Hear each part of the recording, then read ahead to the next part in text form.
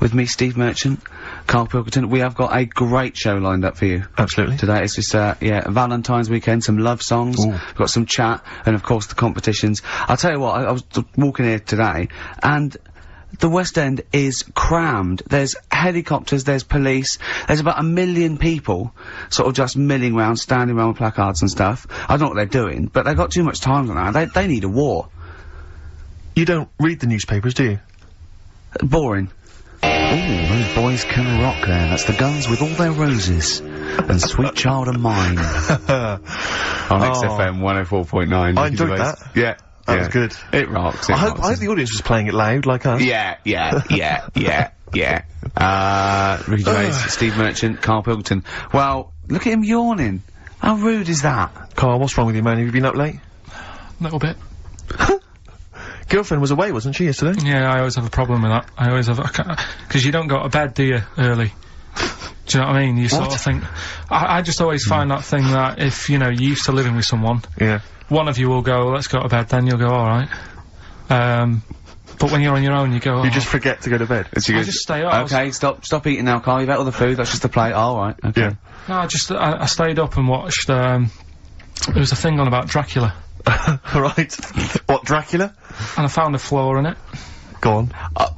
Not the fact that he's the living dead and and drinks blood to stay alive and he doesn't reflect. And he can in turn into a mirrors. bat. Well, And you can, go on. the mirror thing, you can't look in mirrors. Can he? Well, he can look in mirrors, but he can't see himself in a mirror. Yeah. That still doesn't work. Go Okay, on. go on. It doesn't work at all, Karl. It doesn't work Go anyway. on. No. Well, Centre parting's always really neat. His centre parting's always really how neat. does he do it if he can't look in the mirror? Blood on the floor or something it was called. Rubbish. I love the flaw in the Dracula film is that his centre parting's too neat. How did he do it without a mirror? Ah. Was it a documentary about Dracula? No, Yeah, there was the real it's Dracula, the called- real Dracula. Yeah, the real Dracula, the It's true just a story. film. It had blood on the floor or something. It's called. Yeah. It's rubbish. From 1970. Yeah. Right, but you know- stayed up and watched that. You know there aren't Yeah, really that's right. vampires in that sense. Yeah. Yeah, but it still annoys you that his centre parting was too neat. Well, if you're going to do it, do you know what I mean? I'd like to see him with a fringe sort of pushed forward and maybe a hood up, alright? Come to stop your blood and that, alright? Yeah, just bits of tissue paper all over his face where he's cut himself shaving. I can't see it. Bloody mirrors annoying me, alright? I'd love to see that. A little mank Drac. That'd be great, wouldn't it? Well, that might be a film that we do in our movie. Mancula. Just getting onto that. Mancula. Count Mancula. Alright? You got any rave? You got any rave music, huh? Got any Oasis or that? That'd be brilliant. He came from Manchester. Please welcome Mancula. Alright? That'd be great, wouldn't it? His hair's a mess. Well, I can't see a mirror, can I? Well, we've got a show lined up for you. Sad news for Rockbusters fans. It is going to be the last Rockbusters. Does that mean that we are doing another one and it's the last one, or We are you've doing scrapped another one, altogether? and it's the last one. Oh, man. But a bit of a special one, Steve. Have you? Yeah. It's just sort of done What, it on, makes sense? No, it's, First time only. no, it's done on accents, because I'm running out of, like, clues and that to use. Oh, is this as bit good as the Jamaican one? The D-Trout Spinners. The trout spinners. That doesn't work at all. A bit like that. Okay, so go on, what's the gist of this one? Well, it's just, I've been the sound effects bit, that didn't really work out. So there's 3 sort of cryptic clues. Yeah. And, Sort of cryptic, yeah. it's done on accents, and I've sort of worked down the country, so I've got a northern one, I've got a Brummie one, and I've got a, Cockney one. Alright, Excellent. we'll look forward to we're that. doing We've that got later. quite a lot of competitions, haven't we? Because you've also got your film competition. He's, appearing in The Shining this week, Steve. Excellent, okay. We've also got, ooh, chimpanzee that. More monkey news from around the world. Monkey news. Stay tuned for that. But there's one that I thought we could phase in as we phased out Rockbusters. It's an old favourite. Karl, was before your time. XF Family Fortunes. XF Family Fortunes, it's brilliant. Get a It couple owes of people nothing on to the line. TV show Family Fortunes. No, it's XF Family Fortunes. You can't get him on that. So we'll be playing that a little bit later as well with 2 lucky people at the public, and we'll be giving away some great prizes, I imagine, Excellent, Steve. yeah. Go through those a little bit later. Yeah. As it was Valentine's weekend, what about a lovely song by Lloyd Cole? Oh. Like lovers do, I'd love to yeah? hear it. Lloyd Cole, like lovers do on XFM 104.9. Is that for all the lovers out there? Yeah, I'm Ricky Gervais, with me Steve Merchant and little Karl Pilkington. Oh, we're having a laugh, aren't we? Little Karl with his sandwich and that. Up, hasn't he? I'm still bruised where you punched me in the shoulder, showing that you could box. Yeah, to be fair though, Rick, you do think that you're now a professional boxer because you've been on the telly boxing. Yeah. No, he does. I mean, he laughs about it, but he does walk around thinking, yeah, I could probably handle myself in a street brawl. In fact, I walk around handling myself. Yeah. A lot of the time, don't I, Karl? And often Karl. Yeah, yeah. Oh, I love it, because his little round head, I've got another mate that's got a little bald head, and I'd like to squeeze it. I'd just like to see how far, do you know what I mean, like an egg, you can squeeze it that way, sort of sideways, and that hurts, but then squeeze it forward to back, it doesn't hurt so much, does it? Do you know what worries me though? I think if you ever actually did crack Karl's head, I think yolk would come out. Yeah, he was drawing, and I gave him a little karate chop on the back of the neck, and he jumped! He spasmed! Sorry, you gave him a karate chop on the back of the head? Yeah! To be fair though, I think I'd spasm, Rick. If a man crept up behind me and karate chopped me in the neck, that's probably a natural reaction. Didn't I laugh, yeah, Karl? that's right, good laugh. Oh, so we got lots of little things to get through. I mean, look at his little face. You're right. We had a little lunch yesterday, didn't we? We did indeed. That was a nightmare. Yeah. I hate going out with you two. I was explaining to Karl, right? I like to excite Karl's imagination, right? And if it involves chimps or monkeys, all the better. Brains he likes, parts of the body, deformity. You know, I know where to, you know, what buttons to push.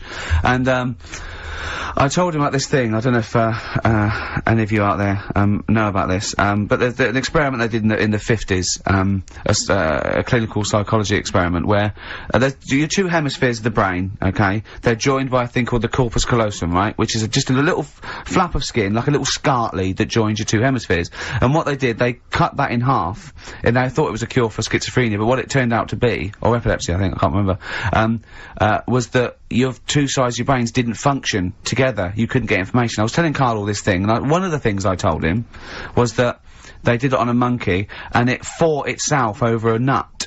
Like, its right arm was connected, you know, by its left lobe of the brain, and it was fighting over itself. And Karl went, instead of like thinking this is amazing experiment, he went, would it have been happy if you'd given it two nuts? Yeah, I know.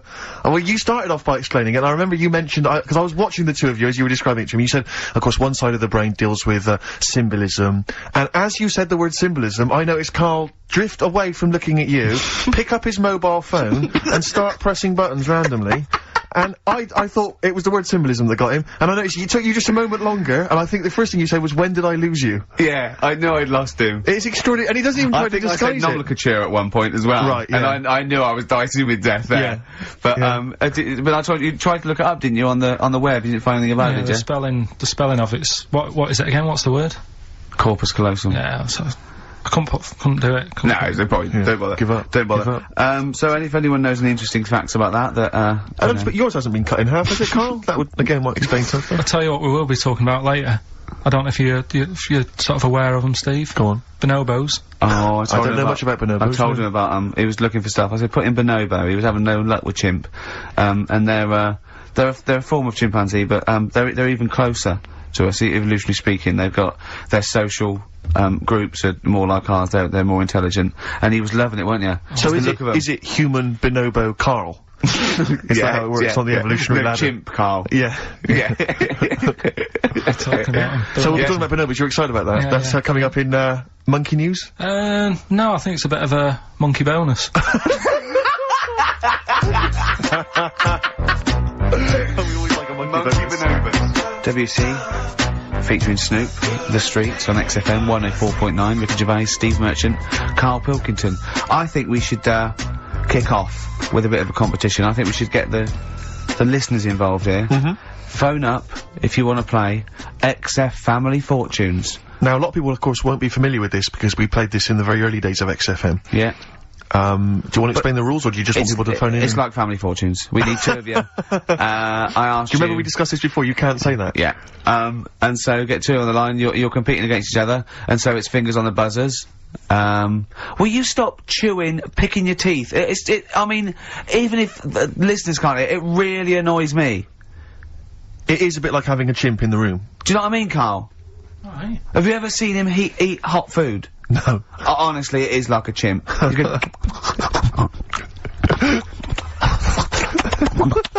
And what are you doing? What? Just get... Oh, God. Or like the Cookie Monster. Yeah. Oh, God. I'm never annoying, Carl, so why are you? Do you know what I mean, Steve? You're so annoying. Have you been with him for trying to have lunch with Ricky? Yeah. It's the hardest thing possible. Yeah. You wander around for hours. The combination, it used to be bad even before he was a celebrity, because he has a tolerance level, it's extraordinary. I mean, he is irritated by a car honking its horn in the street. It's like, I can't believe it, let's go in here, I'm so angry. He gets annoyed by police sirens, by rain, wind, birds in the air, other people in the streets. They're the most annoying. Children particularly, whether they're in a school playground we happen to be walking past, whether they're on TV. It's just noise that isn't mine. Well, I know, but this is the thing, you are the most irritating man I've ever met, without a shadow of a doubt. I mean, you know that, Carl, don't you? I mean, noises he makes, it's extraordinary. I mean, I've been editing some behind-the-scenes footage we shot of, making the second series of The Office. It's extraordinary. I've had to cut sequences out involving Ricky because they'll just think he's a gibber, just think he's an idiot, like some kind of puppet that the rest of us are controlling, because he's shouting, he's whistling, he's honking, he's making noises, he's dancing around. It's extraordinary. And if you're out trying to find somewhere to eat with him, all these irritants, all these annoyances, and it's, oh, that music's too loud, I don't like that particular song, I'm not going in there, there's more than 8 people in that cafe, I'm not going in there. It's just extraordinary. I think we need a woman. I'm thinking of hiring a woman, like a PA, to just go out ahead of us, scout ahead of us, go in, you know, and she can just phone back and say, oh, sexist. Oh. Or a guy. Oh, that's Or a fella. Oh, sexist. Or a fella. Just to scout ahead. Oh, I'm phone thinking back. of hiring a woman, subservient role. We couldn't hire him. Oh, no. Oh, sexist. Well, that or a chance to meet a woman. Yeah. That I'm also paying. It's like paying for him. Exactly. It's slightly more above board. Yeah. So, if you want to play Family Fortunes, call up. What's the number? 08700 800 1234. Yeah, it's just like Family Fortunes. 2 of you are competing for some great prizes.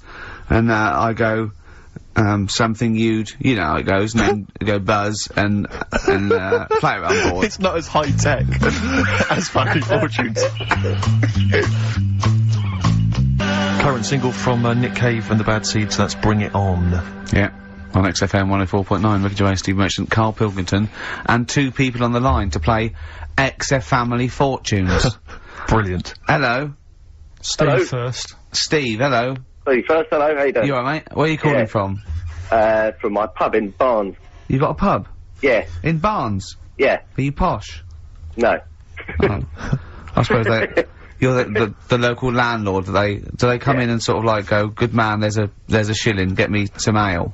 They're all posh in Barnes, aren't they? Well, no, not all of them, actually. Does Nigel Havers come in your pub? Because he lives there, doesn't he? Well, none of them do, actually. I know there's lots of them about, aren't there, in Barnes, but no, not You've in banned them. You've banned them. Who's on the other line? It's, Jennifer. Jennifer, hello. Hello, Where are you calling from? I'm calling from Forest Hill. Forest Hill, that's Yeah. right south, and I don't go out of WC1. Oh, you should. Do you run a pub? Do I own a pub? No. Do you drink in one? Yeah. That's just good. just from friendly chat there. Yeah, To get you in, The thing between the brain that you were talking about before. Oh yeah. I can't remember what it's called, but they did an experiment, and apparently the length of it determines whether you're straight or gay. Is that That's what I right? heard. Yeah. Well, So what, you could actually trim it if you fancied?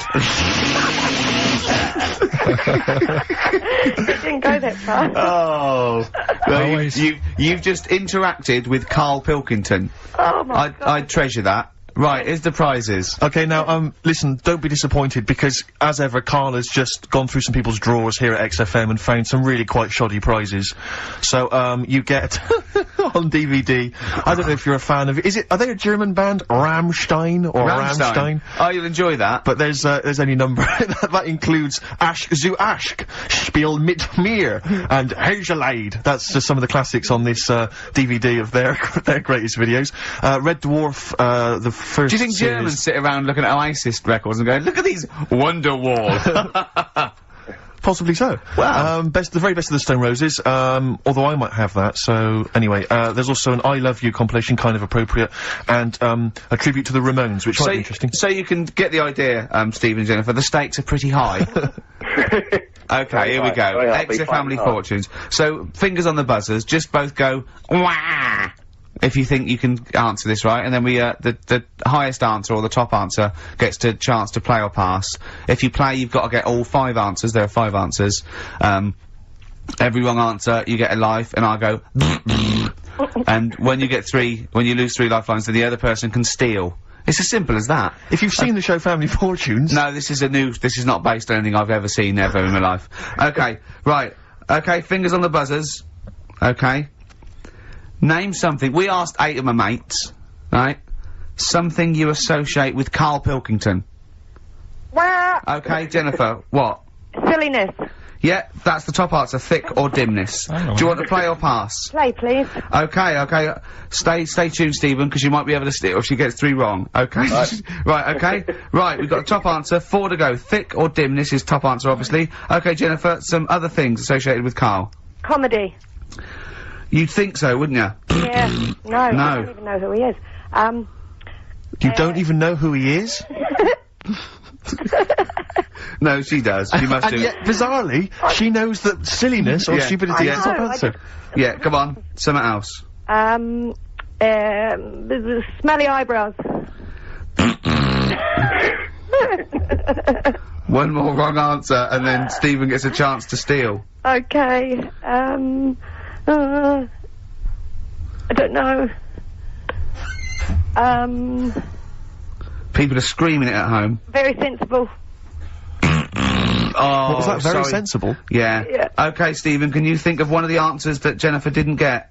Must be a mind for inane nonsense. Oh, well, I'm gonna give you that, because number 5 is even thicker. So, yeah, what you missed is, our top answer was thick or dim, second top answer was Manchester, third was Roundhead, 4th was airy Chinese kid, and 5 was, even thicker. So, I think Stephen's the winner there. Yeah, I think he's done well. Yeah. You enjoy Rammstein, and you get the Stone Roses and an I Love You CD. So that's the pilot for this show, okay? When Blockbuster's all over, we're gonna phase in extra family fortunes. Karl, thoughts? It's not that good, is it? Why? It's not that good. Just... I'm not that happy with it. Why? Why? Yeah. Well, I'm just... What else? What? No. You're definitely right about that top answer.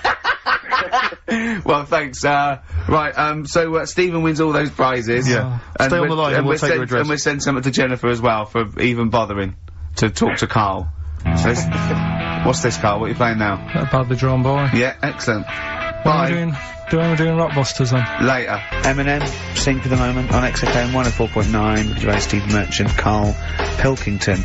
Right, Karl, moving on. Got a lot to cram in. If you yawn again, or pick your teeth, or chew,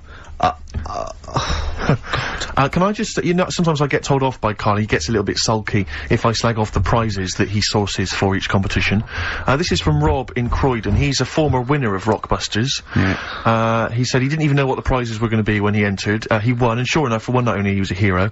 The following morning, it was just Rob again, and all I had to show for my triumph are 5 compilation CDs I'll never listen to. Yeah. And 2 DVDs I'll perhaps get £9 for on eBay. Please get some decent prizes. Ricky, you're BBC's golden child of comedy. What are you doing? How many of your listeners really are into Stephen Polyakoff's The Lost Prince? No one. That's how many. Now that is a winner. That's someone who's got a reason to like us and like you. I think he's got the same attitude as Steve when you give him something for free. Yeah. Yeah. Sorted you out with NERD tickets for last night. A lot of messing around, a lot of phoning round going on to get you them tickets. Yeah. Come in today. You enjoy the gig. Couldn't be bothered going, Karl. Typical. Yeah. I didn't say I couldn't be bothered going, Karl. You just assumed that was the case. You're right, but the point is this, Karl. Once you've given me the tickets, they are mine to do with as I see fit. The thing is, what annoys me is, right, I bet he hasn't even listened to them CDs. He might find something on there. That's his point, I think. Yeah, to be fair. But I don't want to give them stuff that's too good, because then they'll listen to CDs instead of XFM. Of course, there's always careful planning. So... You always got an answer. Oh, Karl, you're my hero. We don't care, do we, Karl? Well, I think the prizes are alright, considering what they've got to do. Do you know what I mean? Yeah. Right. It's just a bit of fun, for God's sake. So, Please do not blaspheme on air. something else we're giving away. Go on. The Shining. It's more throwing away, isn't it? Once again, Is it on video? Once again, it's on VHS. Just because you buy it out of your own money, Carl, stop being so mean. And I want to watch it tonight, 'cause it's one of those films that, So you're gonna watch this video, and then you're gonna send it to someone as a prize. yeah, it's one of them films that... Oh, sorry, what you just said yes to that without blinking. Oh, yeah. You don't think, like, Les Dennis doesn't have a quick go in the car on Family Fortune before he gives it away? It costs Jim Bowen $5.99. has a go at those his and her towel racks. It costs $5.99, Carl. Okay, this is Carl in the classic The Shining. And what's the question? Well, we might ask that afterwards. Okay, then.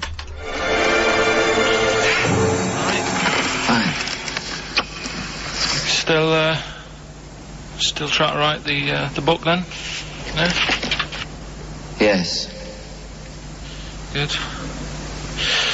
Funny, someone told me the other day, weird thing about a typewriter, the top row of letters, the longest word you can write is typewriter. I'll just show you, just...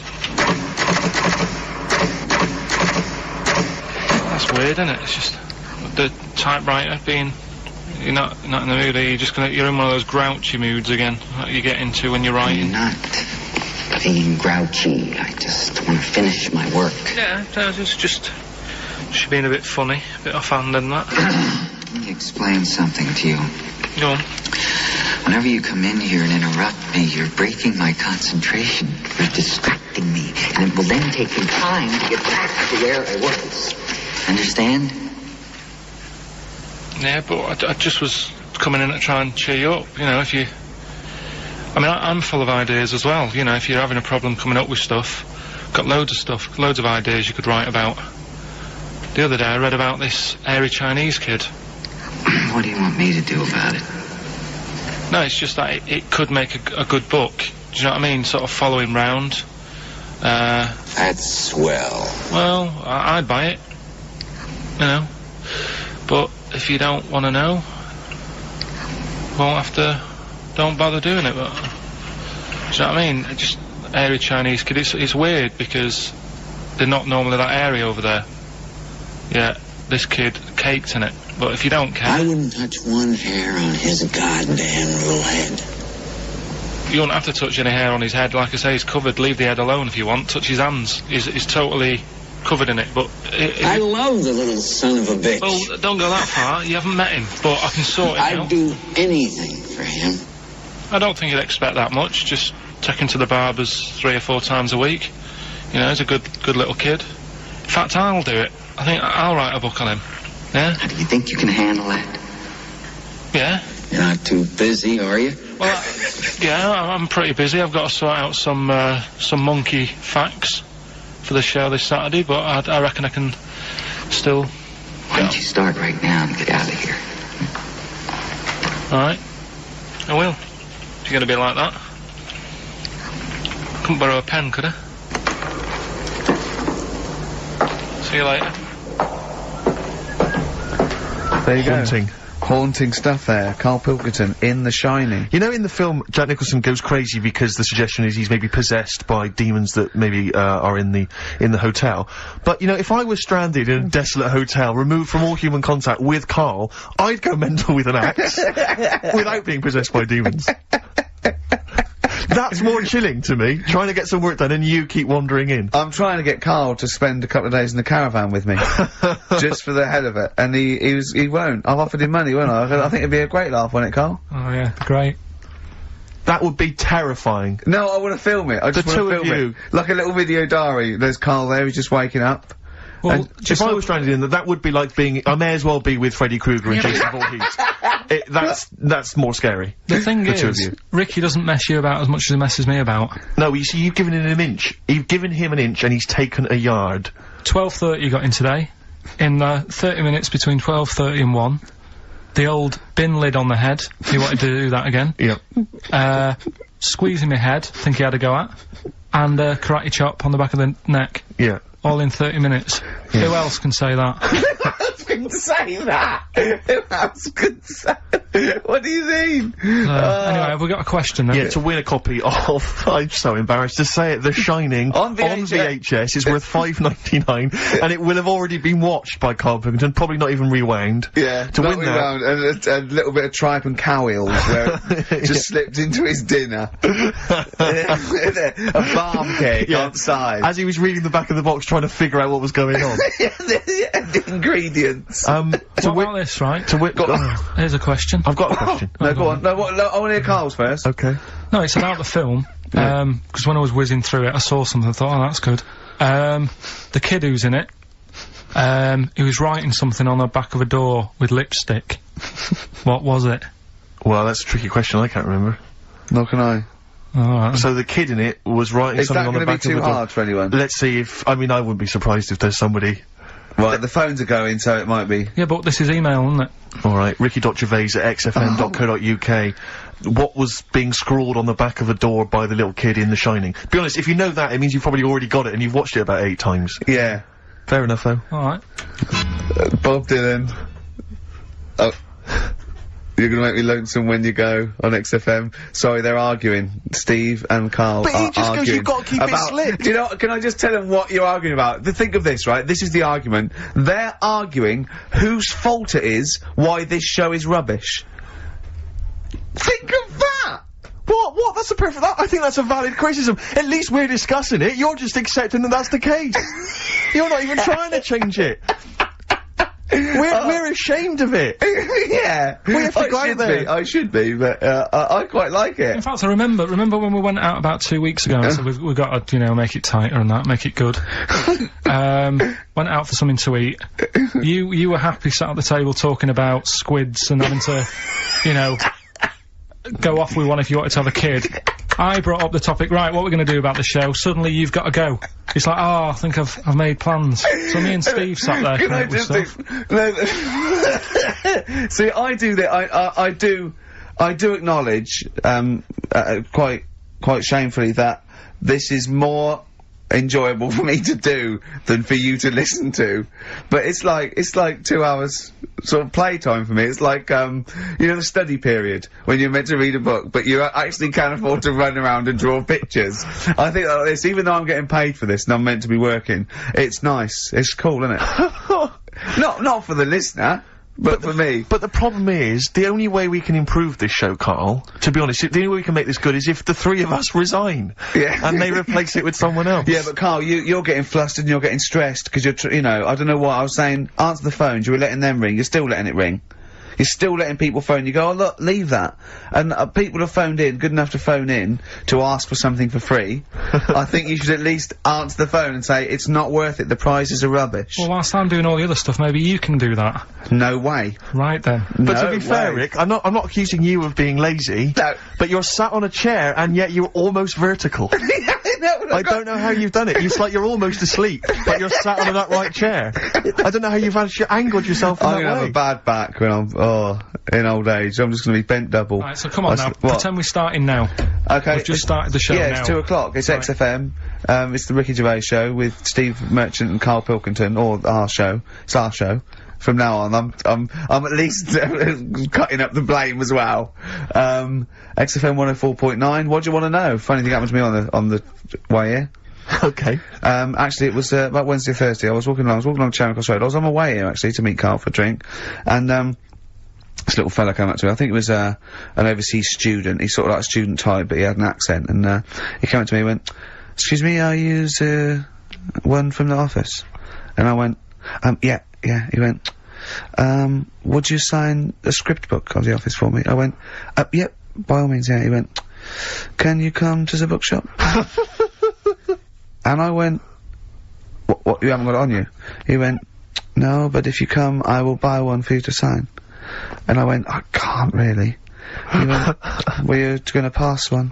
I went, I'm not, no, I can't. He went,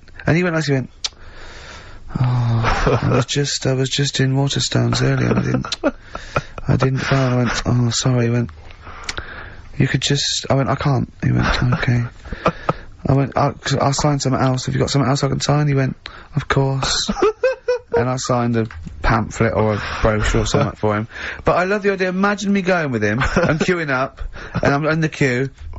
He's going, you can't, yeah, fine, can you just hurry up?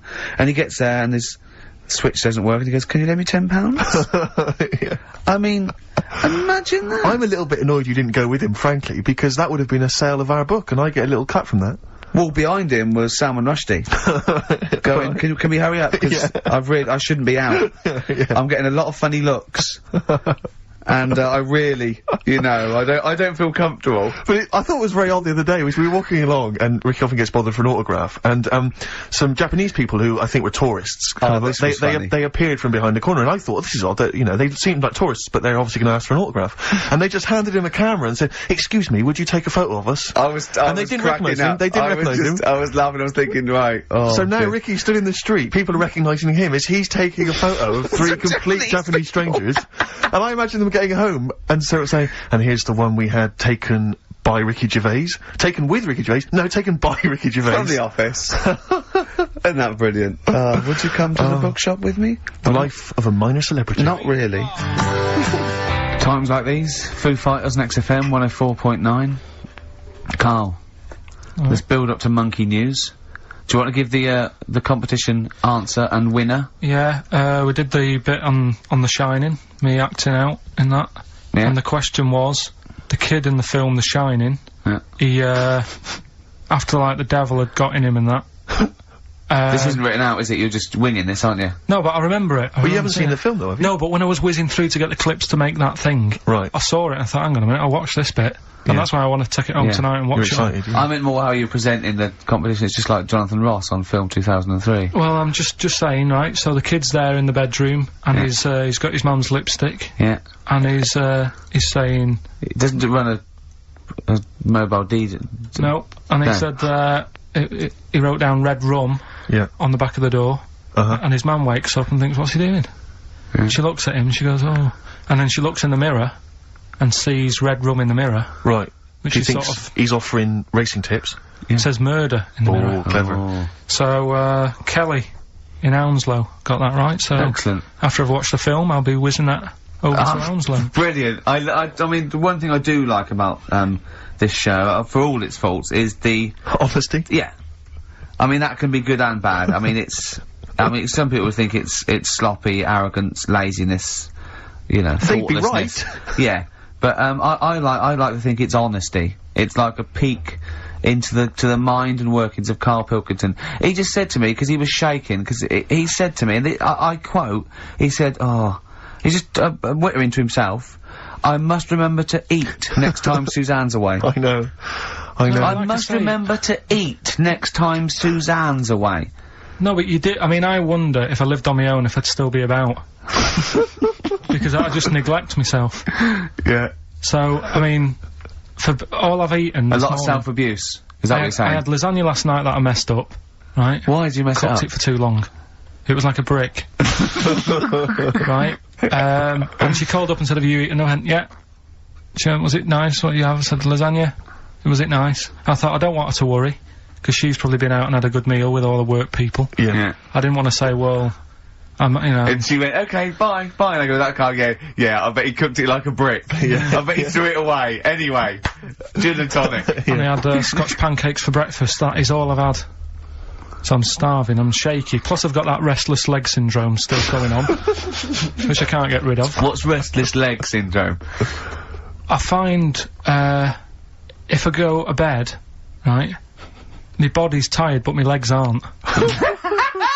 Are you like Michael Flatley? You have to get up and do a bit of tap dancing. Do they just keep going even when you're asleep? Keep moving about, so I have to get up and stretch them or something. Or I've worked out that if I put a pillar on, like, the bedpost down at the other end, if I have my legs higher than my heart, it calms it down a bit. Is this why Suzanne works away so often? I don't know, it's weird. To get a decent night's sleep? I put it down to Smarties and that, it's like a sugar thing. But, stop eating them. Apparently Bob Mortimer's got it, as well. No, he's got arthritis.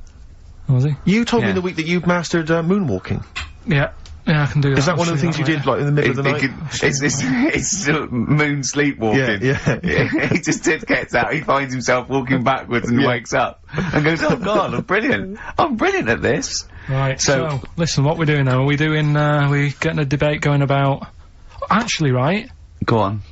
We're struggling, go on. No. You can help me out here, Carl, you've got an idea, I can see it in your eyes, he's got a brilliant idea, wait for it, go on. No. It's something, when I was looking on the web, found something out. Go on. It's a story about a woman who had a baby. What are you talking about? What? A woman who had a baby who was having a baby. It was no clearer when you repeated it. No! Carl! I don't know what to do. I don't know what to do for the common good, right? Pursue this line of inquiry, right? Because I don't know where it's going, or play a record. I'm actually torn. I don't know what to do. No, I remember seeing it and thinking, I've got to tell Ricky about that. It's brilliant. What should we do? Should we go with it? It's entering into the abyss. It's opening Pandora's box. It's peeking. It's going down to the cellar. I've got a couple of questions, though. Go on then. Well, come down there with me. Okay, come down in the cellar with me. Okay, right, Carl. What? First of all, it was on the web. What do you mean? The baby was what? Had another? Was it? She didn't give birth. They didn't. The doctor didn't find one of those set of Chinese dolls up her. Russians dolls, whatever they're called. That's what I pictured it like. Those dolls where you take the head off and there's another one in there that all look the same. But no, the story was there's a woman who's... No, don't just say it again. That's a headline. That's not a story. There was a woman who had a baby, That's not a story. Imagine handing that in as a thesis to loads of the BMA. There you go, and read that. That's a children's rhyme. Yeah. There was a woman who had a baby What do you mean? So she had a baby, right? Yeah. And, that bit's fine. We're okay with that. That's normal. That's normal. A woman had a child. Yeah, totally normal. She gave birth. Fine. Yeah. Next. Well, I don't know that much more. Apart from the fact that the baby's, like, roaming about. And then, 12 months later, she's like, oh... Interesting. So the gestation period of that baby was actually 3 months more than an adult. Yeah. Excellent. It's weird, though, isn't it? So, was the headline, my baby's 12 months pregnant? What are you talking about? 12 months later it had a... What are you talking about?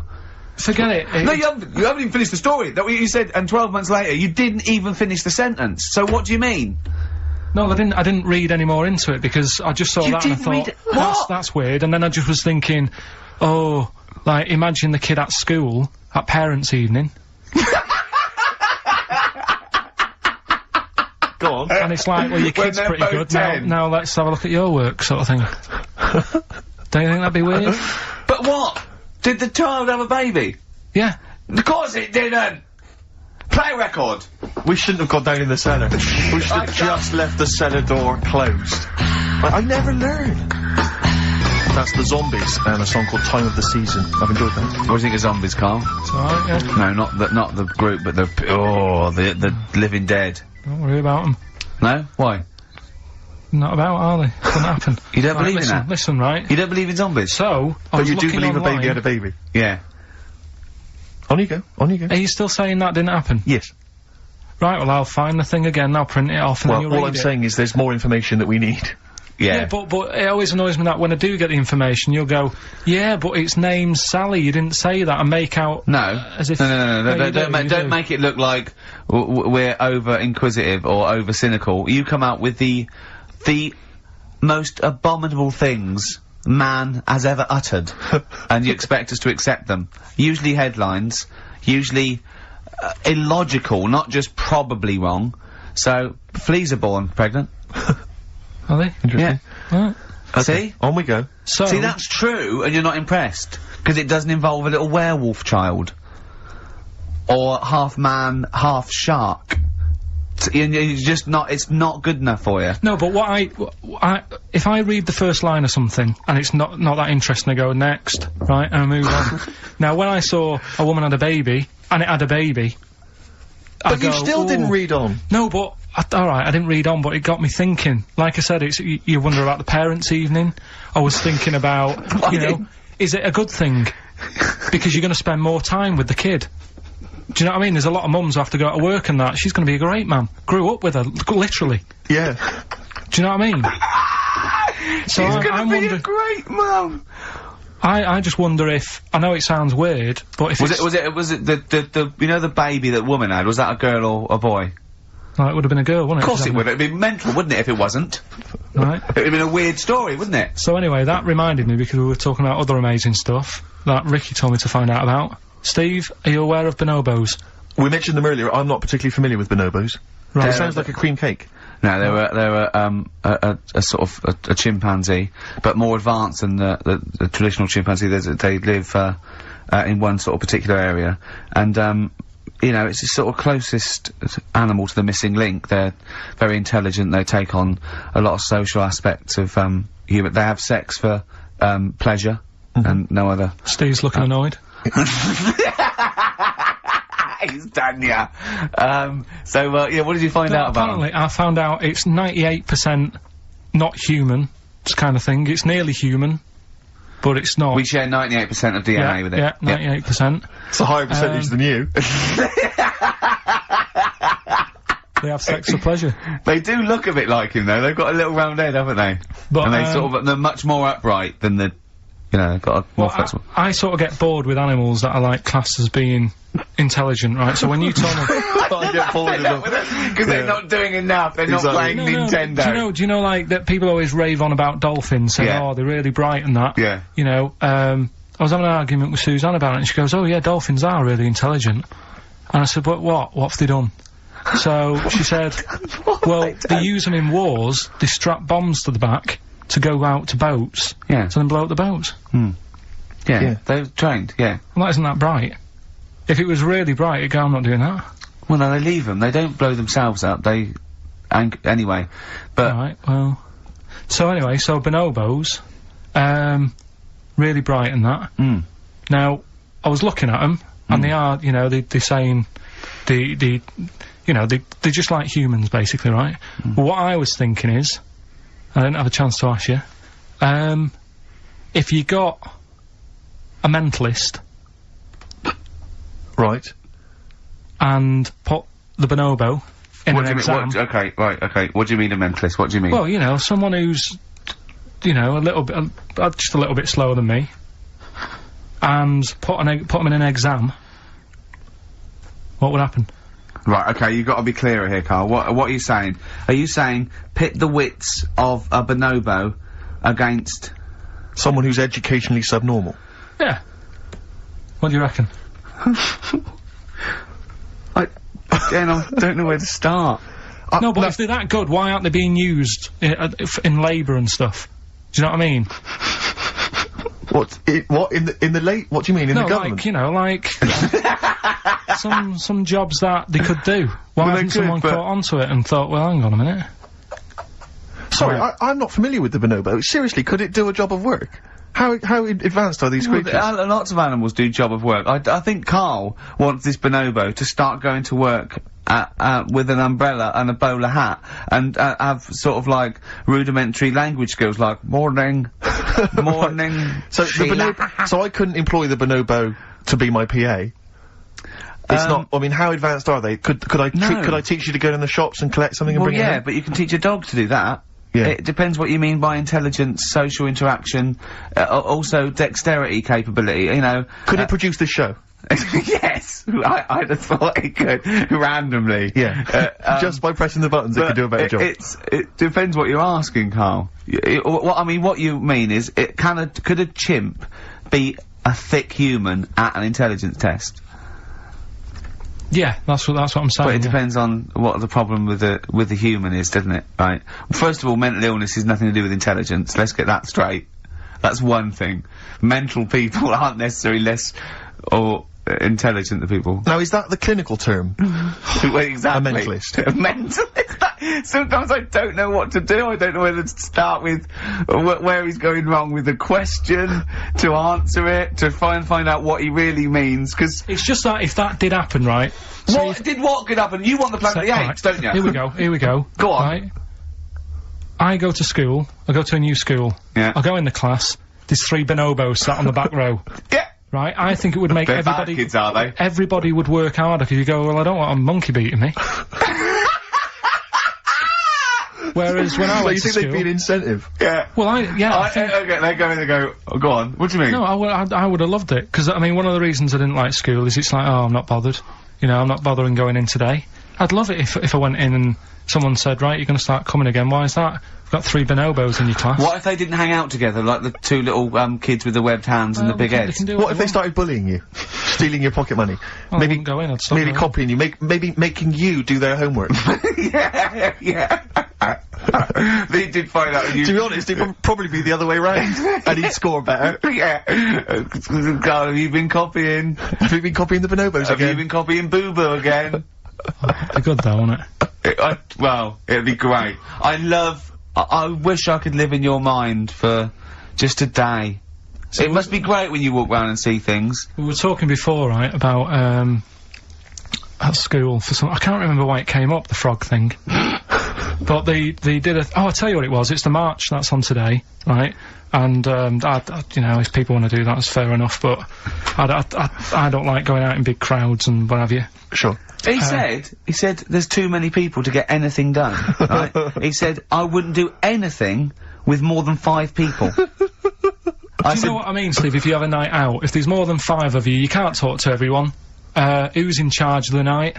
It makes it hard work if you want to nip into a restaurant, because you've got to get, like, a table for 6. Yeah. So if you're on that march today and you want a coffee... You got to get a table for 20,000. 7 for 1 million protesters! No, but do you know what I mean? If they're Trying to walking work down the out the street... bill afterwards. Yeah. Who would have a dessert. If they're Let's just split it a million ways. Yeah. Should we just split it a million ways? Well, I didn't have a starter. I need to pay with Switch. I didn't have a starter. Can I pay on Switch? Before you know, war breaks out. Forget it. They're fighting amongst themselves. Dubs, there goes the fear. We got a crack on here. XFM 104.9. We've got to get in Rockbusters and a couple more tracks. Ricky Gervais, Steve Merchant, Karl Pilkington. Karl, go for it. This is Rockbusters, the last ever Rockbusters. Right, yeah, it's a, accents special one today. I've done it before in the past using accents, so... Yeah. 3 cryptic clues, initials, email in, you can win, Do the email address stuff. now so I can take it down and start going. Right, ricky.gervais at xfm.co.uk, right? Yeah. Right, first one, the northern lad remembers he had to tell his mum's daughter something. Oh, dearie me. The northern lad remembers he had to tell his mum's daughter something. That's O, the initial O there. Think of a band. Yeah, I've got it the already, initial, yeah, right? yeah. Okay, that's easy. Go on, next. Second one, the person from Birmingham got a C in their degree. Right? The person from Birmingham got a C in their degree. The initial there is T. You don't get A, B or C with your degree. Well, that's... And the final one, the Cockney fella isn't happy. Everything's going wrong. That's DH. The initials there, DH. So very quickly, the northern lad remembers he had to tell his mum's daughter something. God, they're not going to get the second one. O. Second one, the person from Birmingham got a C in their degree. Initial T. And the last one, the Cockney fella isn't happy. Everything's going wrong. DH. Email in, ricky.gervais@xfm.co.uk and win some stuff. Is it important that they bear in mind the accents? Does the will the that's accent really help important. them? Of course it will, yeah. Well, of course it will. Not necessarily, course. Yeah. So, Right, do that. Right, we the can, Valentine special, Letter to Mindy, one of the greatest love songs ever, and you've got a couple of minutes. Please do you know email the funny thing is, we haven't even done monkey news, Oh, God. right? There's nudists going about, playing bowls, which we didn't get round to. Are there? Yeah. God. Why are they doing that? They got fed up with volleyball. I don't know, it annoyed me when I read it. But we'll leave that, maybe we can come back to What that. are they up to?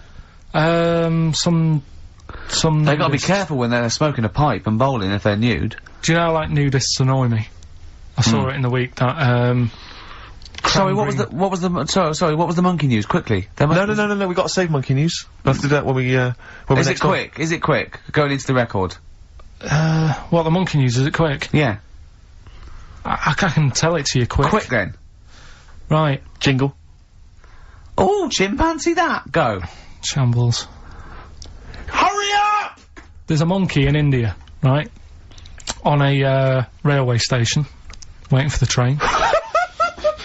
No, don't mess about, because I've got to get through it quick. There's monkeys sat there. And, this robber nicks somebody's handbag or something, goes running off down the platform, the police are chasing them, monkey steps in, trips the fella up, pins him down, police come and arrest the fella. He tripped over the monkey. Okay, play a record. He didn't. He tripped over the monkey. The monkey was waiting for a train. He tripped over the monkey. The monkey was waiting for a train. He tripped over the monkey. Did you check the timetable? Okay, leave it. Letter to Hermione by David Bowie. Well, we're all getting stressed here. We're gonna run out of time again. We haven't had enough answers. We left it so late. We had so much rubbish to pack in. You did it on purpose. What? What do you mean? You did it on purpose. What left? I love Rockbusters. I think it's the highlight of the week. But, I remember in the early days of Rockbusters, we used to get reams of emails. Do you know how many we've had today? Go on. 2. Yeah, because we've just done it in the last link, and people have to think about it and do research. They have to guess, because I don't think XFM Family Fortunes is gonna be a success. Don't knock XF Family Fortunes, Carl. It ran on ITV for years. Right, well... Yeah, so has anyone got any right, Carl? Well, what we'll have to just do as well, we haven't got any prizes to give away anyway, because we gave them away our next month. Yeah, we're coming through now, let's see, just hang on a minute. Well, this isn't radio. You can't just sit here looking at a computer screen going, hold on, that isn't radio. Right, well, it'll have to be the one who got the closest, right? Okay, who got the closest? What are the answers? Give us them again. Right, the northern lad remembers he had to tell his mates, his mum's daughter something. I'm so glad this is the last one ever. This is the last, I promise it's the last Rockbuster ever. The northern lad remembers he had to tell his mum's daughter something. That was O. Yeah, I know that. What was it? Oasis. Oasis. Right. Yeah. Oh. So that was a northern that one. That works. That works, though. Go on, what's the next one? This is what this one worries me. Go on. The person from Birmingham got a C in their degree. No idea. That was T. Go on. Toto. 2-2. A C as well. Just made it up. A C. 2-2. I love it. I love it. Toto. Well. Toto. Right, no, did anyone get Toto. that? Yeah. You are I just saw it on an email. Right, Someone come on. got that. What's the last one? That's extraordinary. Last one. The Cockney fella isn't happy. Everything is going wrong. Going back in time a bit. The initials DH. Going back in time a bit? Yeah, that for the song. It's not a sort of. Oh right, I remember. I thought I didn't hear that first time round. Cockney fella isn't happy. Everything's going wrong. The initials with DH. Yeah. That was Dan Hill. Dan Hill. Right. Dan Hill. Nobody got that one. That's a tricky one. But Steve, do you want to pick someone who got a couple? No. I mean, I imagine Dan Hill was on everyone's lips. I mean, I'm sorry. I think I know about music, but I don't know who Dan Hill is. Sometimes when we touch. Yeah, honestly, it's too much. It's an awful ballad from about 1973. Yeah. Right? Well, no one would get Dan Hill. Did anyone get Dan Hill? Well, I don't know. Steve, you are just. I'm not gonna check. I can't be bothered. I just want to celebrate that it's over. I'm just pleased that we're finished with Rockbusters. What? Right. Did anyone get it? Hang on a minute. I've got to put check. that one back. I want to hear that answer again. What? Carl, leave the mouse alone and let me find that one. That is someone's contempt for you. Yeah. They've put Oasis, fair enough. Second one, Travis, they've just gone. Third one, Oliver Hardy. They don't care. That's how much contempt people have for you. What's the answer? What's the answer? NERD? Yeah. Provider. Oh, I hope the Sonys weren't listening to that. I'm not going to come in for a couple of weeks. I'm not going to be here next week. Okay, no, leave it a couple of weeks. Yeah, right, I think we should just take a break. Everyone should just take a break. Do a special or a best of, Carl, because this is. Well, I've got to go away and rethink this whole thing because I think it's actually probably damaging our reputation. Definitely. What are you going to do next week? Are you going to come in, Carl? I'll have to be here to play it out, won't I? Fine. Yeah, right. Because we didn't give the winners of the competition. Athlete and Westside on XFM 104.9, sunny day, 2007. It's going so well, wasn't it? Yeah. Going so well, but Ricky Gervais. once again, the English language tripped you up. The mouth with the tongue lips was all over the brain and talk. The brain and talk through the throat. Oh dear. Oh, language is his tool. So, Rick, I think we should do some introductions, because I think it seems to me every week everyone knows who you are, because you're, the face of the moment. But, they forget who, me and the K-Man are. Well, with me, Steve Merchant. Hi. and the K-Man, who's our producer and friend. And can I just say that I really look forward to this show. Right, you know, I get, oh great, we're gonna do a show and we're gonna play some tracks we like and have a laugh. But now I'm looking forward to meeting Karl. Of course. Honestly, I come in and I see his face and then I go, alright, and I'm, you know, just great, like just a little friend. Do you know what I mean? You know when a kid comes on to play with him and you go, oh, and they're gonna come out to play and it's like little friends. It's like that with Karl. Yeah. Yeah, because we don't see him in the week, you see. We deliberately stay away from him in the week so that he'll be fresh to us. It was, go on. You start off friendly, like you did today, and as soon as Steve turns up, you start getting nasty and saying things about my little bald head. No, I said, look, okay, right, listen, let me explain. Karl was making the tea, and you know those bins, the sort of like a round sort of Metal Mickey type bin that you can take off the thing? I went, oh, that would make a good little helmet. It would make it look like Metal Mickey because it's the same shape as his head. Sure. Right? And I put it on and So far, so good, Rick. No problem there. That's just two mates having a laugh. Right. You're putting a bin on another man's head. Right, right. So I put it on, and the swing bit, through gravity and the angle, swung and hit him in the nose. Sure. Right? He went, ow! And I went, I said something like, it's alright. Yeah, of course, because you were being amused. Yeah, I said, it's alright, don't worry. Yeah. And he went, no, I've just washed my hair. Yeah. That annoyed me. That did annoy you, sure. Because there was lots of, like, shit and coffee and horrible, gunk. In his hair, or? No, in in the inside of the bin. Sure. But what annoyed me was, he's hardly got any hair. Let's be honest, he looks like Moby. Yeah, so I said, I took the bin off. Yeah. And I was having a laugh, and I thought, you ruined my twat. fun, is what Do you you know what I thought. mean? I said, what's your hair? I said, we could do that now in 30 seconds. And he looked at me like I was in the wrong. I know. Rick, that annoys me about him. I know. That doesn't annoy me about him. But otherwise, he's like childlike. Yeah, you know, in so he's many other great. ways. He doesn't understand that he's hurting your emotions and your feelings. But also, right, we were playing football, so come and play football, right, and so we were playing Was that football. just in the office, or? Yeah, just in the office before he came, right, and we were sort of kicking it back and forth, and I started kicking it a bit hard, and but he was quite good. I said, this is great, right, and we finished anyway, because we thought we'd break something, and I went, I bet you were quite good at football, weren't you? And I actually thought he looked like quite a natural, you know, I thought he'd be good, he's from the north, and I thought that's all he'd have. Yeah, you know what I mean? exactly. And he went, I said, I suppose you're quite good at football. And he turned the quickest flash and went, I've scored once. Right? He said, and that's because I was being chased by a bee. And I went, save it. Yeah. He went, no, I said, please save it, because I want to tell Steve that. No, you can continue now. Please tell us the rest of the story. You've scored a goal once Well, because you're being chased by a bee. Yeah, you've done it now, really. I was on the, There must be more to that story, man. I was in the school team. I wasn't that good as a kid at football, to be honest. Mainly down to, I think it's because of my dad. My dad wasn't into football. Right. I think that's the way it works, and if your dad's into it, then you could be a footballer when you're older. Sure. Yep. Because you're into it. And, so I was in the school team because I got on with the other lads. They let me in the team. Popular guy, yeah. Sure. And, yeah, I was stood there doing nothing because I didn't really know what to do. I never knew which way I was meant to be shooting. Yeah. Got all that messed up. Yeah, that is a I problem. just stood there, right, and with my hands behind my back, and something landed on me, on like this part of my thumb. You can't just point, it's radio. It's this bit here.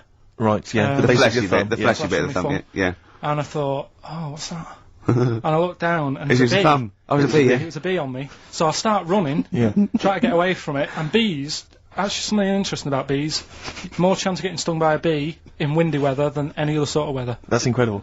Anyway, so I'm running away. And he said there was no more. Extraordinary. I've already learned many, many things. You're being chased by the bees, So windy. I'm running. and It's I on your thought, thumb, is it still on your thumb now? It's sort of gripping onto me like a stag beetle. Clever. I love it. Oh, Or a bee. yeah. So Yeah. I'm running, and I'm running towards, like, the goal. Yeah. Oh, God. And the ball comes to me. Yes. Wallop, get it in. Brilliant. What happened to the bee, though? Did it sting you? They die, don't they? I mean, ultimately it died, sure, but at that particular moment, I did mean, it sting you? this was probably about 20 years ago, so I imagine. No. Once a bee stings So you, did that's it sting Yeah, you? but did it sting you? Yeah. Right, that was the question. When did it sting you? When I was playing football. No. Carl, do you mind me asking, you say you're on the school football team. Was there just 11 boys at your school? Was that how you got in the squad? Listen, Carl. All I mean is, at what point in this story did the bee sting you? Straight away? After or half time. Play a record, man.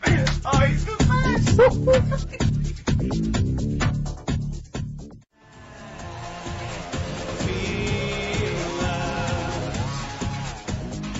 Depeche Mode, I Feel Loved, on XFM 104.9. It's about 17 minutes past 1 on Could I this just- Saturday. Go on. We'll never interrupt me when it's going that well. Sorry, I don't know what I was thinking there. That was my record. That was about 4 or 5 sentences. True. I They don't know had what I was thinking. I was semantics, bored of it. syntax, there was capital letters, full stops, Yeah. grammar, You didn't everything. even get the time out, did you? What Why? time was it? Quick, what time was it? I interrupted, 17 sorry, I minutes should know. past. I was so eager. 1. XFM 104.9, I'm Ricky Gervais. With me, Steve Smirch, Merchant. Smirch. and the K-Man. The K-Man. We're all giving ourselves nicknames now. Yeah. Can I just clear something up? This is only a very, very personal thing. Lots of people who listen to the show that I've spoken to, friends of friends and stuff, they think that I'm the guy that plays Gareth in The Office. Because my voice is obviously very similar. It couldn't be further than the truth. That's so not the case. If anyone's listening, they Couldn't think be it's further me. from the truth. It I could be don't like want a to take table credit playing for it. Mackenzie's performance. That's a guy called Mackenzie Crook. He's a brilliant actor. Yeah. Everyone's seen his performance. It's not me. Admittedly, he has loosely based his accent for the character on my accent, because obviously it's a comical accent. We all admit that. Yeah. We'll agree with that. But that's it. That's where the similarity ends. Yeah. All Mackenzie's a good-looking fellow, isn't he? He's a good-looking lad. I mean, that's not You're not what visiting me. I know, because you're saying I'm a good-looking guy as well. You're just saying we're two differently good-looking guys. Yeah, Carl, it's all people are all different looks. I mean, you could say Brad Pitt's good looking, and then you could say George Clooney's good looking, and they're both great looking blokes. They don't look alike. Exactly. So for me to say Steve and Mackenzie aren't alike, Mackenzie's a good looking fella. Exactly. You know, just mean if you that I looked just at the says I'm Venn a good-looking guy in a diagram different way. there, they weren't mutually exclusive. There would be a crossover of good lookingness. Yeah, and I'm that'd in be that pool with Brad Pitt and George Clooney. Wow. Well, it's quite a big pool, Rick, and I'm in there, certainly with them. Yeah. Not. I mean, I'm in one of those Venn diagram circles. You are. Yeah. You're over this one. What See do you what's in want? there? I noticed that's a separate one, floating off from all the others. Yeah. Lizards and parrots. Ah, right. Okay, Right. so it's what- good to be included in something, though. It's good to be part of a gang, Carl. That's very important. Yeah. And if that's cleared up, Depeche Mode Good. there, and I Feel Loved. Who'd have thought Depeche Mode would have been that huge? I think I'm seeing little lads from Basildon with little plinky plonky sound. I thought that'd be it. They'd be like Visage or something. That'd be it. And now they're stadium rock fillers. They're Yeah. huge. They conquered America. He went through some hard times. He came out the other way, and well done. but see, I think what you just said there is a very good example of why they are and why certain other bands aren't. Because if you think about it, for me, you see, whenever I think of a band name, if I see a new band's come along or whatever, I always use a very simple test, which is, can you imagine that you're the announcer at a huge event? Maybe it's like broadcasting around the world like Live Aid or Nelson something. Mandela Or it's a concert. Nelson Mandela Freedom concert. Yeah. And you can imagine someone He's there. He's there. Nelson's there. Yeah, Everyone's with the there. Spice Girls. Oh, they're all there. But you can imagine someone saying, "Ladies and gentlemen, please welcome to the stage, Depeche Mode." It's Yeah. got- Ladies and Rolling gentlemen, Stones. The Who. exactly. But you can imagine someone saying, "Ladies and gentlemen, please welcome to the stage, Visage." Ladies and I mean? gentlemen, will you please welcome our headline act? Welcome Idlewild. Exactly. Ladies and doesn't- gentlemen, please welcome to the stage, Ned's Atomic Dustbin. It doesn't. Do you know what I mean? You just know. The that there's- Levelers. Some bands aren't going to make it. Ladies and gentlemen, please welcome to the stage, Mega City 4. Do you know what I mean? It's So just. it's a simple test. We'd like you to do that at If home. you're thinking of starting a band, or you've just named your band, you're Yeah. just beginning, just phone in, tell us, or email in, tell us what your Yeah. band name is, And we will will do- use that simple and test. we will do the test. Ladies and gentlemen, will you please welcome to the stage The Franken Walters.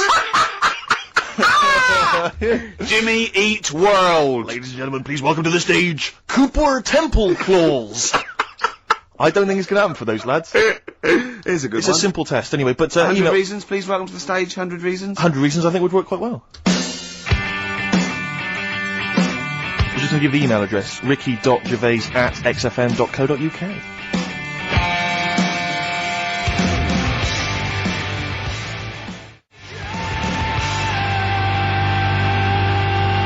Reasons, if I could.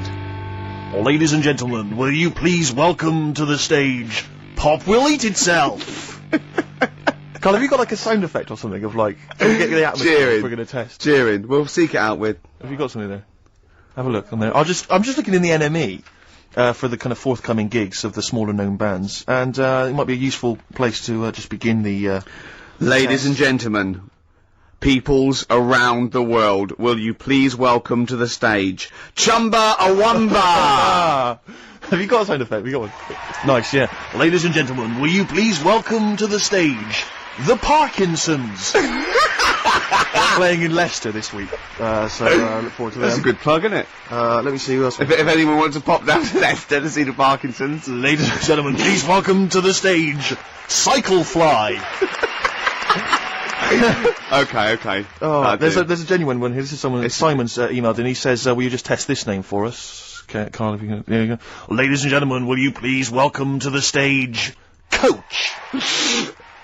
Not utterly convinced. No. It's not too bad. It's not too I'm bad. worried about the sound effect. We start to sound like Chris Moyles or something. When we play a sound Well, he's a effect. top broadcaster. Everyone loves him. Losing weight as well. He is hilarious.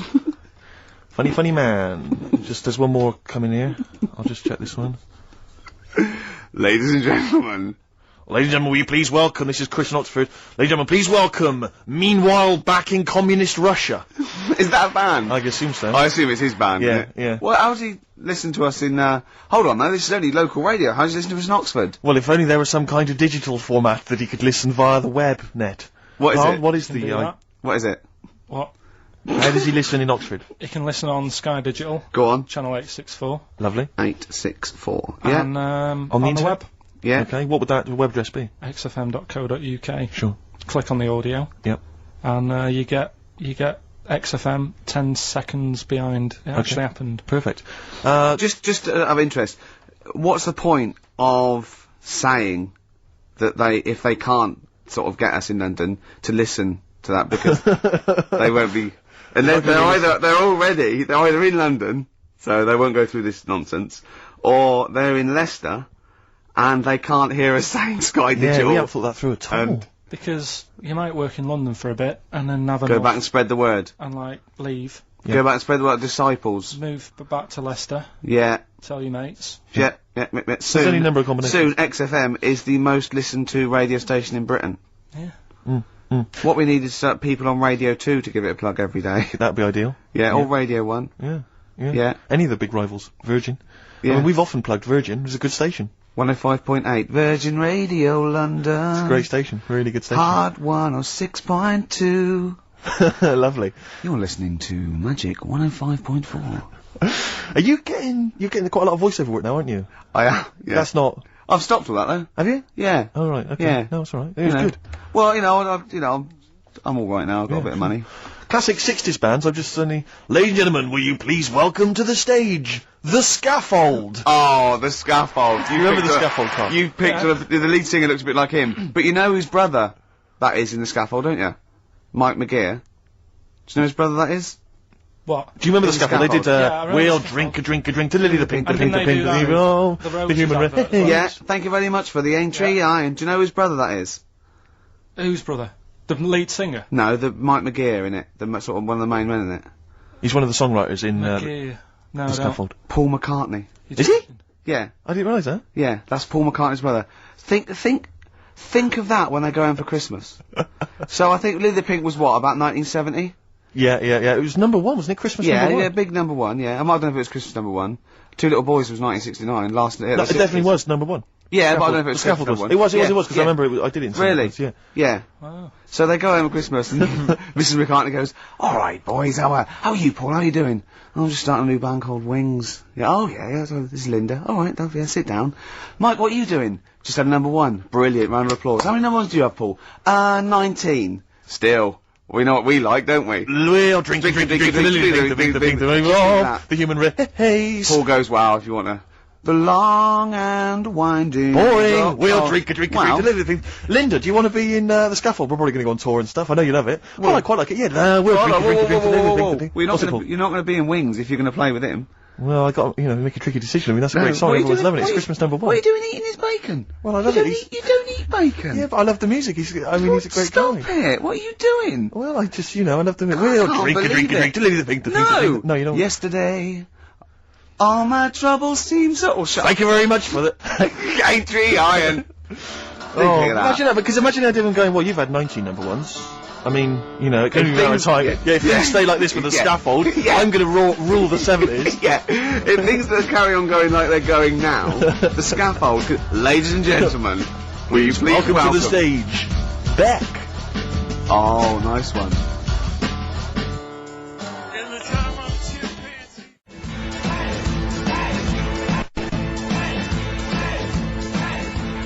Dandy Warhols. Ladies and gentlemen, please welcome the Dandy Warhols. There you are, it's never going to That happen. sounds like Levellers crossed with wonder stuff. Rubbish, isn't it? Really. I mean, Well, you know, it's fine. It's chirpy. It's a and nice old song, but it's you know, it's not. It's that thing of it's just not essential. You I can't just love don't it. really need it in your life. If it never occurred, you wouldn't mind. Yeah. You know. Do you know what Carl just said? Go on. Were you listening? Not really. He looked out the window and he looked at me and he was looking at me and I looked over at him and I said, "See, now's that would be good to die now." Like what? He went, "That weather, that would be good to die." And I said, "Of what?" He went, "Old age." Yeah. What's going on up there? He's a philosopher, Rick. He is, He's isn't on he? a different No, plane you to can't us. just say it like that. The other week, I came in when it was really miserable, and I said to you, God, can you imagine dying today? Yeah. Because Whereas today you feel it would be a much better day to die because it's bright. the curtains open, sun Sure. shining. It's like... I mean, the you'd world- still be a bit angsty about the dying thing, wouldn't you? I mean, I don't suppose that would be alleviated. Yeah. Sure. Okay. Well, hopefully we'll still be broadcasting, you know, when one of us reaches that happy moment and we can check. Yeah. It's quite a lot of emails, Rick, coming in about, band names. I think a lot of people are going wrong for a simple reason. They think it's funny to have an ironic band name. Yeah. They think it's a bit comical. And I just don't think there's any great bands that have had a comical name that have made it into stadium filling. What was that band? Where's Me Jumper? What were they I called? don't know what they were called. I mean, the obvious example of one that was never going to make it internationally. Splodgeness Abounds? Splodgeness Abounds? No. I like them, though. Splodgeness Abounds. Splodgeness Abounds, they were great. Ladies and gentlemen, please welcome to the stage, Carter the Unstoppable Sex Machine. USM. These are some of the ones we've had emailed in. These are bands, obviously, that haven't made it so far, and I don't think they will. Ladies and gentlemen, please welcome to the stage, the Lazy Birds. Nope. No. Ladies and gentlemen, please welcome to the stage, the Paperclips. That's not a real band, That's what is it? someone sent in. I don't know, yeah, but no band name is weirder than the others, and also you grow into it. I mean, the Stones and the Beatles are iconic because they are iconic bands. What you think you'll grow into? Ladies and gentlemen, please welcome Shuttle Rock. Ladies and gentlemen, please welcome Treehouse Casino. I don't think they're gonna... That's just made up! Well, possibly. Well, they all are, But they all obviously. are. But my point is, people say there's Yeah. no logic to band names, but if you think a band name like the Smiths, Great. that's genius. It is, It yeah. sums up everything that band is about, Yeah. you know, the kind of... They're capturing that mediocre world of grim up northness, you know. My it's- favourite, Sonic Youth. Sonic Youth is genius. Nirvana. These are incredible band names. So Yeah. there is some logic to it. Yeah. I genuinely Sonic believe. is It's not a just bit- arbitrary words. What about The Madness? Cure. The Cure. Madness sounds rubbish, Well- but they're good, aren't they?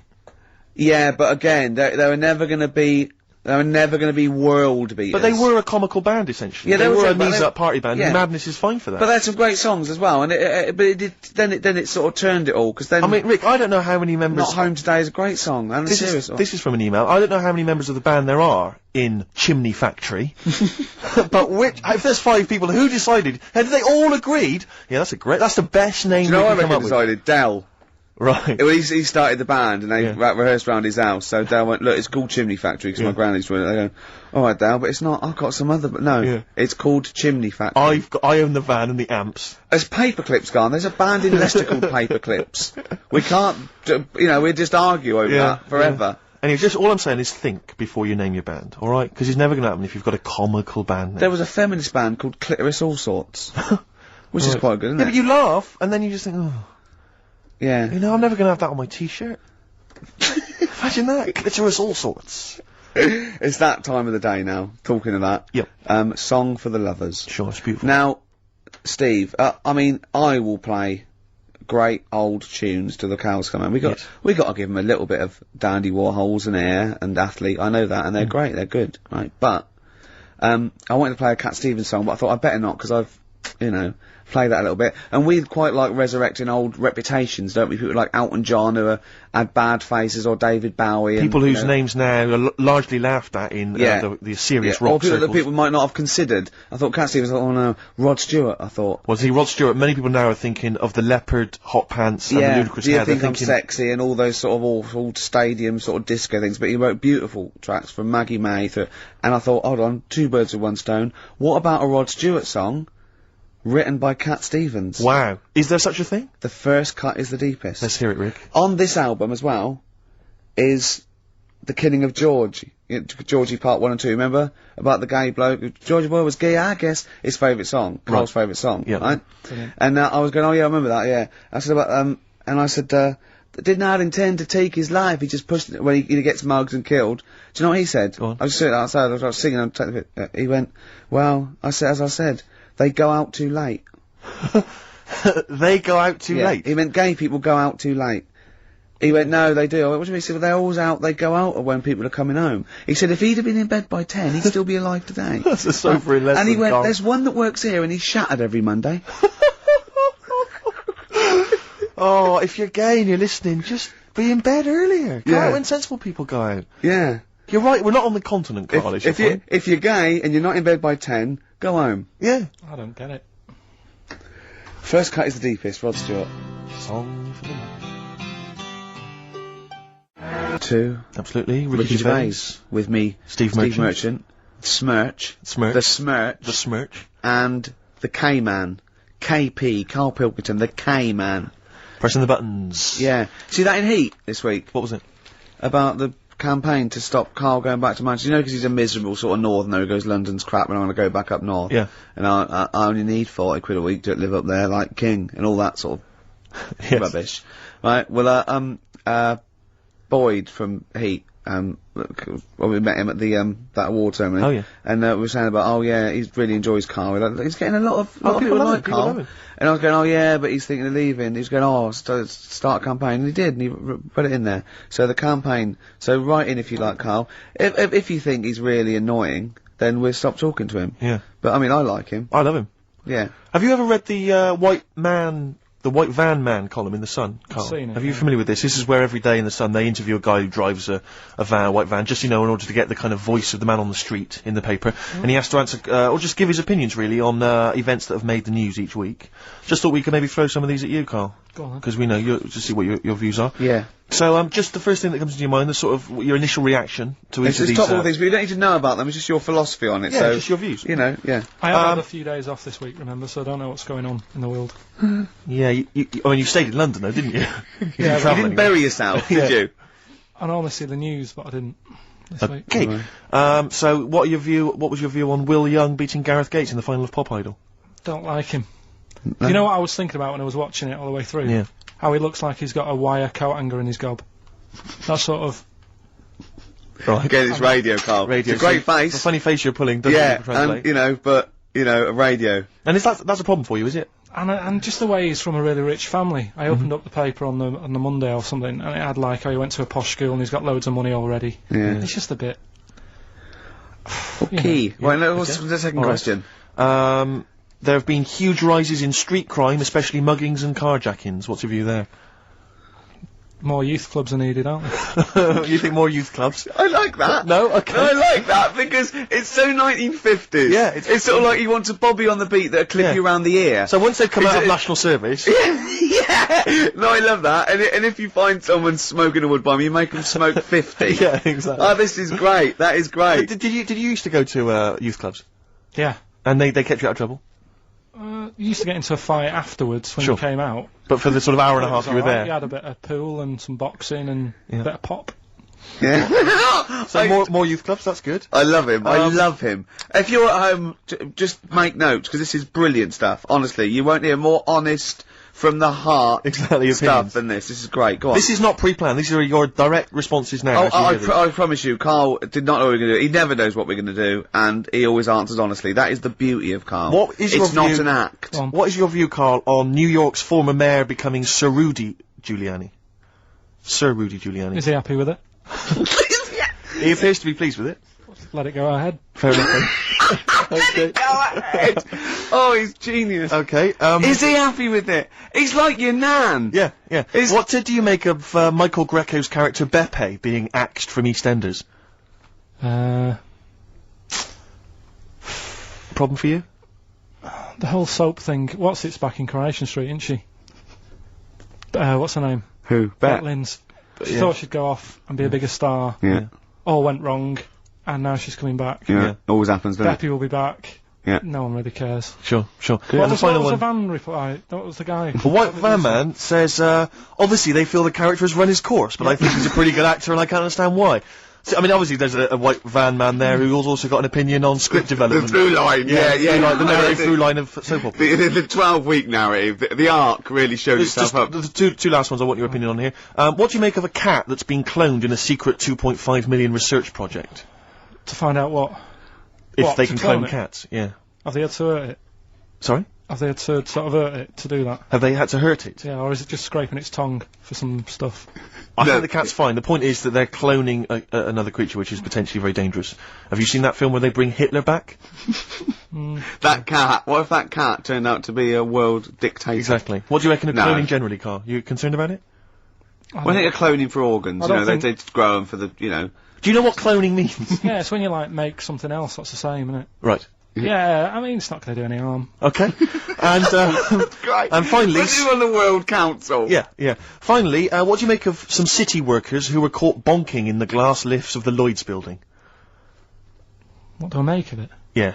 Is that a problem for you? Do you think that's unprofessional? Was it the lunch break, or...? I think it was lunch break. It was their own... All right. It's their own time, I think fair enough. It only takes 45 seconds to go from the bottom to the top. Is that a problem? They moved quickly. They acted, you know, on instinct. You think fair enough? If that's their natural instincts and they're both consenting, you think fine? Yeah. Okay. Yeah.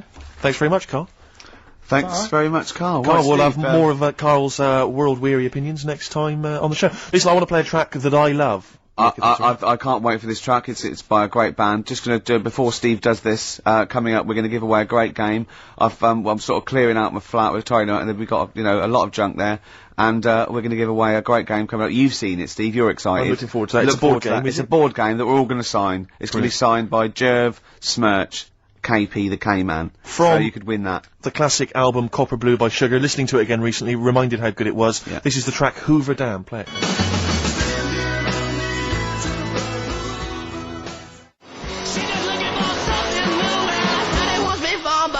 Repeating now. White Stripes fell in love with a girl on XFM 104.9. It's 2:10. Right, okay, that's the first hour out of the way. Next hour, Steve, I've got a game to give away. As I say, I'm sort of cleaning out my flat a little bit, and we were going to throw away stuff, and I went, whoa, don't throw that away. Yeah. I can give that away on the show, because XFM don't give us anything to give away. No. Does anyone care what happens weekends? No. There's people coming here going, oh, he hasn't turned up, fiddling with stuff, fire alarms going off, the library. But we were looking for a track we played a couple of weeks ago on the same album, and it's gone. Yeah, it's been pinched since we last played it. This is I can't believe it. They're moving. That's like a tip out there. And I have to... No, it is a disgrace, Carl. It is. It is absolutely... It's disgusting. How many of the DJs on this station have won multiple awards like Ricky Gervais? Yeah. How many of them are double award winning? To have someone of my calibre. I hurt my ankle, didn't I? Moving a chair. I had to move my own chair in here, and I hit my ankle. That'll teach me not to wear socks. Yeah. The socks would have just taken out the sting. I think just walking around barefoot generally is bad in London. You know, there's the needles, Rick, there's all sorts of know, stuff. or that, well, Posh does it in her video, she walks around barefoot. Oh, you love My it. heart's got a mind of its own. Ricky absolutely loves the current Victoria Beckham Yeah, film. I like the sentiment, my heart's got a mind of its own. It's like, doesn't matter what I'm thinking in my head, my heart says something else. Of course, what we did for last week was change the lyrics. Just walked around for ages. Does anyone else do that? Just going, things like, my wife's got a cock of her own. Things like that, and seriously, hours of amusement doing that. just changing it to say, my knob's got some balls of its own. We're doing that for a week. Meant to be working. Yeah. Yeah. Anyway, you were going to give away this game, Rick. Yeah, it's called Donutters, and it's a game for 4 players, or 2 to 4 Have players. you ever played it yourself?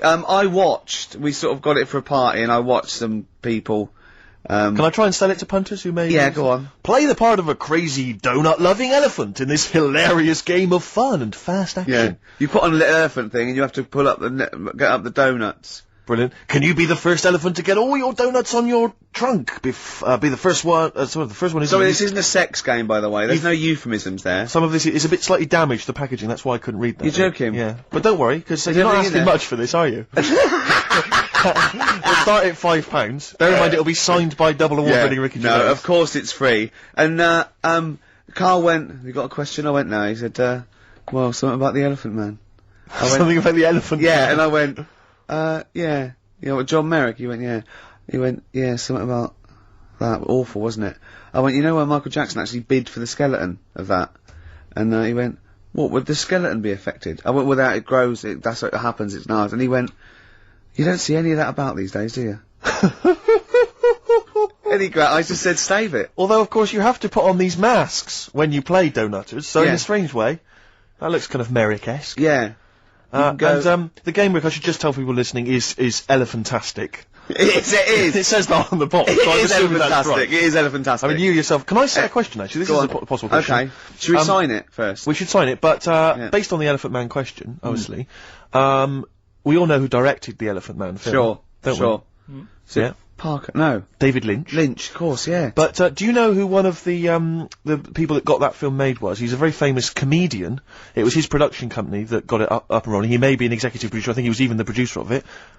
And he's an famous American comic actor. You wouldn't imagine this was the same guy who is also producing a very serious, sober film like The Elephant Man. All right, we want to know who was that man. It's a bit hard for that. Well, yeah, but I mean that'll separate the wheat from the chaff. Have you seen anything else that's elephantastic? Not even Wellephant was elephantastic. He was Wellefantastic. Rick, have you got any more memorabilia that you want to give to people? Maybe get rid of. Because I have to say, I've got the council won't take it away. I've got loads of junk in my house. I've got an old fridge freezer in the front garden. Anyone's welcome to come and pick that up anytime. I'll sign it for them. But what about children climbing in it? That's not one of those with the handles, is it? There's several children trapped in there at the moment. Yeah, but that's a sobering lesson. You know for the what, local council who won't come and pick it up. It's a problem though, isn't it? Because you can't just Smash it up. You're right. No. I don't know what you're meant to do. Well, listen, right, when I was growing up, I remember the council, used to charge £5 or something to take away, like, cookers and fridges, so my dad used to bury them. Down the bottom of my garden, I don't know, there's a cooker, there's a fridge, there's a freezer of some sort, there's a dog and a couple of cats, they were dead. I'm not saying my father's quite a mean man, as you know, but my dad used to do that with dead relatives. Yeah, because those funeral parties take the piss. Very expensive. So, a funeral can be, you know, up to 40 quid. Exactly. You know what I mean? Whereas a shovel, borrowed off the bloke next door. Yeah, that's a massive saving. And not given back, to be honest. Exactly. Yeah, well, he's going to go soon.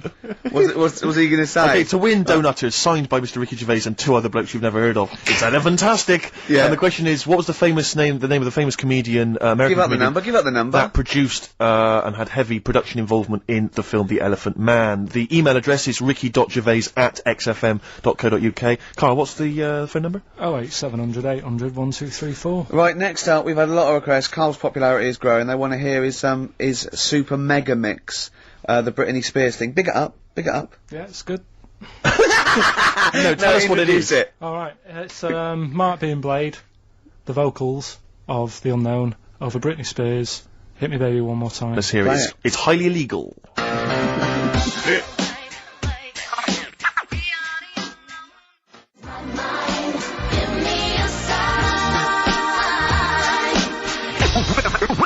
We're fantastic. Go on then, back announce it, Carl, it's yours, go on. That's Mark B and Blade there, with a bootleg. And what's it called? You've called it something, haven't you? You cleverly called it something. What did you call it? Nick this record one more time. Good. Very good. Karl Pilkington there, breaking all kinds of copyright rules. Now, coming up, we're going to be talking a little bit of Feng Shui. The art of moving things around so it's better. The ancient oriental art of rearranging your living room. Yeah, the ancient art of don't sit near a window. Exactly. Because you won't get any money for it. And we've got a book. Well, we've been exploring Feng Shui for our amusement. Yeah, and we're going to be reading some great things. This is just good. It's good, solid Feng Shui advice for us. I mean, what do you need to know? I mean, just keep those questions coming to life. If you've got any question for Carl, don't forget that's an ongoing thing. Anything in the world, any question, personal problems, philosophies, on like it can be out of the. Just ask Carl if you want. You know, just ask Carl. Okay. All right, Carl, you're up for that, aren't you? Yeah. And you give your honest opinion, won't you? Always. Yep. Yeah. Should we give away Donutters? Oh, it's been won. Who's won it, Carl? Scott Hammond. Well done. Well done, Scott. He'll be loving that. He's probably going to have a party, especially to play Donutters. We've had a number of right answers, but I'm afraid Scott's the winner. And the question, of course, was which famous American comedian was heavily involved in the production of the film The Elephant Man. It was, of course, Mel Brooks. Surprising. And he's got a company called Brooks Films. Our first person that called in, I think he was a bit confused. He said, "Is it testicles?" Yeah. When what? The producer went, testicles. Yeah. What was that illness years ago? Right, there was a couple of lads at our school. Oh yeah. Had really big heads. Right. And webbed fingers. And webbed fingers. And sorry, wait. Was that? Hold on. Did you find him in a pond? Did they used to be little tadpoles? No, Carl, you're not confusing your past with an old episode of Doctor Who, are you? What were they called? These two? I didn't mix with them. Right. It was just like... Of course not. There was nobody thought anything of it at school, because No, like, sure. you used to it. Yeah, it's the North. There goes the creature from the Black Lagoon again. yeah. He is brilliant at trigonometry. He's late for double maths. Yeah. But, yeah, I didn't think anything of What it. is it called? What is the disease called where two fellas, are they Not even related. rubbish? Not related. Were you near a nuclear power station when you were growing up? Yeah. You weren't really? Yeah. God, this explains so much. This has got Well, a I bit don't heavy. think that's it. Hey, talking of enormous heads, Yeah. you were at the Pop Idol final, weren't you, Rick? You went Yeah. down there just because obviously Rick's a huge fan of Pop Idol. He wanted to be there. He wanted to give his support. Quite seriously, there was no irony there. We were Yeah, having he a genuinely great is a time. fan of it. And he was. You sort of had photos taken with various people. Yeah, didn't of you? 'Cause course. you were a bit drunk and you wanted to have a Yeah. memento of it. And it's obviously Yeah. a picture of you with Fat Man Rick Waller. Yeah. Yeah. But the best one is a picture of Ricky and his girlfriend with Dr. Fox. Yeah. Whose head It's twice the size of mine. any other head. It's quite remarkable. I He's don't know how like they a make barrel. He's a lovely bloke, and he was really nice to meet him and everything. But he looks like an immaculate tan, and he's always happy, and he's, he's It just looks really on the good. picture, it looks like someone you might see in a carnival who's built a huge papier-mâché head. And it just, we're like Frank Sidebottom and just started walking on the road. It's just incredible. Dr. Fox didn't used to go to your school, did he? He used to hang around with a mate. They were great swimmers. They were brilliant swimmers. Oh, God. Have we got another song lined up? Yeah, what are we going to play? Bit of Pheromonche. Bit of who? Pheromonche. Let's hear it.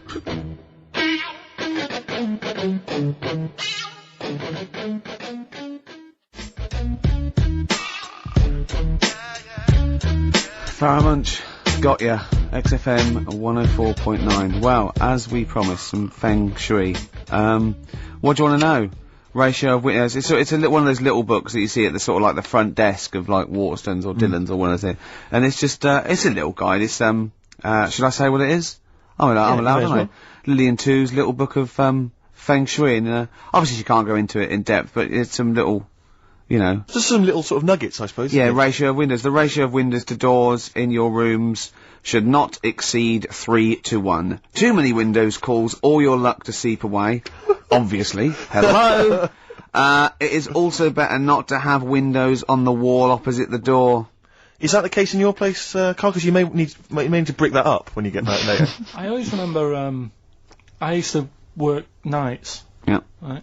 And it was when my brother just sort of got kicked out of the army. Yeah. And my mum and dad went away on holiday, so he was staying with us. He's got to write a book, this bloke. And, You have got to write a book, Carl. Go I on. came back, Yeah. and there was women everywhere. There's women in every bed in the house. I thought, where am I going to sleep? Had he set up a brothel? What? So, no, it's just a bit of a one.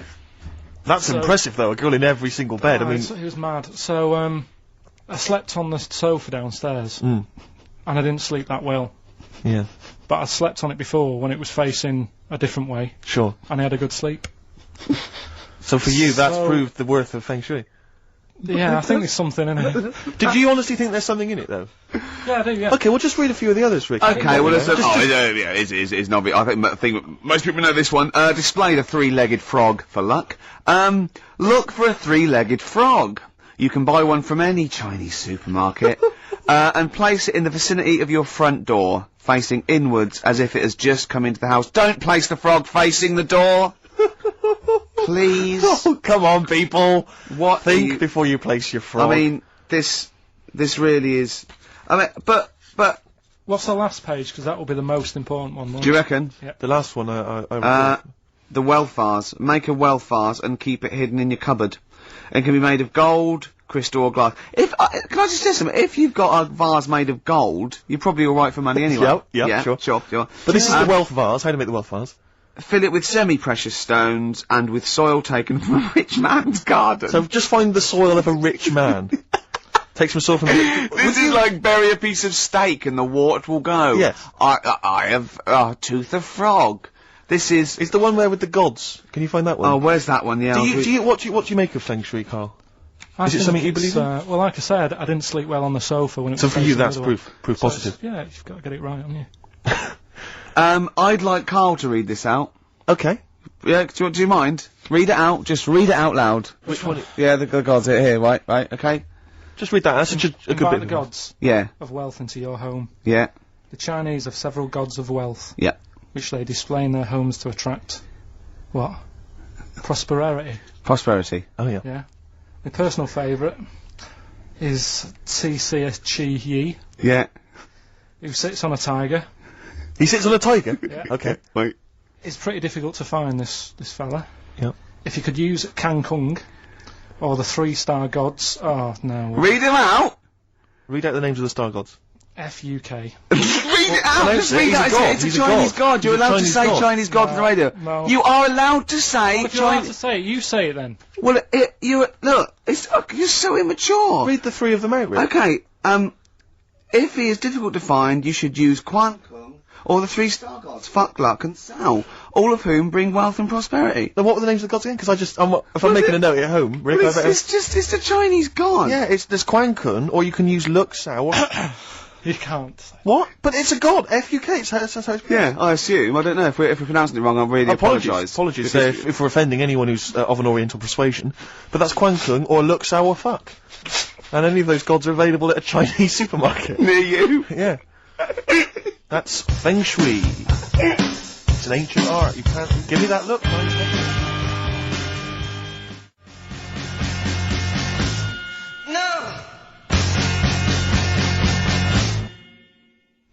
Clinic.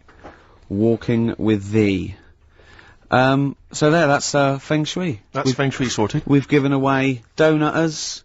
We've talked a little bit about band names today. With more insight into Karl's psyche. Now you during that record you said we knock everything. You saw something about the Bermuda Triangle, didn't you? Yeah, when I talked about Ghost, you sort of just because you don't believe in it. I think it's because you're scared of it, to be honest, and you can't admit to understanding it and Sure. actually believing in it. Sure. Thing on last night, Steve. Yes. Bermuda Triangle. Oh yeah. Do you know much about that? Mainly the song Yeah. by what was his name? What's his name? Bermuda Triangle, where people disappear. No, Bermuda Triangle. What's his name? No, Barry Manilow. Barry Manilow. Yeah. Are you familiar with the lyrics? Bermuda Triangle, where people disappear. Bermuda Triangle, don't go near. Yeah. I shouldn't really make a joke out of it. No, you're right. Go on. But what it is, right? There's a program saying what it's about. What do you know about it? As I say, mainly from what Barry's told me, but certainly planes and various boats have gone missing within the Bermuda Triangle. Planes. Yeah, but obviously that documentary didn't explore He it. learned a lot about that. I learned a lot about American history through "We Didn't Start the Fire" by Billy Joel. Again, most of my knowledge of the sort of Tsarist Russia comes from Rasputin by Boney M. Well, listen. Yeah, he was the lover of the Russian queen. They put some poison into his wine. Yeah, yeah. They shot him till he was dead. Yeah. Which is, go on. Right, well, this. Oh, those right? Russians. Sort of bit of an earthquake in the sea. Sure. Lets out methane gas. Okay. Yeah. And apparently, if you were swimming out in the sea, Yeah. and there was like an earthquake and some methane came out, Yes. you can't swim in it, you just sink. Okay. Even if you're a good swimmer. What happens if you're two lads from your school, and they Big heads. Yeah, that's like a buoy. Doesn't So you can work. see them a mile off, No, and their webbed hands would get them into shore. Because they did actually say, even if you're wearing a life jacket, if the water's full of methane, right? You just sink. You just sink. So what it's saying is, boats have gone across the sea, got a load of methane in the sea, and the boat just sinks. Right. What about the planes? Is it them sort of planes with little sort of floaty things Could on? be. That'll be the sort they've landed in the sea. Right. And methane's coming. Well, sorry, Carl. What did the documentary say? Not I imagine. Yeah, your hypothesis might be one Yeah. thing. What did they say on the They documentary? didn't cover that bit. They didn't cover do the planes. They didn't do the planes. Something else they said about it though. Go on. Loch Ness, the monster, Sure. probably doesn't exist. Okay. What Oh. it is, Interesting. Hold on, interesting. Oh, interesting. Is- What they thought the Knock List probably didn't exist. Curious viewpoint. Hold on. What proof have they got for that, Carl? How can they go around saying stupid things like that? it's methane, Right. Again, in Loch Ness. and people have seen. What's the lake it's in? Loch Ness. Loch Ness. Yeah. It being the Loch Ness monster. Yeah. Yeah. That's where it lives. That's how it finds its way home. That's certainly the clue. Yeah, if Yeah, again, Carl, that's the clue. Yeah, if it goes, and if it's wondering, it goes, excuse me, would you know where I'm being the Loch Ness monster? Where would I be going? Oh, you'd be going to the Loch Ness if that's your home. It's way over there, you So big anyway, monster, you. So the bubbles from the Sure. methane Mm. bubble up out of the water. Yeah. And people think, oh god, it's a monster's head. But it's not. It's just water sort of shooting up because of the bubbles. Well, that's two of the great mysteries of the universe solved by Karl P on a Saturday afternoon. That is fantastic. Yeah. So that makes me think a lot of things.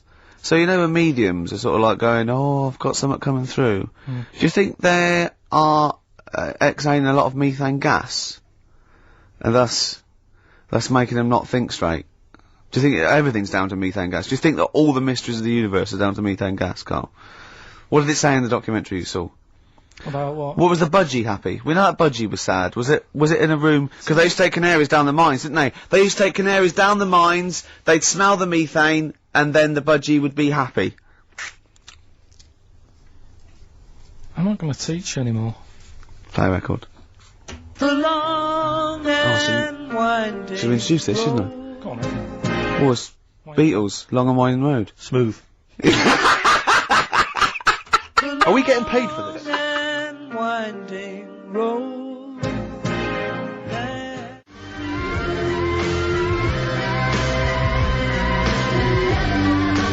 Our Freaks Electric, Richard X and the Sugar Babes on XFM 104.9. Well, nearly through. We've had a few laughs again, a Yep. few tears. Absolutely, as always. Few, oh, excuse me, and don't be alarmed. I look quite frightening, but I'm merely a nice monster. I seem to have lost my way home. Could you direct me in the right direction? Nice to meet you, yeah, Karl Pilkington. Hi. What's your name? Why do you need to know my name? Well, it might help me to find out where you come from. Oh, my name's the Loch Ness Monster. Okay, alright, give me a second. What was your name again? Loch Ness Monster. See, this is what I mean. When you came in, you're all over me. Like a rash. Being nice to you. Yeah. Gets towards the end, you get nasty. It's the phone. Answer it. See who it is. Can you give us a second, listeners? Just amuse yourselves for a moment. We're Who just is it? speaking to, Carl's just on the phone there speaking to someone. We'll just, keep you abreast of who that is, current is it? time. It's, There's 10 a to 3. listener wants to know if you're doing a live show somewhere tonight. So, just a private call now, asking Ricky. if he I wants to am, perform yeah. later. But Ricky, of I course, don't want to has say it appeared now. recently on television. I as don't David mind Brent one person. in I the don't want hit to get sitcom out The on Office, and often performs live at different venues around the country. So while those two take care of business. Alright guys, have you finished that private call? That was nice. Jeez, that was outrageous. You know you're a fan of Feng Shui, Carl, and you believe it's all true. I just run this one past you just on the off chance. Yeah. Because it may be that you change your opinion slightly. Yeah. Feng Shui teaches you to use your environment wisely. Sure. If your land and the surrounding area is undulating, it's said to house auspicious dragons. When land is flat and featureless, the dragon is missing and the land is said to be less auspicious. Excuse me, they call me the Brixton Dragon. Sure. I seem to have lost my way. I know it's South London somewhere, but could you help me find my home? What's your name? Well, they call me the Brixton Dragon. Right, where are you from? I see what you mean. I see what you mean, aye. Oh, okay, man. So does that make you query it at all, the dragon? I'm not into it that much. Right, I'm sure. just saying that if you have your head at one end of the bed rather than the other, it might make a difference to your night's sleep. It's not so much Feng Shui, though, is it, as sort of good advice, generally. When you went home... Don't sleep on the end of a spike near a cliff. Good I mean, advice. that's good advice, isn't it? You know what I mean? Yeah. When you went home and the house was full of women, why did you sleep on the sofa? Why did you not pop upstairs and sort of... Into a warm bed. Yeah, with a woman. Were they dressed, or... Is your brother still sort of have those kind of parties, or...? I haven't seen him for years. Sure. Where's he really? living now? I don't know. Okay. What's his name? Mark. He's not known as, like, Moss Side Mark. Because that could be a clue. 10 Dawlish Road Mark. He's never out of prison long enough to get a nickname. Hey, Really? steady on, it's getting a bit heavy, isn't it? God. Is this what's motivated a lot of your anxiety? Yeah. The hair loss, that sort of thing? We always go a little bit too far, don't we? A little bit dark at the end of the show. I know. Well, it's, well, Do a sorry about request that. then for Pete. Oh, Pete wanting a little bit of Muse. Yeah, if Pete wants it. I mean, I'm not a big fan. I don't mind Muse. I've still not got over them doing that, summertime song. What was it called? Nina Simone cover, wasn't it? Yeah. Anyway, listen, let's not bring the show down. No. Let's play Muse, and then we'll be Pete pretty in much South finished. Kensington. Yeah. Plug in, baby. Let's enjoy it. Star Sailor and Poor Misguided Fool.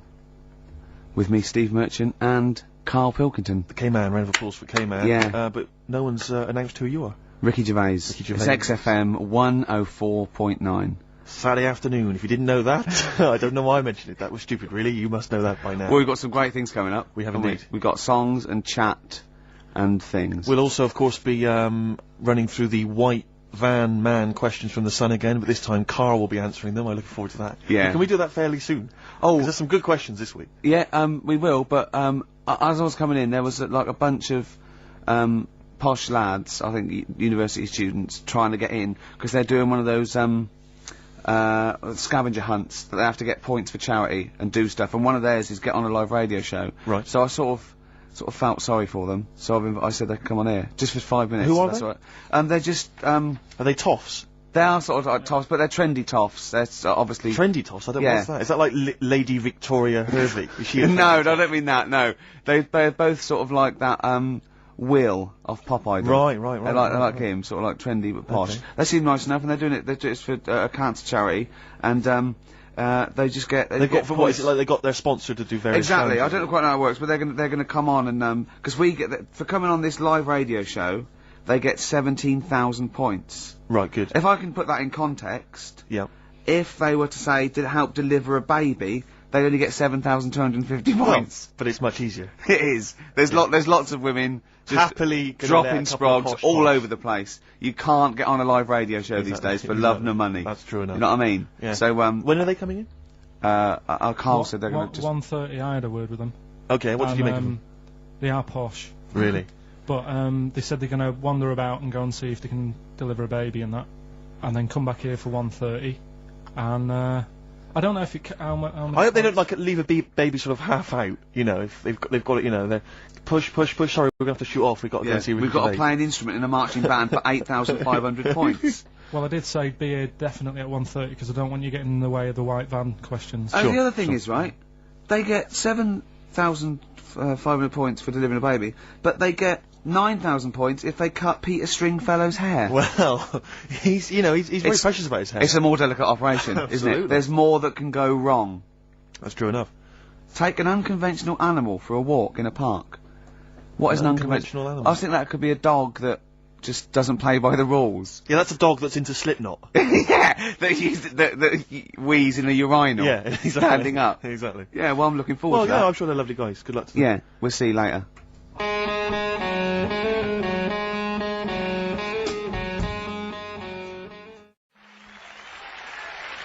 Nirvana, Man Who Sold the World. Carl's all confused because it didn't tell you it was ended, did it? What is that then? Is that a sort of glitch in the computer? Just applause, isn't it? I Careful, can't they hear might it. start swearing. You know what they're like. Yeah. Rock stars. Yeah, Their blue language. yeah, and all their habits and all Oh. that. Yeah, like it says track ending now. It's a bit Stop late now, talking innit? about it. That's you're giving away all the secrets of radio and that. People think it's like an old piece of vinyl that we've put on a needle, you know, like those old bits of footage of Tony Blackburn. That's what they think it's like. They don't realise there's computers doing it all. Yeah. Rick, you're showing them behind the curtain. Never do that. I won't. Never do that, mate. In the week, I called Karl up. I said, "How are you, mate?" He went, "Not too bad." Now, as you know, his girlfriend's been away for ages, hasn't she? Yeah. Covering the World Cup, the African nations. Cup. She's a sports journalist. Well, yeah. All right. Okay. I love the fact you're thinking, what does that mean? Like, well, she's not much of a journalist, Rick, to be honest. Oh. I've read some of her stuff. No, but she's not on air. She does stuff. You know. Yeah. Behind the scenes. Yeah. Sure. A lot of journalists do. You always want to make clear that you're not going out with Kate Adie. That's what you want to make clear, isn't it? Yeah. Now, so she'd seen none of the meteoric rise of Karl as a Right, 'cause broadcaster. she's been away for the whole time a since you've sort of raconteur, become... Yeah. a wit, Yeah. a cult figure, to be honest. And he hadn't told her this. So apparently he went home and she was sitting there looking a bit grumpy. He went, "All right," she went, "Yeah." She went, "Should we go out then?" She went, "I'm not sure I want to go out with an idiot." Right? Oh, no! Yeah. And she went, "Loch Ness Monster. Won't you just think? Of course the Loch Ness Monster lives in Loch Ness." And she was giving him a bit of a hard time. And she went, "That's why I don't..." He said, "That's why I didn't tell her. I didn't tell her really. Same thing happened when I was at school and I had to play drums in Little Donkey. I didn't tell my parents, right? But my dad turned up anyway. And what happened?" He How old were you, Carl? well, it was the school that I used to go to. Oh, yeah. Like, Oh yeah. So- Oh yeah. You went. Well, you used to go to the school you used to go to. no, but what I mean Go is, on. I didn't go to secondary, did I? So I missed a lot of that. Sure. But primary, I liked. Oh, it was okay. all colouring in and stuff. Yep. And it was a Christmas play, and I managed to get a part in it. And Did you audition? got a part in it, and I should have been playing the drums to the one about Kings. We Three Kings. Yeah. Yeah. I was meant to be doing that, but Little Donkey came on, and it was one of the. What do you mean came on? That was like next up on the next song. Right. And it's one of them songs that you can't help sort of Tapping along to. Yeah. Do you know like if I was to go Yeah, you'd have to finish it with. Yeah. Do you know that they actually send that into space? Do they? And what, hoping that aliens will respond with that? Yeah. They do that because apparently it is one of them things that you can't help. What, even if you're an alien life form? Yeah. They know that, do they? Yeah. But anyway. What, because they watch Star Trek or something? Hello. Knock, knock. Yeah.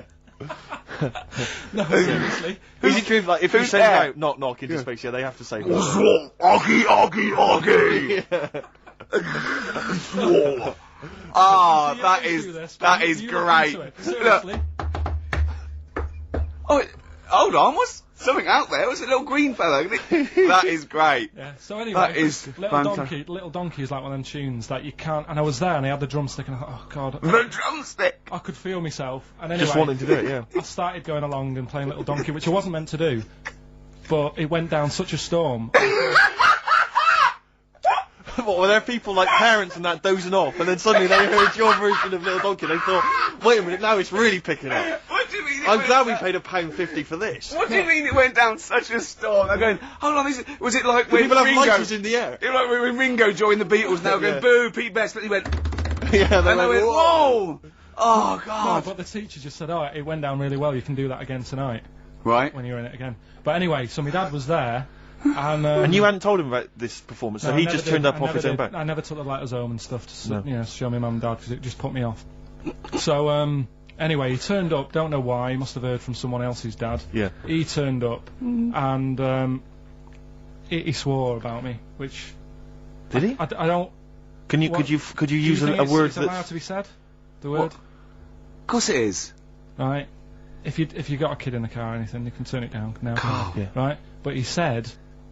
there was a guy stood next to him with a camera, big video camera, filming it, and he said, yeah, film it, but try and avoid getting the twat in the hat in the shot, because I had one of those porters, you know, the little round pork pie hats on. Right. This is so sad. What, was this a nativity play? It was about Jesus and stuff. Yeah, well, there was a porter there helping him with his bags. Of course there was, I forgot. I mean, Mary and Joseph, they got there. Yeah, because Sure. it was the hope, you know, because the inn was full. Yes. But I think the porter doubled up with the inn and the stable. Right, that was nice. So of he him. He carried bags over, yeah. Yeah, no, so yeah. You're right, though. I don't know why I was wearing one of them, but I was. And And your father said that, and how did you know your father said that? Did you he told hear me it? about it later. Oh, he told you about it later? Yeah, I was talking about stuff I'd done at school, and he said, "Oh God, remember that?" And I spoke to him the other day about it. Right. And yeah, oh God. shame.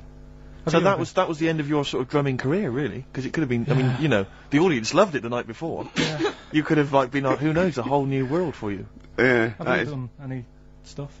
I've never drummed. I wish I had, man. That is That's a movie story, but is that, and that's why you don't tell, your mum and dad don't know you on the radio, do they they? think when they were down the other weekend, they had to come in here. I just said, "Oh, I'll just go in and press the buttons." Because they could listen on Sky Digital, couldn't they? They could do. But you wouldn't want that, would you? I don't want that. No. Play Carl- a record, and I want to talk to you again a little bit about this later. yeah. Right.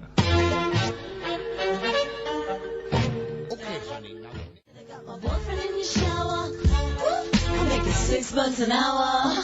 Princess Superstar, Bad Babysitter, first played on this show by Steve Merchant, by Bad Steve Merchant. That's true enough. By Steve Scratch Merchant. That's I mean, I still like that, but the videos put me off it a little bit, because it's just, it makes it into the novelty record it always had the potential of being, do you know what I mean? I agree. Although I was never a big fan of Bad Babysitter was not my favourite from the album. Sure. Sure. If people want my interest and my views on hip hop, then they can always email in, Rick, of course. Or call you at home. Just give me a ring at home, no problem. Yeah. Or I just pop out and hang with them in the hood. Yeah, sure. So, yeah. Now it's time for White Van Man. White Van Man. Yes, for explain what it those is. that don't buy the Sun, they think it's beneath them. White Van Man is a column they have, I think, every day actually, and they just get sort of some, Joe Public to kind of comment on the week's news. Just seemed to me, that it might be interesting to get Carl's views on some of the big events. Not because we think that Carl hasn't got a valid sort of viewpoint. No. Because Carl sees the world differently to some people. That's all, and that's what's interesting. Like an artist does, or exactly. Yeah, he's very bohemian in his outlook. Yeah. Do you feel that you're up to scratch on this week's news? I don't like this, but Don't you? Don't, just relax. Why not? it's pressure. No, because you It's just not have to best, give just- us your first Just opinions. for your honest answer, that's all we've ever asked of you, Carl, and it's all you've ever given us. Your honest, your first from the heart Go on. view, yeah? All Don't right. worry, just Don't, relax. just chill out. Are you worried that people are listening and thinking you're an idiot? If my girlfriend's listening now, go and have a wash or something. Go and have a wash. Not very nice, is it? Is it the opposite of Napoleon and Josephine? Yeah, go on, go on. If you're going to visit me again, Josephine, for Christ's sake, wash. Well, I'll ease you in with something fairly easy, a music-based question. Kylie Minogue versus Dido as Queen of the Brits. What's your view there? Um, Go and have a wash. it doesn't really matter, does it? What, does it really matter? With the Brits. I was watching it the other night, and I think Kylie will be a good-looking old woman. Ah! Do you ever do Oh, that sort of I want to, Steve, I want to celebrate with you. Every time he opens his mouth, says something like that, I want us to open a bottle of champagne. I know what you mean. Do you know what I mean? It's sort of like we did that. Yes. No, do you Go ever on. do that though? Look at people, and another person who springs to mind, Jenny Powell. I don't think she's that good looking now. Who's Jenny Powell? Is she that girl that used to be the assistant on Wheel of Fortune? Yeah. John Leslie? Yeah, I think she's a bit over the top for a young woman. But when she gets older, I think she'll look Be a bit of a nice. stunner. Mm. Okay. So for you, Kylie Minogue, whereas you don't feel that about Dido, is that right? She's alright, she's normal. I prefer Kylie's sister to Kylie. She Okay. looks, I could imagine her being a hard work to live with and Who, Kylie? not Right. doing washing up and that. And Right, sure. being a bit fussy. Okay. And what do you make of taxes rising in the next budget to pay for NHS improvements? Well, my dad went to hospital to have an operation once, Yeah. so I feel like it's worth paying it, because I've got something out of it. Because people might have to go to hospital. Yeah. Yeah. Well, it makes a change when it's someone in your family, doesn't it? Yeah. Because you sort of realise... Yeah, how- a change is as good as a rest. And the weird thing is, if it weren't for my dad, I wouldn't be here doing this show, because when he was in hospital... Well, no, I'll stop you there. Yeah. To be honest, that's all you need to know. You wouldn't be here, true, but no, but... Well, no, because this was after I was born. So, I would be here. But Well, his more direct involvement was what? yeah, because when my mum was seeing my dad in Yeah. the hospital, I got a bit bored, went for a wander, found the hospital radio station, Yeah. and got a gig. Really? So, in a real sense, if it wasn't for Carl's dad, Carl wouldn't be here. And did your dad, like, while he was listening to you, did he, like, sort of tap the nurse and go, can you get that twat off the air? Who's put him in that? Yeah. Oh, go on. Okay, what do you make of the real-life Mowgli who's surviving in a Transylvanian countryside? Apparently, I don't know much about this story. I don't know. You know Mowgli, he's Is the that guy one from of the them? Jungle Book. Yeah. The little kid that grew up with bears and animals and stuff. Apparently there's a real-life one in Transylvania. What were the things in Gremlins? What were the what? In Gremlins they were... Well, Gremlins. wait. Okay, this is an example. This is what your girlfriend said. Think. What were the things in Gremlins called? I can't remember. Just, I mean, It's really. something like that, isn't it? No, wait. Just really think now, Carl. Just with everything with all the brain power you've ever used, think what the things in Gremlins were called. It's not there. There's a clue here. Oh no. Yeah. They're not. What? Gremlins. Yeah. Play a record, Carl.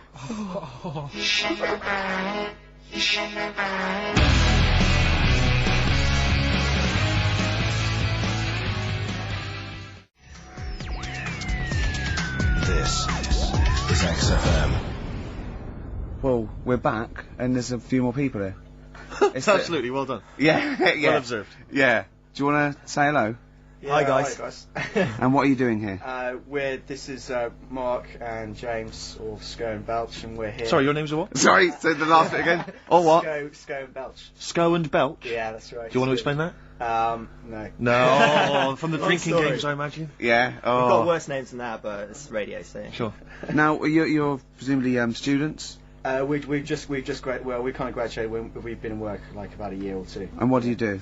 I work for a management consultancy. I work for a distribution company up in Birmingham.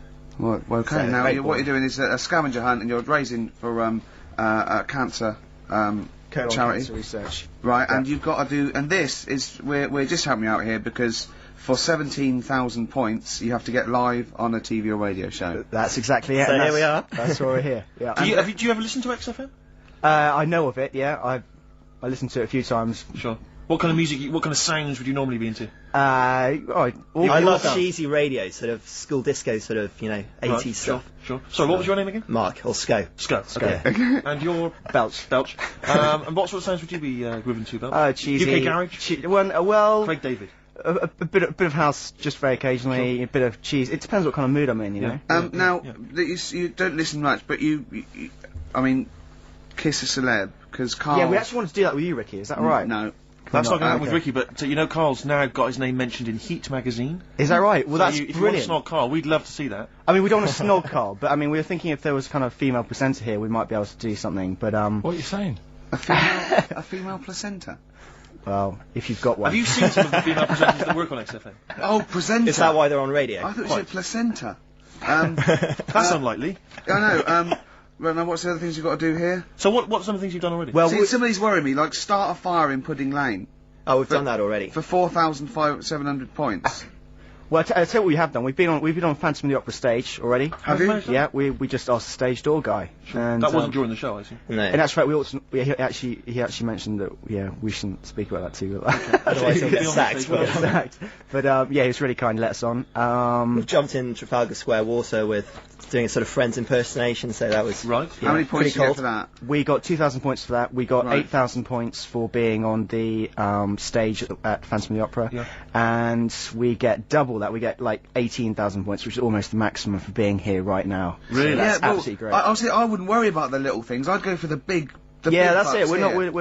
We're not interested in the little stuff. We want to go for the big stuff. Yeah. So what were the big ones are, get on stage with S Club 7, that's not going to happen, is it? When have you got till 6 today? Well, Yeah. S Club 7 are on at the London Arena at about 2 o'clock, so... Good luck. But Okay. I think it's going to be very, very difficult to get on there, but we never I know. think so, yeah. Get in the vaults of a bank. Yeah, you You got see, any ideas? some of these are bordering on the illegal. That's 20,000 points for that. Have you seen that? Like getting a cage at London Zoo. Don't do that. I mean, it's 10,000 points, but don't do it. Unless it's a penguin cage. Well, that's I what mean, we were hoping. Just some kind of timid animal we might be alright with. You know? yeah, sure. If anyone's got any good ideas for sort of funky things to do on air, then Okay, well, if you leave your number and anyone calls in, they can help you with anything. Well, maybe some of S Club 7 Yeah. are listening. Or let's hope so, because or we love them to bits. If they are, it is for charity, and the points get awarded into money for colon cancer research. So it'd be absolutely fantastic if we could. Yeah, so Bradley, John, Tina, if you're listening. Yeah, if you're listening, or any celebrity out there who's a female celebrity, we need to snog them. It doesn't Hold need to be a on, long wait a minute, snog, wait a but minute. if we can, that'd be great. This is good for 7,000 points. This looks like a good one. Play the organ in a church.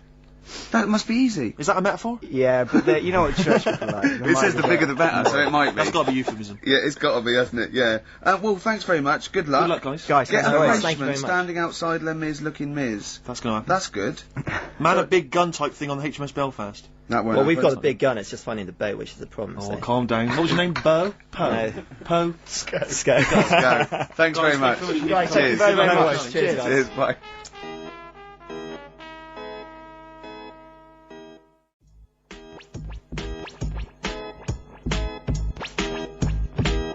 The streets, let's push things forward on XFM 104.9, the home of charity. That's true enough. Yeah. I've got to slow down because I'm doing a little bit too much for charity. I've got to worry about myself sooner or later. Do you know what I mean? No, come on. We were halfway through White Van Man. We were before indeed, yes. Those lads came in. Getting Karl's views on some of the big stories of the week Yeah. from the news. Karl, what do you make of the fact that the British Olympic curling team won a gold medal? I watched it. Uh-huh. I thought it was really good.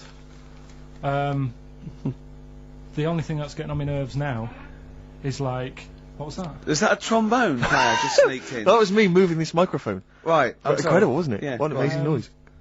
The only thing is, That shouldn't sound like that, should it? That's incredible. What a shoddy tin pot station this is. Well, we know that.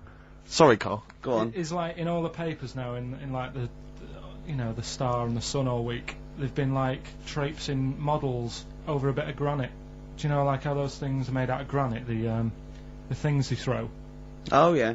and it just that bit annoys me. Okay. The way What, the that, Daily Star? No, the way that this sport, nobody had ever sort of heard of it a couple of weeks ago. Yeah, yeah. Sure. We win a gold medal, Yeah. and now in the papers it's like They've gone crazy. They've gone curling mad mad. over it. Yeah. It's a good game now. Yeah. Good. Okay, next. All right, good. Let me see. What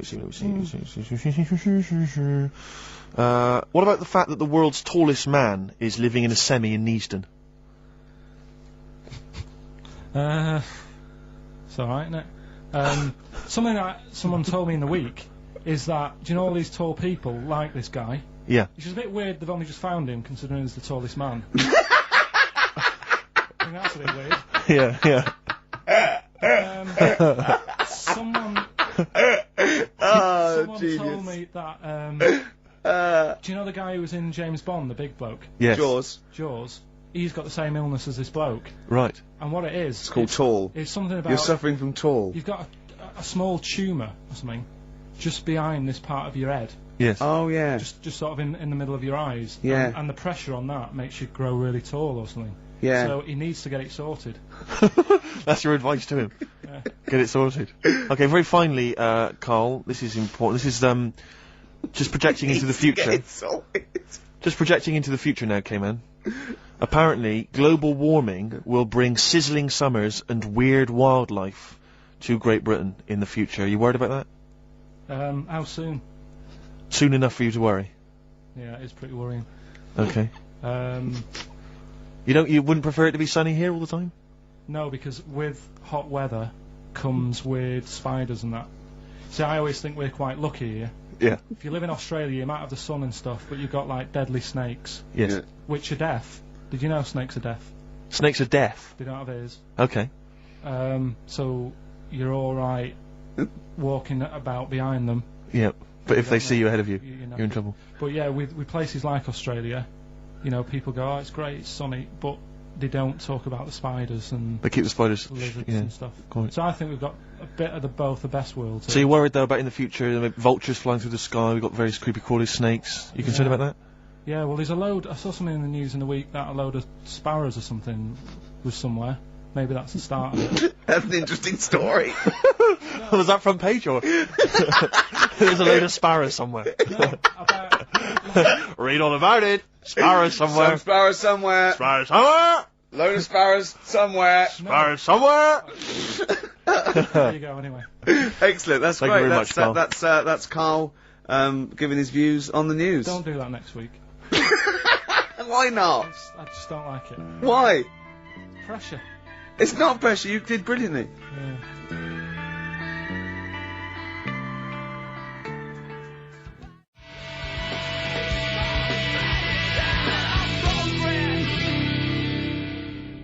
Lost Profits there on XFM 104.9. Oh, I like that. It rocks. I like the guitar. Atmosphere. It's good. But it's called The Fake Sound of Progress. I know. What? See, what always annoys me is when people, they dismiss, you know, say Enrique Iglesias, current #1, great song. Good video. Brilliant video. And they say, oh, it's rubbish and all that. But I think that songs with titles like A Fake Sound of Progress. Yeah. Much more something to get on your hobby horse about. What has happened in that Bad video? lyrics by good artists is always worse than If you're listening, or if you work for the record company, or you worked on that video, because he's got the money and the girl, and then Mickey Rourke beats him up, right, he has a fight, you just see him knock him over, and then it cuts, and the next scene, it's night, it's not in the desert, there's loads of, police cars, they're not doing anything. They're just standing And around. somehow he's... Probably eating donuts. He's dying of injuries, but I don't know what happened. They don't... What has happened in that video? I think if you heard the 12-inch mix, there's a whole bunch of other sequences that explain why. Yeah, I mean, we're all thinking, also we think that he stole the girl off Mickey I Rourke. think he stole the girl off Mickey Rourke, Yeah. as well as some money. Some money, yeah. Mickey's tracked him down, Yeah. and he's thinking, I'm going to stop running, I'm going to face Mickey this time. He And does, and then boom, you're right, it cuts, and suddenly the police have shot him or I something. don't know where He's they died. are. Don't know, the police just seem to be leaving him to die in the arms See, of I his lover. thought that they'd called the police, because the sort of like the melee, Mm. but Mickey Rourke's off with his gang, the police are going, well, you know, where are they? There's no evidence. They go, well, look, he's dying. They're going, but how did he die? Yeah. How is he dying? He's a bit wet for the rain. Knowing Rourke though, Rick, I imagine he's stitched Enrique up. I reckon he's framed him or something. Or he's no sort of like ninja stuff, and there's lots of internal injuries that Yeah. aren't immediately Anyone, visible. if you were involved with perhaps the making of that video, or indeed you are Enrique Iglesias, give Yeah. us a ring. If you're around. Come on. Just fill us in. I'd rather play some adverts now than I'd love to play some adverts, Rick, but I'll tell you this, I'd also like to tell the listeners that coming very soon on XFM, some huge news about Karl It is. that will rock It'll the be like capital. Pop Idol. It's going to be an ongoing saga.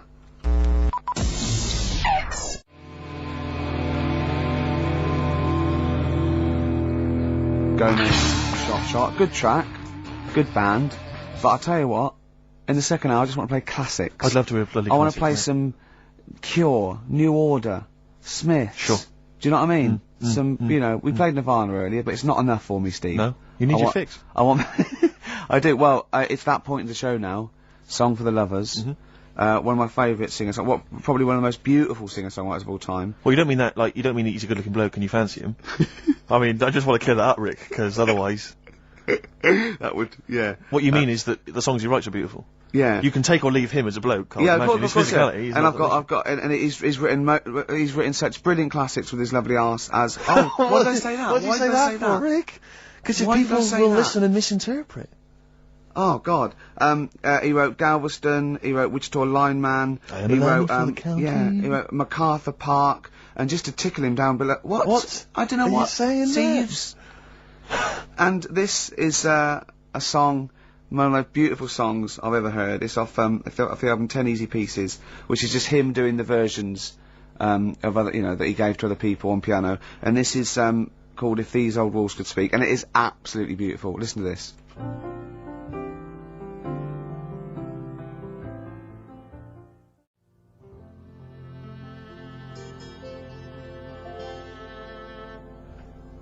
If These Old Walls Could Speak by Jimmy Webb.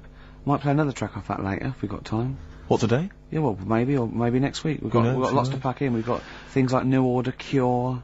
Oh. I'm just hoping that all those kind of new metal fans, Rick, can just calm down for a second, and just enjoy that for what it was. Yeah. Well, I hope their snobbery is not going to prevent them from enjoying it. I hope they can just leave it alone for 2 hours for our show. Exactly. We try and, try and pack lots of Well, whilst stuff you're in. talking about new metal, can I just say Ian Camfield is here tonight. He's moving from Fridays. Right. What the hell does he think he's doing? He's just offering up information now. No, it's just like you were talking about the new metalers, and now seems like a good time to Carl, say. listen. You're here for our amusement. Yeah. You don't sort of come in any time you want.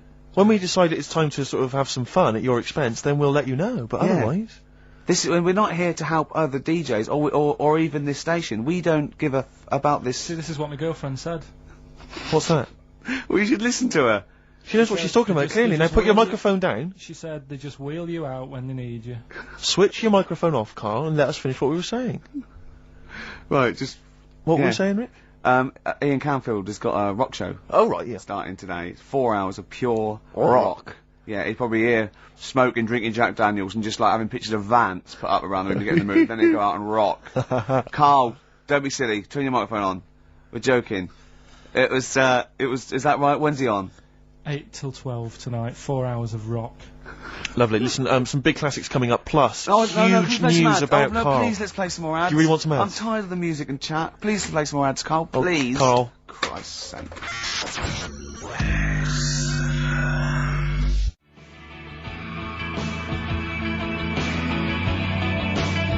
Cure on XFM 104.9. That's what it's all about, Steve. Absolutely classics. Yeah, we've got some more classics coming up. Looking forward to them. Now, when we were talking to Carl in the week, the thing is we're talking to Carl is that you come up with something that's sort of like, quite innocent, and he goes, well, that once, right? And you realise that it's comedy dynamite. He doesn't know it, but we want to go save it. And he let out, you were filling in a form, weren't you? It was all like your girlfriend thinking you're a div. And it's happened before, isn't it? Because she came home and you'd filled out a form to get a job once, hadn't you? Yeah. What was that for? Granada Telly. And on it... Well, let Carl explain. Yeah. You see, this is what annoys me with job applications, because rather than just saying, do you want the job, and what can you bring to this business? Yeah. Do you want the job is a good one. Because the thing is... That's sort of the one for the boys. No, listen, right? Because if they say no, I don't think they want the job. Yeah, but listen. Go on. I mean, I presume with what you do, you have to take people on and stuff. What, in a fight, you mean? You know what I mean? Yeah. And I think it's more important that you're willing to graft and put the hours in. Sure. Than say that, you did well at school. Yes. Sure. Because if I wanted to, I could have done well at school. Of course.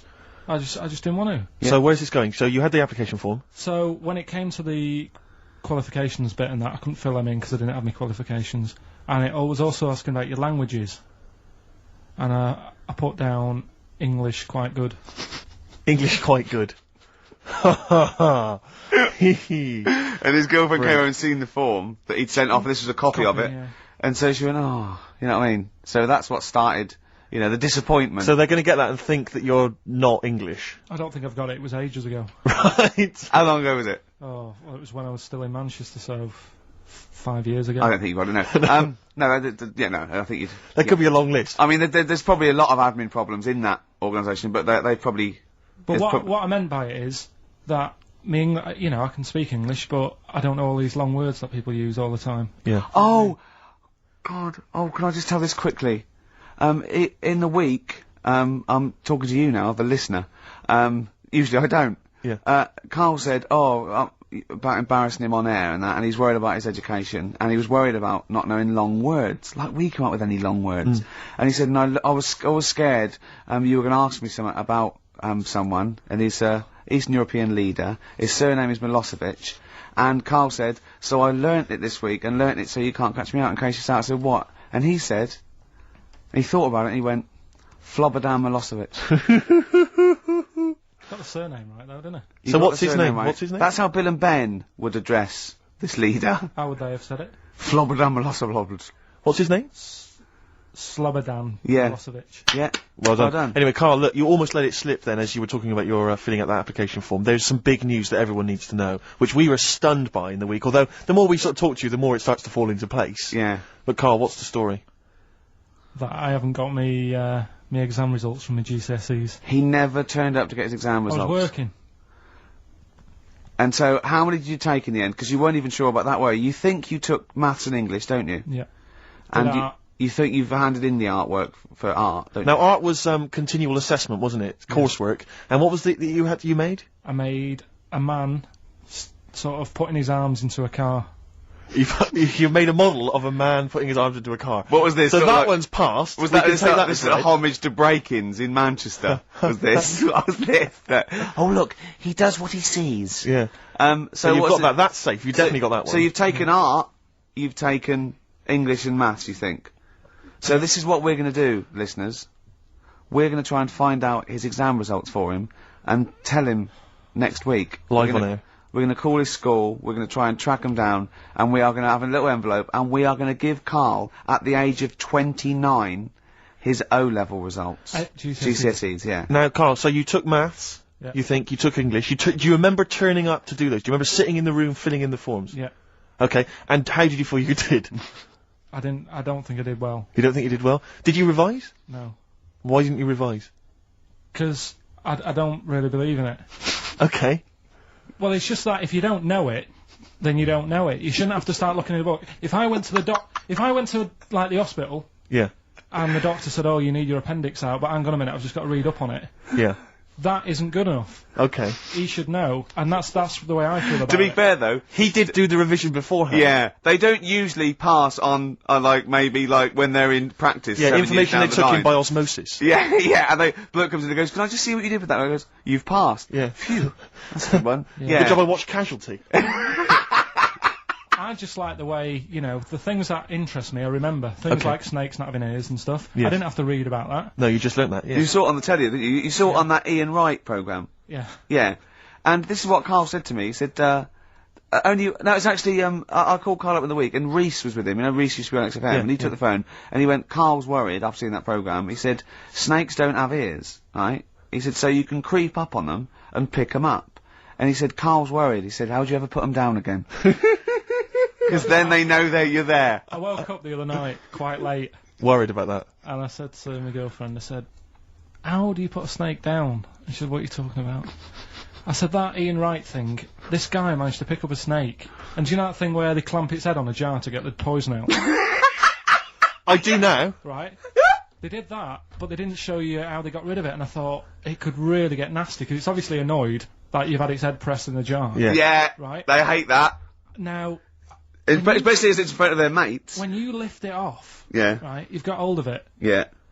If you go to chuck it down, it's going to turn on you. It's going to go wild, isn't it? So, I just wondered. Well, what you do is you never put it down, Karl. Yeah, that's why That's what happens. that bloke has got about 11 or 12 just carrying him. Exactly. Yeah, you never put it down. You sling it. Who cares? You just throw it, don't you, really far.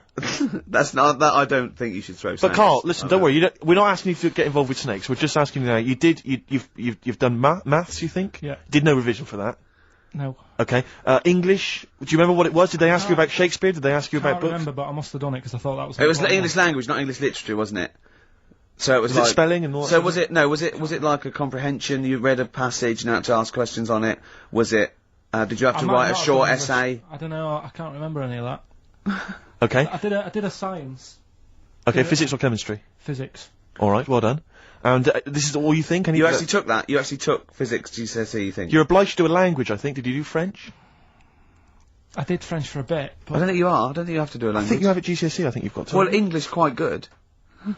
I think that's his language he did. So you don't know about language? History? Geography? Just what you will find out, won't we? Okay. But you just can't remember. I can't believe you can't remember turning up for these things, because it's quite a big moment in people's lives. It is the thing that you've been working to all of your educational life. On the day that the things came out, I was working at as a printer. Okay. And it was a really busy day. A lot of spelling mistakes that It was day, a really that busy paper, day, so you're bound to forget. Yeah, your yeah. exams. No, but I had to use gold ink that day. Oh. And it's, Yeah, I mean, you're yeah, not a printer, yeah. so you don't know. No, that's the biggie, innit? But it's tough, you've got to really get your rollers clean. Carl, play a record, mate, and good luck with the exam results. Hopefully we'll have them for you by next week.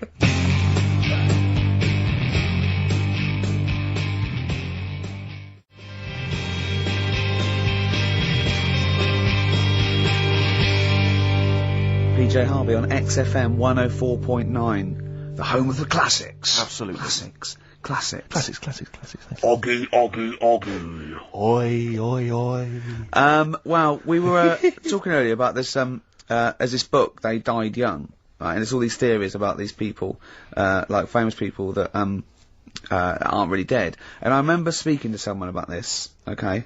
And they said to me, Bruce Lee is not dead, right? They said he's not dead, right?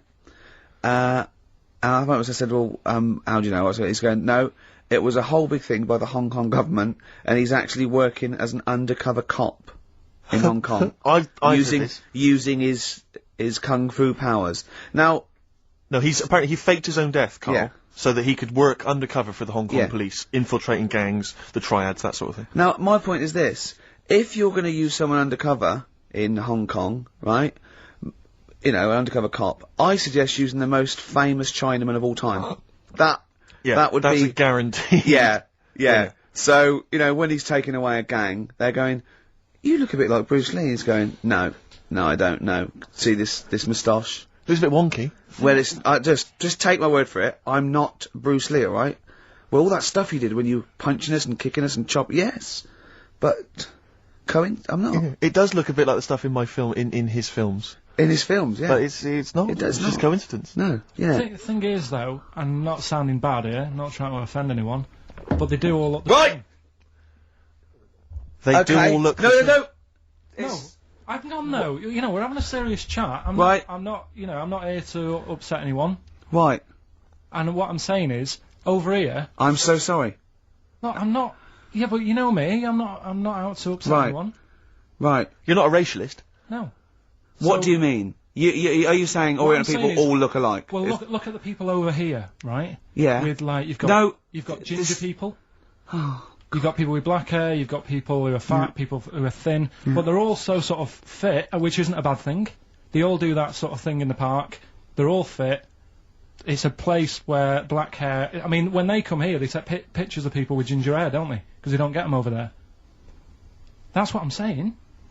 So calm down.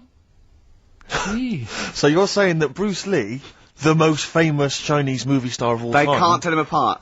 Other triad members would... How are they going about the business at all? I mean, what I'm saying is, how would they even realise that was the guy? What do they have to do? Wear numbers in, you know, because there's a billion of them. When you know them, then you know... So what? Oh, I see. They can tell each other apart, can they? Well, they've got signals. This is amazing, isn't That's it? how you got away with it. Simon, which one are you? Just raise your hand, Simon. Yep. Chang, which one's Chang? Chang, good. Yeah. Oh, it must be murder, mustn't it? Just that can be the only people going into the wrong houses all the time, getting off with their mates' wives. Exactly. Yeah. It must be a nightmare. It must be a nightmare.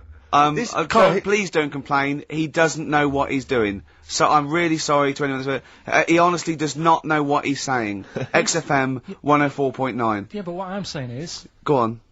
I don't think I am offending anyone. Okay. Fine, that's alright then.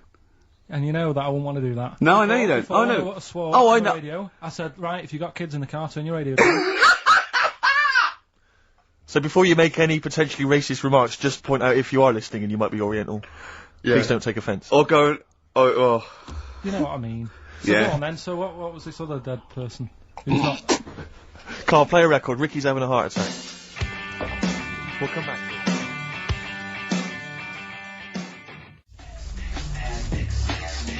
The music of tomorrow is here. XFM. Well, the music of tomorrow is here. That's true enough. Yeah. Must Must have been some sort of muck up with the post. Rick, a lot of the times when I've played Hip Hop Hooray, my hip hop track of the week, you've sort of scoffed, you've thought that maybe I don't have credibility amongst the hip hop fraternity. No, it's just the way you dance. Well, it's merely the way you dance that worries me. Because people can't see it, really. And it's sort of like, imagine if Mr. Bean thought he was in D12. You know what I mean? It's that sort of, and I don't diss you. I mean, I know you're a hip hop appreciator. You know, I wouldn't expect you to diss me. I'm a black queen. But the point is that there's a little something that Carl's got on tape for you that I think might change your opinion of my whole hip hop credibility. Oh no! Now I've told you in the past. Not you know, a videotape, is it? Not at all. Not at all. Actually, Carl, just play it. Yo, 1 2 1 2. We are the Dilated Peoples, chilling on Hip Hop Parade. That's right. With Steve Merchant, y'all. XFM 104.9. LA to London, Dilated People expanding them all day. Now, who got that? How about you that? did that, Carl? No, it was just when I was hanging out with my homies. Who did it? Did they come in the week? They were in the week, I think, and somebody got them to do it for him. You know, no, that was when I was just hanging in the crib with them. Yeah, no. I was just hanging with them, very nice of them. and the guys just laid down some beats for me. Yeah. You know, just laid down some vocals, and I gave them max respect for it. You know, and the place was mad deep with girls at the time. I assume you're going to play Dilated Peoples this week then? Well, maybe. Yeah. Let's play it, Carl. That's very good.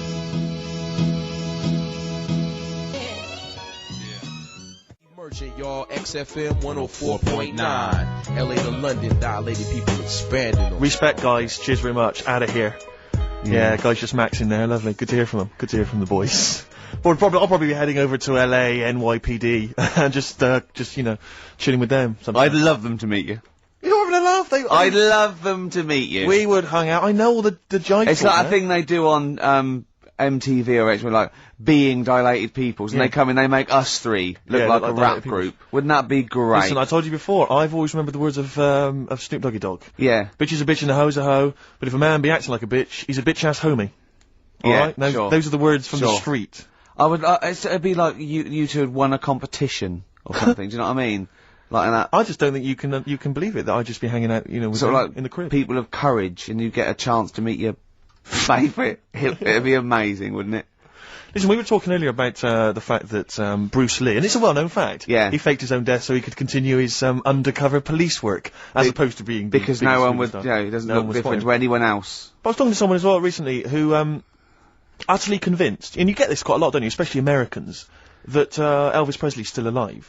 Yeah. And I think, wasn't there some statistic like more people believed Elvis was alive than believed evolution? Was that right? Yes. Something like that? No. No, it's something worse than that. It could be something. It was something like that. It's something mad, like, I don't know, it's something like 42% of Americans believe that Elvis Presley has faked his own death and is still alive, right? Yeah. And there's this whole book that's been written about it, because, Carl, you might be interested in this. I know you're always fascinated by things that have been written down and therefore a gospel. Yeah. And that you don't have to revise yourself. You just learn off Ian Wright. Yeah. But apparently, the reason that Elvis is still alive, is that there's a number of, sort of, pieces of evidence. One is that none of his family could agree which colour pyjamas he was wearing when he died. That's evidence, apparently. Apparently, you know he was an honorary member of the FBI. Well, apparently his signature appears on FBI documents well into the 80s, long after he should have died. Apparently no one can agree. There was sums of money a lot of fat people in dungarees have seen him. Yeah. There's sums of money which apparently only he could have given authority to have transferred to other bank accounts they've moved. Yeah. So this is all evidence that Elvis is still alive. And a lot of people, and I was talking to this guy and he was saying, yeah, well of course the thing is, the pressures of fame were too much for him, that he faked his own death so that he no longer had to be this huge icon, you know, he could live an ordinary life.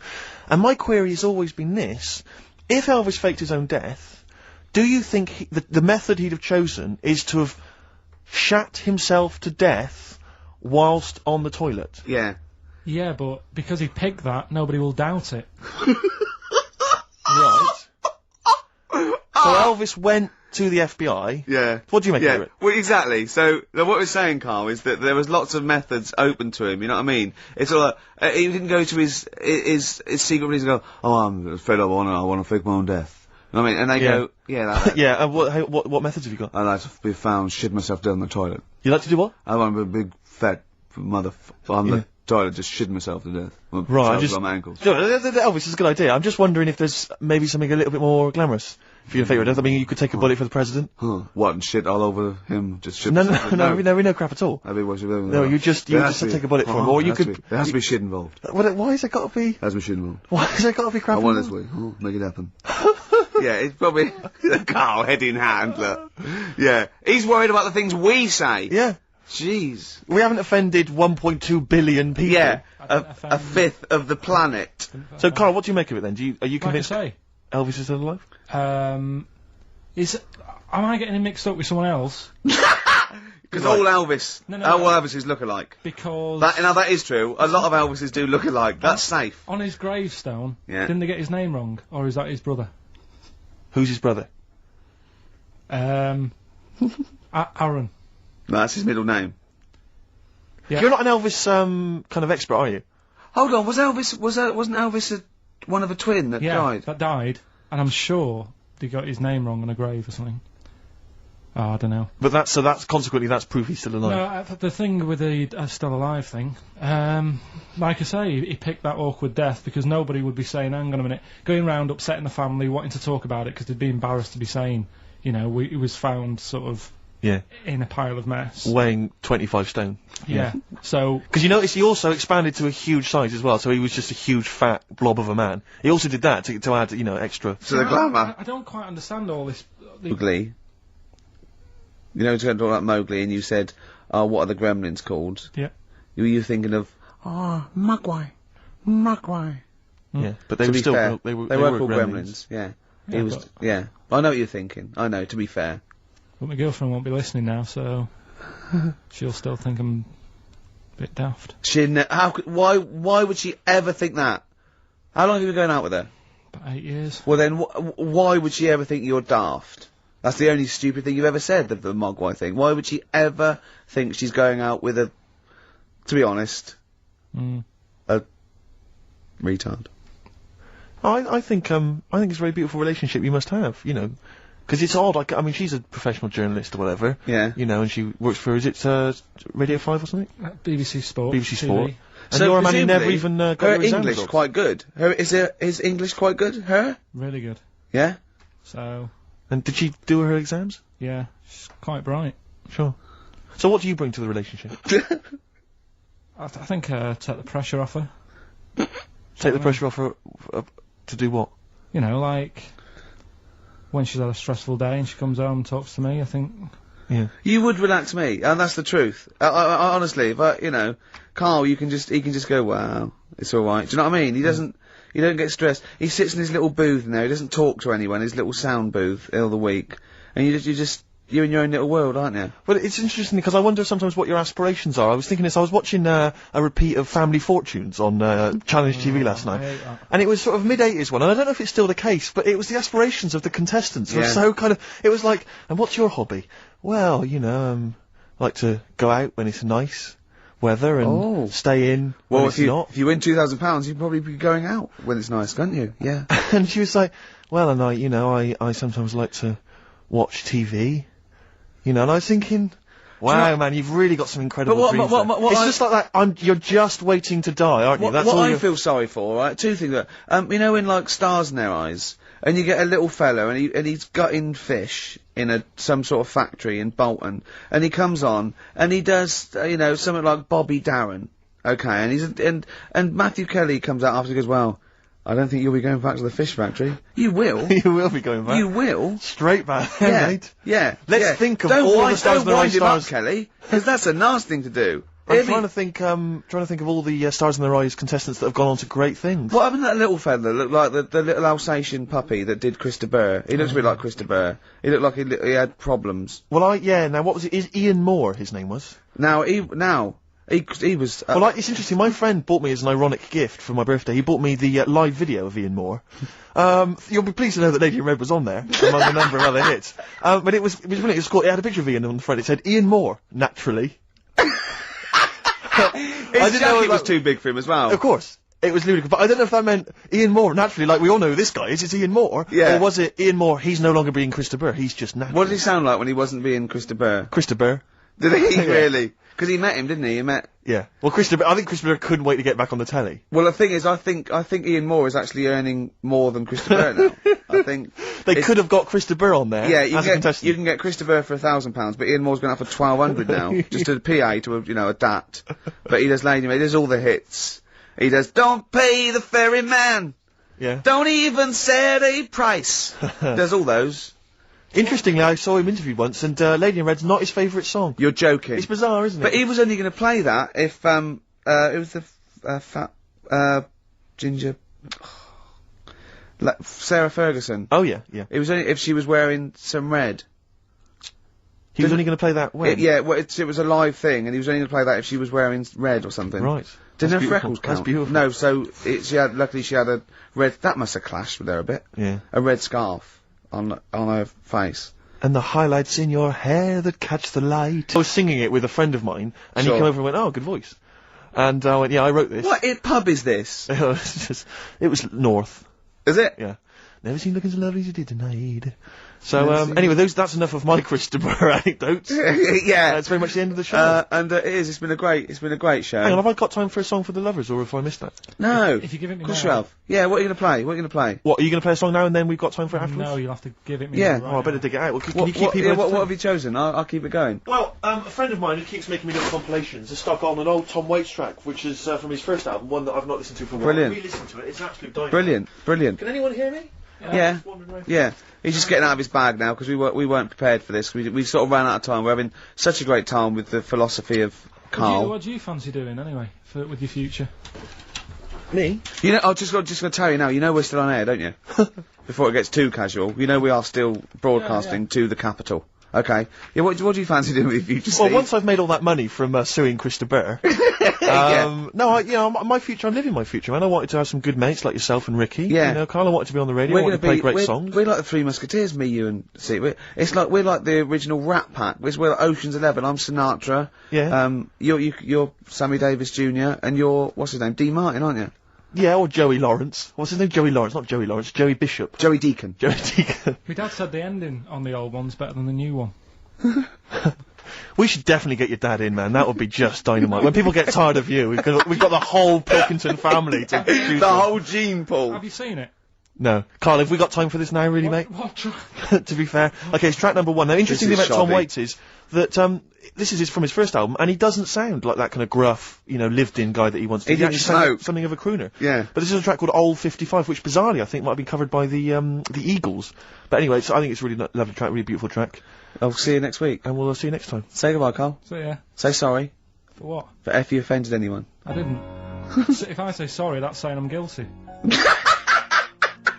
Stay on XFM 104.9. I'm Ricky Gervais. We're here to stay. Yeah. For the next 2 hours. Yeah. Alright. That's Steve Merchant Hello there. there. We're with our producer here, Karl Pilkington. We'll be talking to Karl a little bit later because we've got to have his thoughts on Aesop's fables, continuing the education of Karl. We've got some great music coming up, haven't Bloody we? good music. A little bit of, what have we got? Happy Mondays. Badly Drawn Boy. Yeah, all that. Bob Dylan. All sorts. All sorts coming up. Yeah, Rick, I don't know, I just wanted to bring your attention to this. Someone passed this on to me. It's from the Guardian's media website. There has a sort of website that's dedicated to kind of media information. Is this about our complaint? Well, the headline is Comedian Rapped Over Radio Innuendo.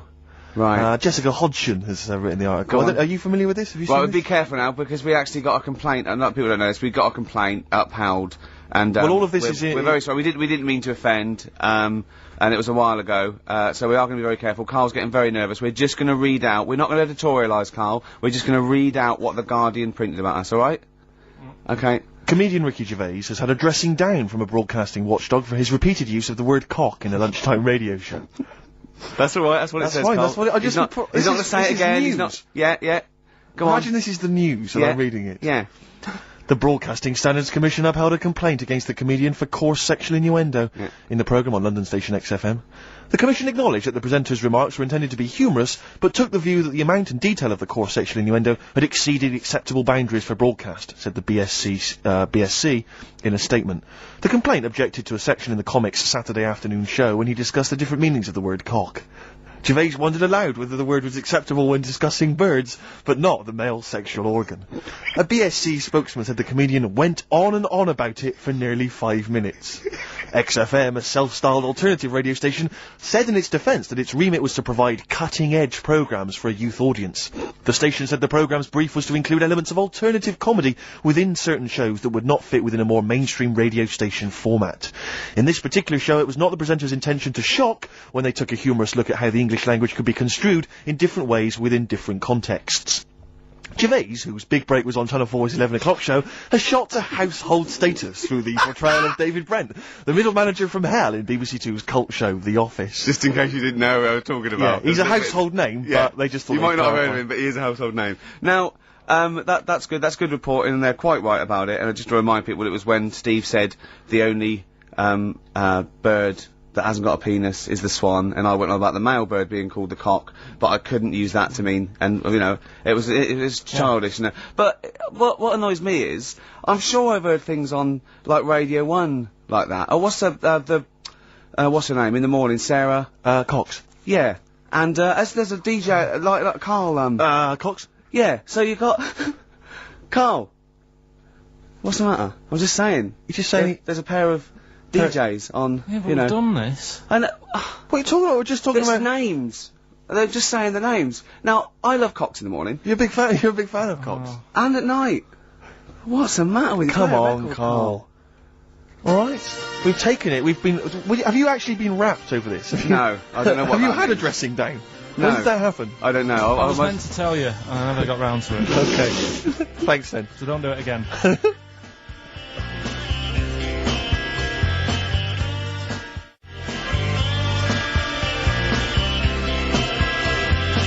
Kinky Afro on XFM 104.9. Oh, Can I just add that in case you don't know what you know the frequency is? Yeah, exactly. Why did they say that? Are they not so you know what you listen to? So you go, I'll tell you what, I like that radio station. Yeah. And it was XFM 104.9. Exactly. I'll listen to that again. You'll listen to that. You can retune. Yeah. I was wondering actually, Rick. Stay locked up this end of the dial. True enough. I was wondering because you know obviously we're still trying to campaign to get Karl into the air. Yeah. With the balloon enterprise, and obviously the work's been done on that. Don't fret, don't worry. A lot of people are asking for an update, but you know we'll obviously let you know when it's all going to take place. Yeah. But I was wondering These whether things take time. Exactly. But I was wondering whether we should also have another kind of campaign, some kind of campaign, maybe one that could involve you, Rick. Because I'm particularly concerned, Karl. I don't know how familiar you are with this, with Ricky's eating habits. Because he eats so unhealthily. No, it scares me. No, come on, Rick, don't give me this. I'm getting better now. No, you're not getting better. I have a smoothie every day. Yeah, but I've told you before, that's largely sugar. No, a homemade one. I don't care, Rick. That's not enough. It can't counteract, right? This is Ricky Gervais's idea of health eating, right? We'll be in the canteen at the BBC. He'll go, I'm going to eat healthy today, which means he'll have 2 slices of pizza instead of pizza and chips. That's basically that's his theory, right? And it's like, I don't know what, because he can't eat anything which basically doesn't sting the roof of his mouth with flavour. So like, for instance, he's always got headaches, he's always got a headache. Okay, that's because you just drink coffee and Coke, you never drink water, your body is dehydrated, and I said, drink a glass of water, no, boring. It's boring, water. I don't know if we were in the desert, stranded, boring. It's boring, Steve. I'll wait till the next cafe. Alright, and sometimes he'll go like, oh, I'll have a salad, right? He'll get like a feta cheese salad, right? And he'll eat the little bits of feta cheese, leave the salad. Then he goes downstairs and goes, I'm still hungry. It didn't fill me up, that salad. I go, no, what didn't fill you up was the 200 milligrams of goat cheese that you ate. That's what didn't fill you up.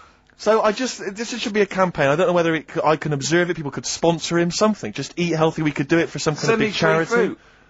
I don't think the fruit's the issue, Rick. If you mash it, I'll eat anything. Rick, I'm not saying that you don't eat a certain amount of fruit. I'm saying that everything else you eat is unbalanced and it's just rich with fat and it's awful.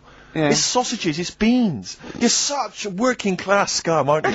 It's the smell of chip fat is all around him, do you know what I mean? It's like, even when you can't smell it, you know it's there, seeping through his veins. I imagine when he was growing up, it was just chip fat in the house, just a big... It was. Oh, constantly boiling. There was always chips on with everything, Exactly. yeah, or fried Do you want breakfast, Weetabix in the morning? Deep fat fry that.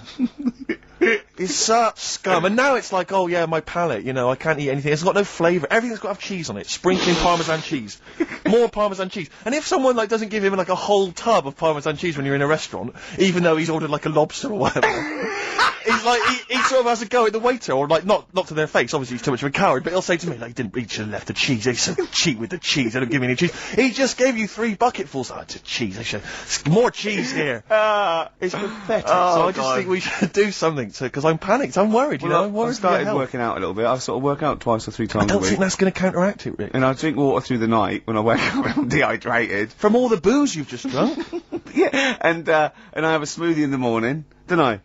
You know what my views are on the smoothies. I don't think that's counteracting. You're anti-smoothie. You're anti-smoothie. Because I don't think it's counteracting all the other You have got a problem. There's nothing wrong with the smoothie. Right, fine. Okay, well, if you're happy to carry on as you are. Yeah, go on.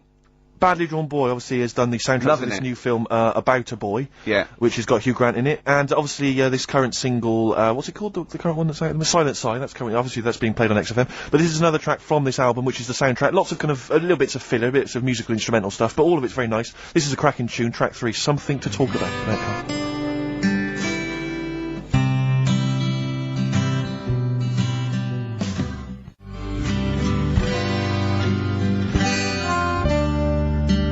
Lovely. Yeah, good tune that, I think. Sarah and Lauren have emailed in. They said they wanted something from Elliott Smith or maybe Jimmy Webb. That's actually produced by the producer of Elliott Smith. And is that I haven't brought any Jimmy Webb into now. No, we'll maybe play that next time. I'll play some next week. That's Badly Drawn Boy though, from the soundtrack to this film About a Boy, and that's called Something to Talk About. We've only got the stuff in the library. Do they want 4 non-blondes? Because we've got that in the library, haven't we? The best of Tony Basil. And we've got just about every song that In Excess ever recorded. Exactly. We don't play enough In Excess. I don't think we do we? No, I can't believe it. XFM 104.9 coming up. White Van Man, White Van Carl. I was obviously out with Carl last night. A lot of people don't realise this because we went out. There's what's the name of that evening? Marketplace, extracurricular. Yeah, various XFM DJs go down there and just play an eclectic mix. Just spin some tunes off. Absolutely. I'm thinking of doing it in a couple of weeks, Rick. And obviously, you know, my turntablist skills now are pretty something to behold. I tell you this, I did an amazing mix the other day with my friend Dan. We spent 2.5 hours on it. This is how we spend our evenings now. 2.5 hours mixing from a trip-hop sort of, hip-hop style beat into, Arthur's Theme by Christopher Cross. Great When tune. You Get Caught Between the Moon and New York Written by City. 4 people. 4 people. Bacharach, Carol Bayer-Sager, Christopher Cross, and a 4th one. Absolutely. Phone in. If you know that. Maybe we should, but, who knows the 4th person credited on that tune? If only there were a prize. 700 800 1234. Also, I want someone else to phone in. Right? I saw an advert. Right, there's those advert toys. I think it must be. Is it because it's Easter holidays or something? Right. And I was watching today, and there's one of those Transformer type things, and it goes in its shield. It strikes and then goes into its shield, and it goes into a little pod. And I'm sure it was called a Bolock. Right. Now I must have misheard it. There's no way you can call a little kid's toy a Bolock. So, can you phone in? I'm quite willing to be wrong. It'd be very disappointing, but, are people making little Bolocks for kids? No. Yeah. 08 700 800 1234. And what was the other question? Was there the other question was who, was the fourth person that wrote Arthur's Theme? Yeah. When you get caught between the moon and New York City. It's crazy, but it's true. Yeah. The only thing you can do is fall in love, Carl. But I was out with Carl last night, obviously party animal, he's hanging out with some of my friends. You enjoyed yourself, didn't you, Carl? That's alright. But you were a bit worried about Jennifer Lopez, weren't you? Yeah. What was the concern? I don't really know what's going on in the pop world. You're joking. No. Go on. And I was here in the toilets, right? And I heard it playing out on the speaker, and I heard the DJ go, there you go, that's Left Eye Lopez there. That's not... And I thought, it's Jennifer Lopez. No, it's the little one. She had some sort of eye injury. But you thought he was breaking the news of Jennifer Lopez losing an eye by calling her Left Eye Lopez? Yeah. Yeah. That's genius. Don't worry, we put him right, it's okay. He slept easy. Yeah. But you were worried for a while, weren't you? You were anxious for a while. I had no idea, and the thing is, I heard that on like Thursday, so for like 3 days I've been thinking... You've been panicking? Why she called that? Because she changed her name before, hadn't she, to J-Lo or something? Yeah. So I thought, you know... Yeah. Has she got some people after her? Does she owe someone money? Keep changing her name. That was Wabbai Gabrielle and Rise. Anyway, more music, Ray? Oh, I'd love to. Tell you what have you got lined up there, Carl? Beta band. Oh, yeah. Sweet. Sure. Respect, total respect for that. Massive respect. Yeah. No, Jew. Yeah, no, absolutely. Huge respect.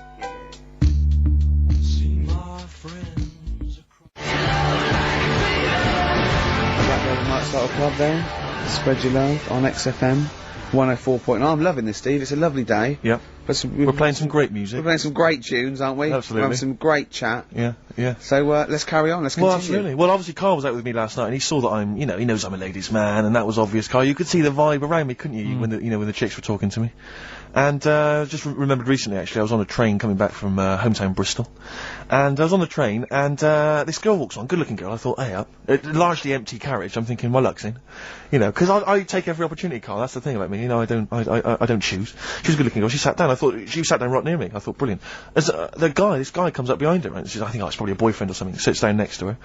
And I listened in on the conversation, obviously, because I'm pretending to read. It was very clever. I read the same page for hours, so I was pretending to listen. I was listening, but pretending to read.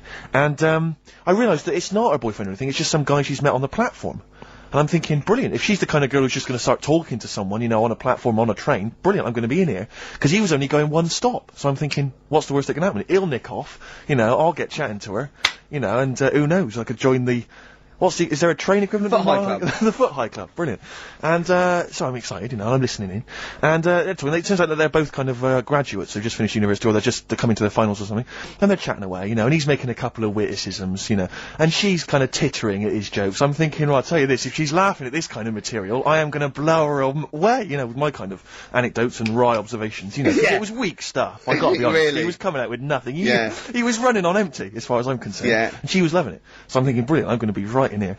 And then they get moving on to higher brow things, and I think she was going to study kind of Marxism or something like that, or communism, something. And she was asking him, by way of conversation, she was asking him what he knew about Marxism, and he was fumbling for his vague knowledge of it that he had in his life. And I'm just sat there thinking, come on, love, in any given capitalist environment, the proletariat will revolt against their oppression by the bourgeoisie, and after a brief period of socialist rule, emerges a classist society governed by community cooperation. Well, if that sort of talk wouldn't get a woman hot, I don't know what you'd use then. If Marx and Engels is not going to get a woman sweaty down below, then nothing is. Then my name is You're not just Steve biding your time. Exactly. I'm just going to go in for the kill any minute. Yeah. So anyway, it comes to his stop, right? He gets up. I'm thinking this is a piece of cake, and he gets off, and off he goes. He walks off, and I'm thinking brilliant. And I thought, I'll wait. I'll wait till the train's pulled away. I'm not going to leap in straight away. No. And he comes back along the carriage, and I'm thinking, hang on a minute. He goes, listen, do you mind if I give you my email address? Oh. Right.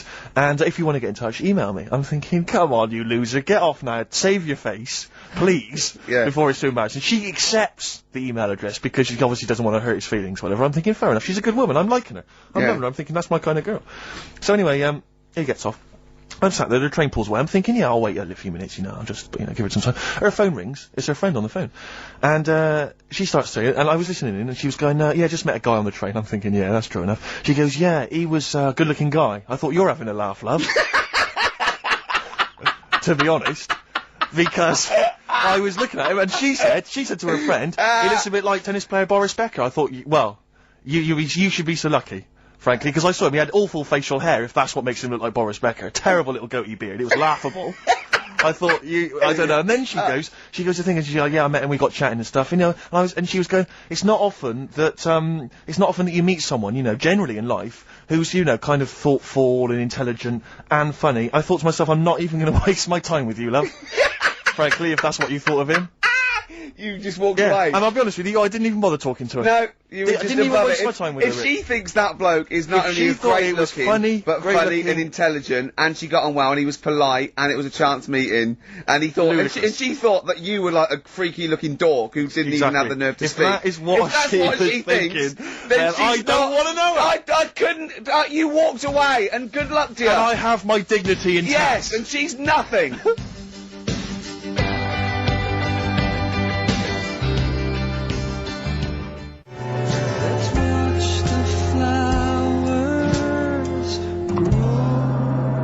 Travis, Flowers in the Window on XFM 104.9.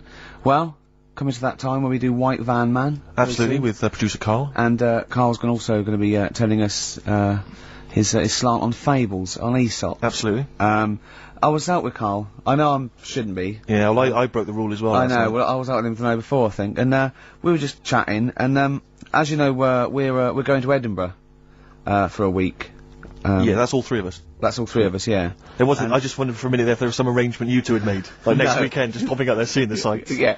No, we're going to do a week's broadcasting from the Edinburgh Festival, and you know, and Karl's going, "I bet you lie in, don't you?" and all this. And I was going, "Well, yeah." He's going, "Well, he wants to be up at 9:30 and out looking at the sights." You know what I mean? Yeah. But anyway, and I said, "Have you ever had haggis?" And he went, "It's black pudding in it." I went, "No, it's mince." He went, "I like mince." I went, "Yeah, but wait, it's mince in a sheep's stomach, right?" And he went, "What, they force feed a sheep, then kill it?" Imagine that, Karl. It makes sense, though, doesn't it? No, it doesn't make sense. They force feed a sheep mince, and then kill it till its stomach's nice and full, and they go, "Oh, this one's full, kill it, before it starts digesting it." Of course they don't. It's a membrane they've...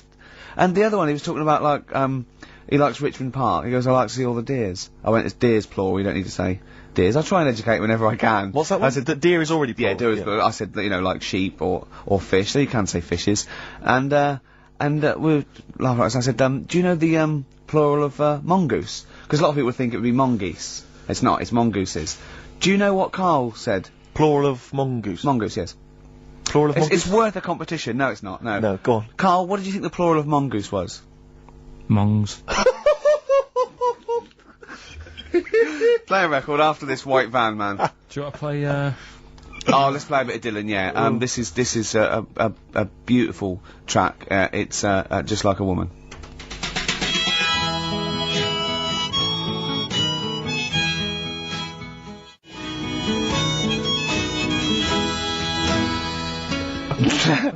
Well, I think that's a beautiful record. It's by Bob Dylan, and it's Just Like a Woman. And Karl went, he's got his headphones on, so he's speaking a bit loud. The harmonica's playing. In a whiny mank accent, when the harmonica's going, "That's an annoying sound, that, innit?" God. Oh, bless Bob Dylan there. An annoying sound there. Did you hear about... The annoying sound of Bob Dylan, that could be a new album. Yeah, yeah. Just that sort of sound always reminds me of, a one-man band. Yeah. Have you heard the story about Leo Sayer with his song One Man Band? No. Years ago. What year was, oh, God. I'm in the mood for dancing? What's the song that he did about a one-man band? I'm a one-man band, it was called. Right, yeah. Funnily enough. Go Yeah, on. he did that, one-man band, and he was playing it at the Dominion Theatre. Yeah. And apparently, whenever he played, he sort of sang this song, he got the audience involved, and the line in it was, "I'm a one-man band." Nobody knows or understands. Is there anybody there can lend me a hand to my one-man band? He said that, and what he used to do, he used to reach out. Oh, yeah? And grab people's hands, and then he'd walk down the middle. Anyway, he said, "Won't anyone lend me a hand?" And he stuck his hand out, grabbed like a hand, and was walking down. Everyone looked horrified, and some woman who had like a plastic hand, it had come off. And he was walking down the middle of like Dominion Theatre with his plastic hand in his hand. And he said, "Oh, that's a moment I won't forget." He knows how to tell a story, Leo Sayer. Right, well, it's time for White Van Man, which is where we ask Karl the questions that the Sun asks someone else. Exactly. It's an article in there where they ask them, you know, typical man on the street, the big questions of the day, gives them their platform to the nation, and we think this is just too good to let out, because we only care about one person's opinion in the country now. That's true enough, it's the K-Man, and there he is. There he is, right. Karl, your thoughts, please, on Kylie Minogue slagging off Britney Spears for ignoring her fans at her premiere. Are you aware of that story? No. She got booed at her premiere of her new film, Britney, because she'd left her fans waiting for like an hour. Some of them had travelled up from Bristol, other parts of the country. 3,000 of them. Loads of them screaming for her. She just went straight into the theatre an hour late, just gave them a quick wave and straight in. Didn't even bother to shake their hands, sign any autographs.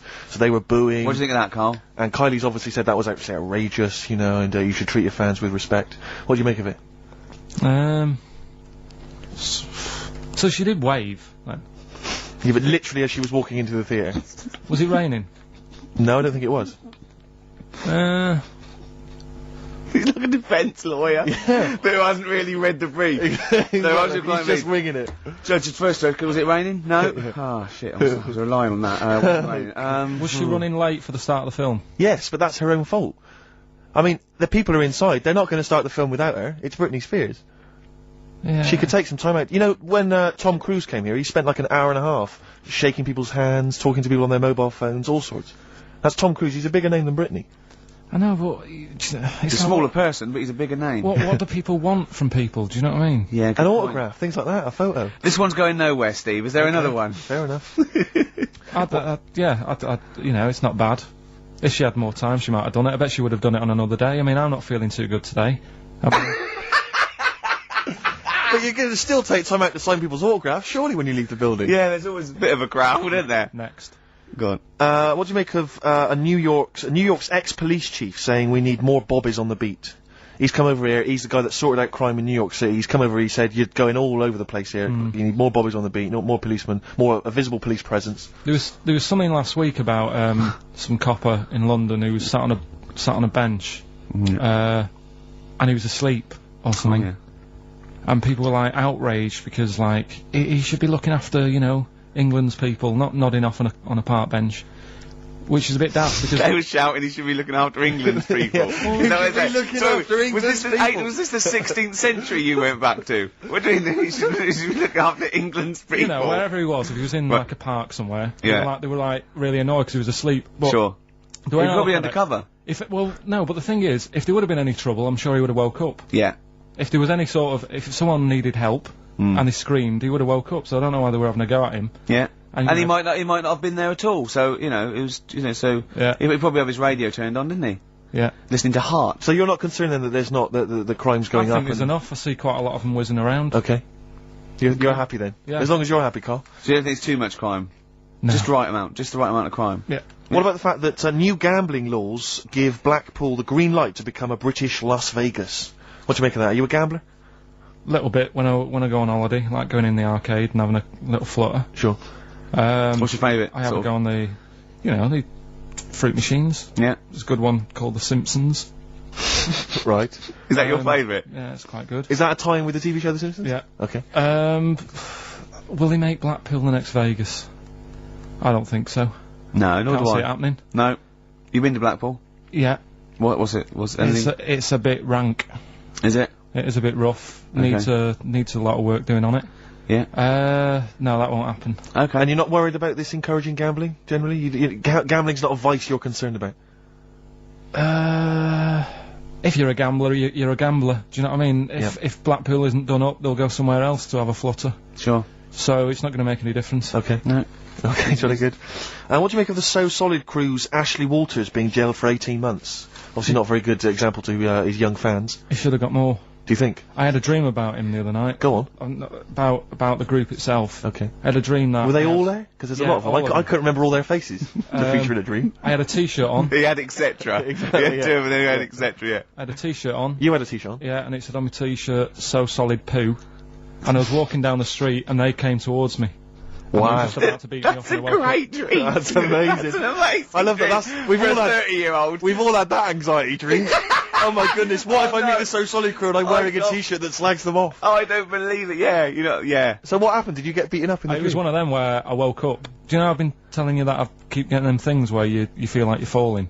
Oh yeah. It was the same sort of thing. It's you know I'm not a real psychiatrist, don't you? You should, you know what I mean? You do know a lot about a lot. Yeah, I do, thanks very much. And, you know, if I'm at home talking to Suzanne about something and I don't know the answer, I think, right, I'll ask Ricky that one soon. Yeah. Thanks. But you know that, I think you might have mentioned before that apparently if you die in a dream, it means that you're dying in real life. Yeah, well that's it, if you don't... But apparently if you get beaten up by the So Solid crew in a dream, it means you're being beaten up by them in real life. Yeah, that is true. So you probably woke a up lot of people have been your face. Yeah. Terrifying. Absolutely terrifying. So yeah, lock him up for longer. Okay. Finally, what do you make of Halle Berry becoming the first black woman to win the Best Actress Oscar? Did you see her speech? Got on my nerves. Did it? I mean, you know, it's good that she won. You know, it's nice for anyone to win an award. Yeah. But she did go on a bit. And, you know, I've been in that same sort of position. What? Collecting an Oscar? Well, I got, what they used to do at school is, okay. If you did a full month without being off, you got a gold certificate. Okay. And I did a month once without having a day off. And I went up, and I didn't make a fuss. You didn't start crying. Can't play a record, mate. Well done, though. Were you the first kid in your school to do that? I don't think anyone else got the certificate. It was only because I was never in. They tried to encourage me. It was just for you. They mounted an entire ceremony just to encourage you.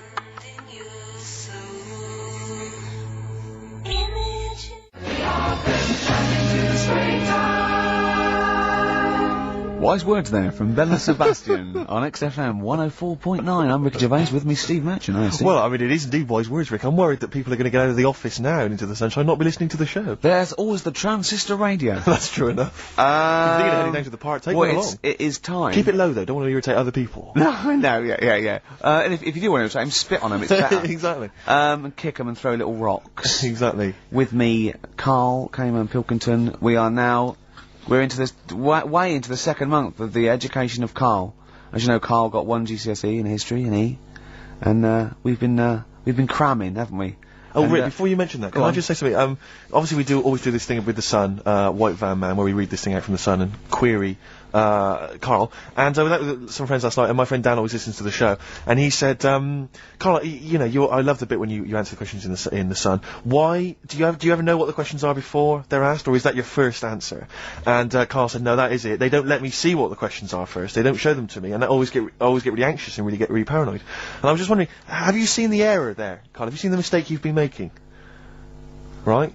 You're worried that you didn't get the questions beforehand, right? Well, how could you maybe combat that, do you think? How could you combat that if you're really nervous, coming Maybe you wanted to sort of have some views or ideas beforehand? It's your error, isn't it? Do you know what I mean? It's your show if you want to, like, take a chance with me. No, his point is this, that if you're really worried about it, how could you get hold of those questions in advance? Is there any way you could get hold of those questions in advance? Yeah, but is it always in today's? Is it always in Saturdays? Yes. So they don't do that every day of the week? They do, but I always take it from this Saturdays. Right, well, yeah, I could, but that would cost me money. I'm not on enough as it is working here on a Saturday. Okay. How much is the Sun? 30p. Yeah, well... You're not made of money. I understand. Yeah. Actually, it's 40p on a Saturday, I don't know what I was thinking. Well, you were studying Aesop's Fables, weren't you, this week? Now, I'm gonna be very liberal here, and let you talk about it. It's not a test, I'm not, hey man, just like chill out, I'm not this like rigid, sort of, box in society. Just tell us your views, just tell us your vibe on Aesop. Tell us something, what have you learnt from these fables? He, made a bit of money out of something that's quite simple. Yeah, I don't know if he did make any money out of it. I mean, I think it was published like thousands of years after his death, but go on. Yeah, they're just little stories. I mean, enjoyed them. Yeah. Didn't learn anything from them. Okay.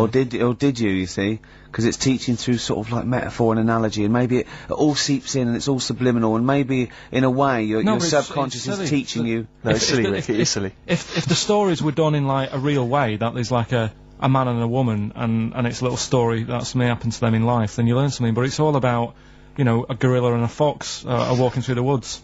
How often does that happen? Sure. So you're saying if it was more like if it was more true to life, if it was more like yours. Real stories, like a kid on his grifter and a magpie pecking at his head, or two frog boys with webbed hands. I mean, if it was real stories from real life that people could believe, actually happened, maybe it would teach us something. But why not do that? Like take a real situation, say like the So Solid Crew guy, yes, going down for carrying a gun. Use that in some way. Do you know what I mean? As a warning, maybe about carrying guns? What about something like, if you carry guns and that is illegal, you could have some sort of punishment? Yeah, that's good. So it doesn't bother you then that the fact that these fables have been used for many, many generations to educate maybe young children or even older people, the fact that they've served a brilliant function and they've become classics, that doesn't bother you? You've seen through them? Well, they don't always work. Okay. When I was out with Rick the other day, he brought one up. Oh, I told him the one about the two mice, the industrious mouse, who, throughout the summer, he would be storing berries, nuts and berries, and he'd be storing it, and the other mice would just be eating off the trees and running around and having a laugh, and they go, well, you're gonna become hungry, and he'd go, oh, I'll worry about that when it comes to it, and they'd do that, and he'd be storing his nuts and berries, and autumn came, and the mouse was still playing and not doing anything, and then winter came, and the silly mouse was, like, shivering, and he went and knocked on the mouse's door, and went, I'm freezing and I'm starving. And the clever mouse said, well, I told you, didn't I?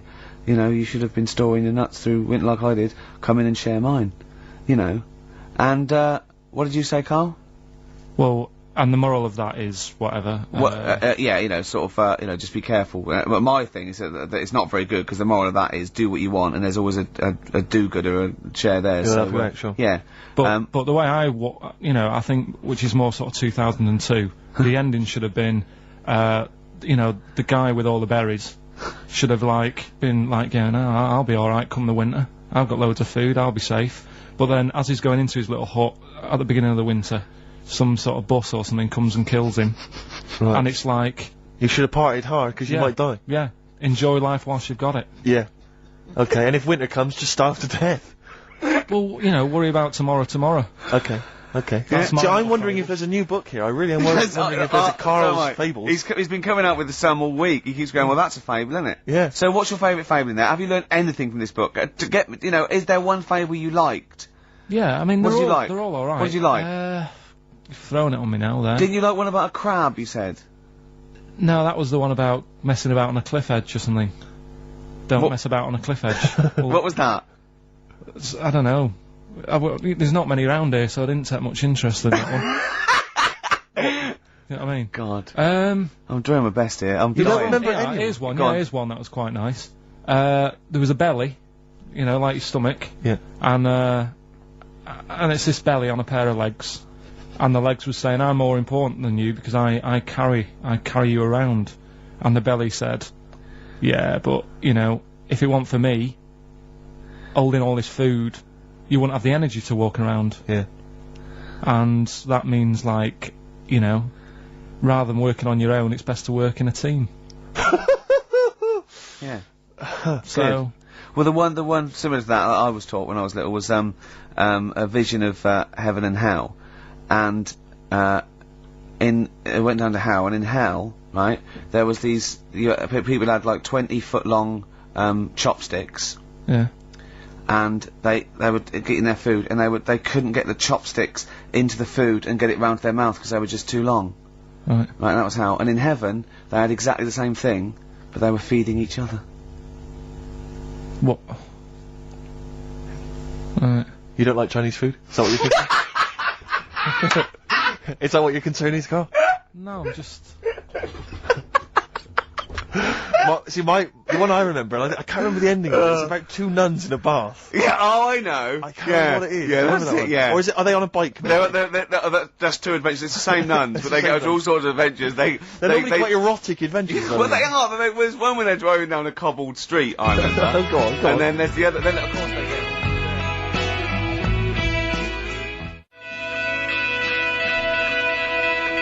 Whalebones on XFM 104.9. I'm Ricky Gervais. With me, Steve Merchant, and Carl.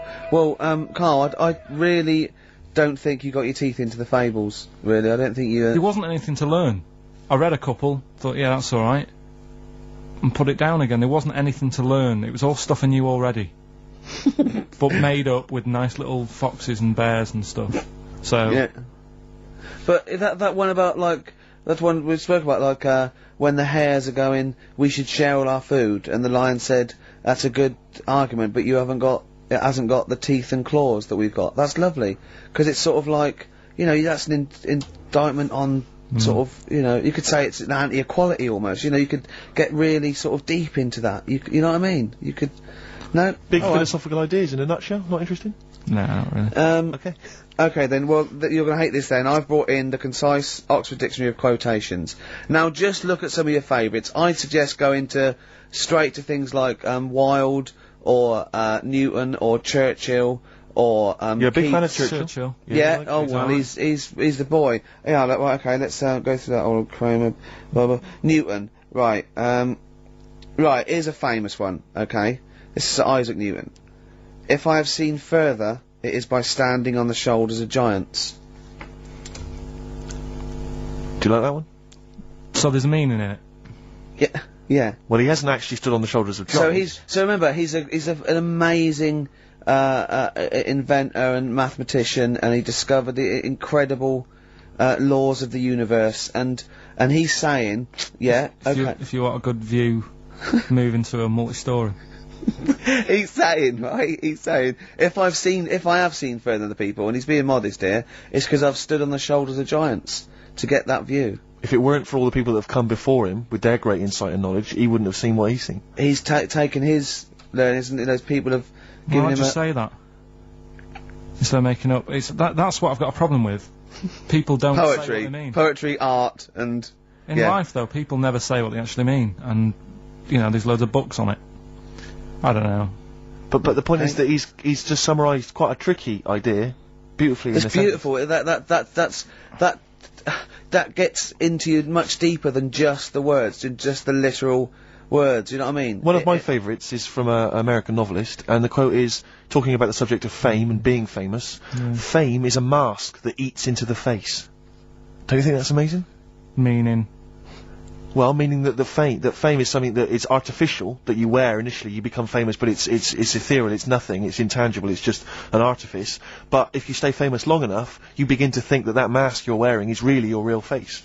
So that you begin to, you know, think that you are more than you perhaps are. Do you see what I mean? In the way that fame and power can corrupt. Oh, who said that? No, it's an American novelist, I forget his name. Yeah, it's alright, yeah, there's something in that. Yeah. Okay. Pick another one, right? Yeah, let's have a look. Bernard Shaw, he's no slouch. I think maybe when you take this book of quotations home, Carl, you should maybe just draw up maybe a list of 3 or 4 of your favourites and tell them next week. I want to do Shaw, Wilde, I look at Shakespeare as well, you know, he's... What, you a fan of Shakespeare? No. Go on, what's your problem with it? Just, the way they speak. I can't follow it. Yeah. Yeah. Do you like West Side Story? It's really old as well. I can't relate to it. It's like years and years ago, isn't it? That's why I like Churchill. Because 1940s. Yeah. Look at this. This is Shaw. Okay. There are 2 tragedies in life. One is not to get your heart's desire. The other is to get it. Again, how would you see that in your little? Well, that's one homework then. I'll mark that. That's your homework. You got to work that out. You've got to tell me what you think of it. Say again? Don't ask Suzanne. It's there. Right. There are 2 tragedies in life. One is not to get your heart's desire. The other is to get it. Okay? Take that home with you. And we'll be hearing Karl come up with some amazing quotations next week. Yeah, pick out your favourites. Now I'd like to play a song for the lovers while he's thinking. No, I don't think we've got the lovers lined up. Oh, what have we got? Bit of hip-hop. It's hip-hop hooray. Oh, is it? Yeah, everyone's a big fan. I played something from this last week. It's this new album from Nerd, In Search Of. It's been re-recorded by the lads, I don't know why. And anyway, it's particularly good. We played last week Things Are Getting Better. This is the one we have played with in the past, actually. Bobby James.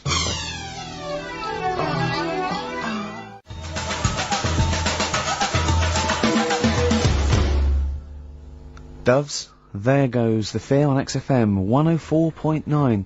Well, just read that book anyway. Can I just say, this is one of a beautiful, is Keats, right? What do you think of this? A thing of beauty is a joy forever. Its loveliness increases. It will never pass into nothingness. See, this is just like how it was at school now. The last couple of weeks I've been quite interested in what you've been giving me. Now it's really like... Okay. I really don't care. Now what about this? Now I did philosophy, and philosophy is obviously the quest for knowledge, and look, listen to this though. This is what Keats came out with. Philosophy will clip an angel's wings. Isn't that beautiful? Yeah. Don't be constrained by what's, dream a little, you know what I mean? Just go beyond... I don't agree with it, but it's a lovely bit of poetry. Yes. Yeah? So you're gonna read that for me, are you, Karl? Yeah? Yeah. Just pick out 5 of your favourites. Yeah. The ones that mean something to you. And then next week I'll bring you in pictures of animals. Brilliant.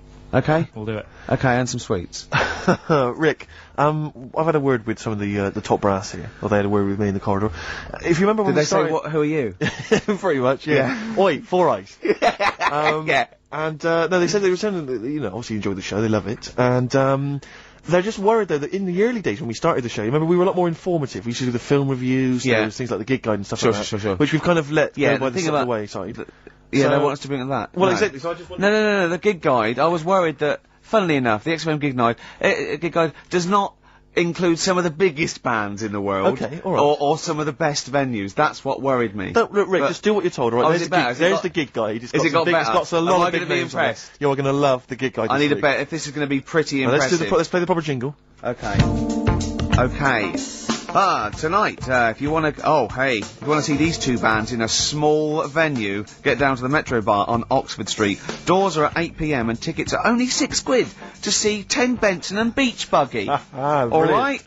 Now, if you missed Longwave, supporting the Strokes at Brixton Academy last night, you can catch them headlining Casino Royale at the Monarch. Rick, I missed them last night. How much will I be paying for that? You'll only be paying £5, right? But listen, they're also supported by Shelby and I Remember Nothing. Brilliant. Now, people know about the Brixton Academy, but a little-known venue in Brixton is the Windmill. And you're going to see 3 great bands there tonight. Guapo, Plonkes, and Mechanical Beetles Never Quite Warm. So, Orange Goblin and Grand Magus play the garage, and, Diefenbach and Sudden play the Row Tar Sessions at Notting Hills Arts Club. So that's the gig, guys, on XFM. What a load of rubbish. I mean, switch off the jingle. Look at this. We've discussed this before, haven't we? Names for bands that will never be anything. Ladies and gentlemen, please welcome to the stage Mechanical Beetles Never Quite Warm. Please welcome to the stage Plankweth. Please welcome to the stage Orange Goblin. Oh, goodness me. Look at it. Oh, God. Orange Goblin. Orange Goblin. It's so rubbish. What's his name? Got a fake town, hasn't he? That one of his supermarket sweep. What's his name? Dale Winton, yeah. Supporting REM. I Remember Nothing. Never gonna happen. I mean, please. Come on, people. Think. Hey, here's a band that plays big venues. Doesn't make them better, sure. But this is Radiohead. This is Song for the Lovers and Let Down off OK Computer. This is beautiful. So, see, a thing of beauty is a joy forever. Doesn't that move you at all, Carl? Philosophy will clip an angel's wings. There was an old lady from Ealing who was put into...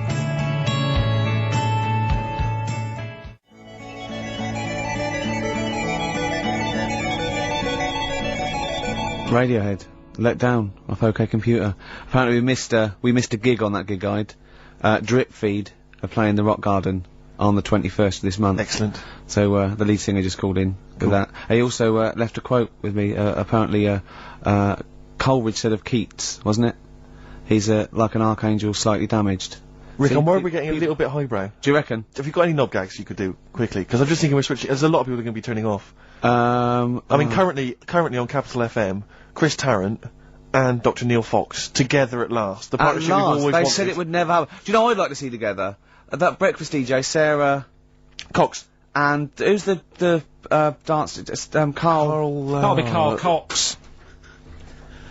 Carl, please, why are you suddenly saying these rude words? We've been reprimanded once, Carl, don't say please. that. And don't say it so aggressively, because it sounds like you're saying Cox aggressively. Come on, we've been reprimanded. Yeah. Alright? Just don't use language like that. It's annoying me. Come on. Why is it annoying you? Because we're talking about DJs, that's their names. You try to be clever. I hardly think that's clever. You've given Yeah, if that's my best attempt at being clever. I've got rubbish homework this week. Okay, he's really upset about really this. Upset. He was looking forward to animal fat. You said you were going to bring in that big book, 500. I got it off one of those bargain books. I thought it'd be easy, right? Cause it's too elementary. No, but that's more useful than that to me. But it's things like the tortoise has a shell to protect it. That's good. Yeah, but you know, because you thought it was there just to be painted on the tip. Oh, have you ever peeled a tortoise? They fly. They go about 400 miles an hour. It's to weigh them down because they're the fastest lizards known to man. Exactly. Honestly, they run so fast they can go through walls. Yeah. And so their shells put on them in the hospital, in the maternity ward, at a very early age, just slow them down. You let a tortoise shell and you won't catch it. Steve, do you know that turtles can breathe out of the bum? Turtles can breathe out of their bum? I know someone who can talk out of it, but didn't realise that. Tell us about that. Tell us about that. How do they do that? That's all I know. When they go swimming, they can sort of, if they don't want to stick their head out, they can just stick their arse out. Yeah. Why don't they want to stick their head out? Just I don't know. Maybe they need to be looking for food under the water. Yeah. And if they stick their head up to get some air, they might miss something. Wouldn't it be easier to have an arse that could forage for food? So they could sort of like lounge in the pool like a jacuzzi, and they're looking around going, all right, hello, hiya, and meanwhile its arse is like munching grass. Yeah, bad Wouldn't that breath. be easier? Bad breath. Well, I wish I understood what that meant. In all this It's like a hilarity, quote, isn't it? but in all that this hilarity, I'm worried we've forgotten the true meaning of Easter. No, come on, Rick, come on. You're just, you're being frothy and lightweight and a little bit rude, but it's a time for remembering And chocolate. that someone did die for our sins. Yeah. So can we just be ashamed to disappoint him? Yeah, can we just think about that and just take a moment just to consider that? Yeah, can we do that? All right. Yeah. Okay? Yeah. You understand the true meaning of Easter? It's not just about eggs and bunnies. You understand it, don't you? Yeah. What's your memory of it? What's your understanding of it, Carl? Then what do you- Easter. What's it all about for you? What do you have to do at school? Do you have to do anything at school? I think we got a long weekend off. Okay. Really? Yeah. What did they call that weekend? Easter weekend. Brilliant. Okay. And what was the reason for that? Why did we have Easter weekend off? Jesus. Yeah. But what did he do? He put himself on the cross. Yeah. Yeah. Well. Well, he didn't put himself on. No. Does it mean anything to you? Are you moved by that story? Again, too long ago for me to sort of, Okay. to worry relate about to it. Sure. Yeah. I mean, if there'd have been an Anderson shouter involved, Yeah. you'd have been there, wouldn't you? You're not well today, are you, Carl? Not at all. Don't know No. what's wrong with me today. I've got a bit of a temperature. Have you? Do you know Steve? He's always having a go at me. Last night when we were out with his mates, Yeah. they said he's a bit of a hypochondriac himself. Did they? Yeah. What did they say? What were they saying? He said, I said, Steve's told me he's not feeling well. Is he alright? You live with him? He said, oh, don't worry about that. Really? He's always saying that, and I said, that's a bit of a fable. I said, cry wolf. Yeah. One day I say I've got a temperature, and they go, oh, I've had the Lemsip, and he'll die. Yeah. Yeah. Well, I've learnt my lesson. Yeah. There was one about the boy who cried wolf. The moral can surely only be never tell the same lie twice. You know what I mean? Because if he'd have come up with a different one, he'd have kept them going all year, I reckon. That's a good point. Yeah. I never thought of it like that before. What are we going to play? A final tune. Have we? We got a bit of Suede, haven't we? Well, it depends. Let's get a bit of Suede in and song for the ladies. Let's go over. You can't What's go. what is it? ladies It's is only very the football. short. It's only the You football. can't, don't say that. Yeah, give us your song. What's the for football? What's the match? What's this? The gig guide is Long Wave and Guapo and Plancos. What's this? What's the football match? What are the football matches XFM covering? Don't know. What Come song on. would you like? Track 8. The Bolton versus Barnsley. You don't like sport though, do you? A lot Well- of people who do. Huh? A lot of people who do. Right, track 8, what are we going for then? We're going for it's a bit of Steve. This is XFM 104.9 of a Saturday afternoon, just gone 6 minutes past 1. I'm Ricky Gervais, with me Steve Merchant. Hello Hi. there. Hi. Good Hi. to talk to you. Karl Pilkington is over there. Alright. Hey. Keeps it real. Yeah. Respect, Carl. Oh. Rick, I just think, we want to lift off the show straight away. Yeah. Into the stratosphere. Yeah. And the best way to do that, it seemed to me, was to resurrect a game we used to play when we first began the show in old XFM days. Do you remember the game? Do you remember the game Make Ricky Gervais Rub me laugh? hard. Rub you hard? No. No, Sorry, what am I that was only in the pilot. We never actually did that on live. Okay, on air. right. No, it was the game Make Ricky Gervais Laugh. Oh, I remember, And we yeah. used to get people, Carl, you probably didn't hear it, we used to get people to sort of send in pictures and jokes and stuff. And if I could make Ricky laugh on air with those He won a particular things, toffee. then they won a gift of some kind. Yeah. Anyway, a lot of emails actually saying people love your laugh, Rick. So in a sense, we're giving the public what They they want. must be taking the mickey. But this is a picture I found in today's copy of The Sun, so if you're listening at home and you want to know what the picture looks like, rush out and buy a copy, only 40p. Yeah. And, Are we amused me sponsored straight by away. the Sun? We do White Van Man. Exactly. It amused me straight away, this, because bear in mind, Right. it is one of the world's biggest rock stars. Okay. Just check out the face.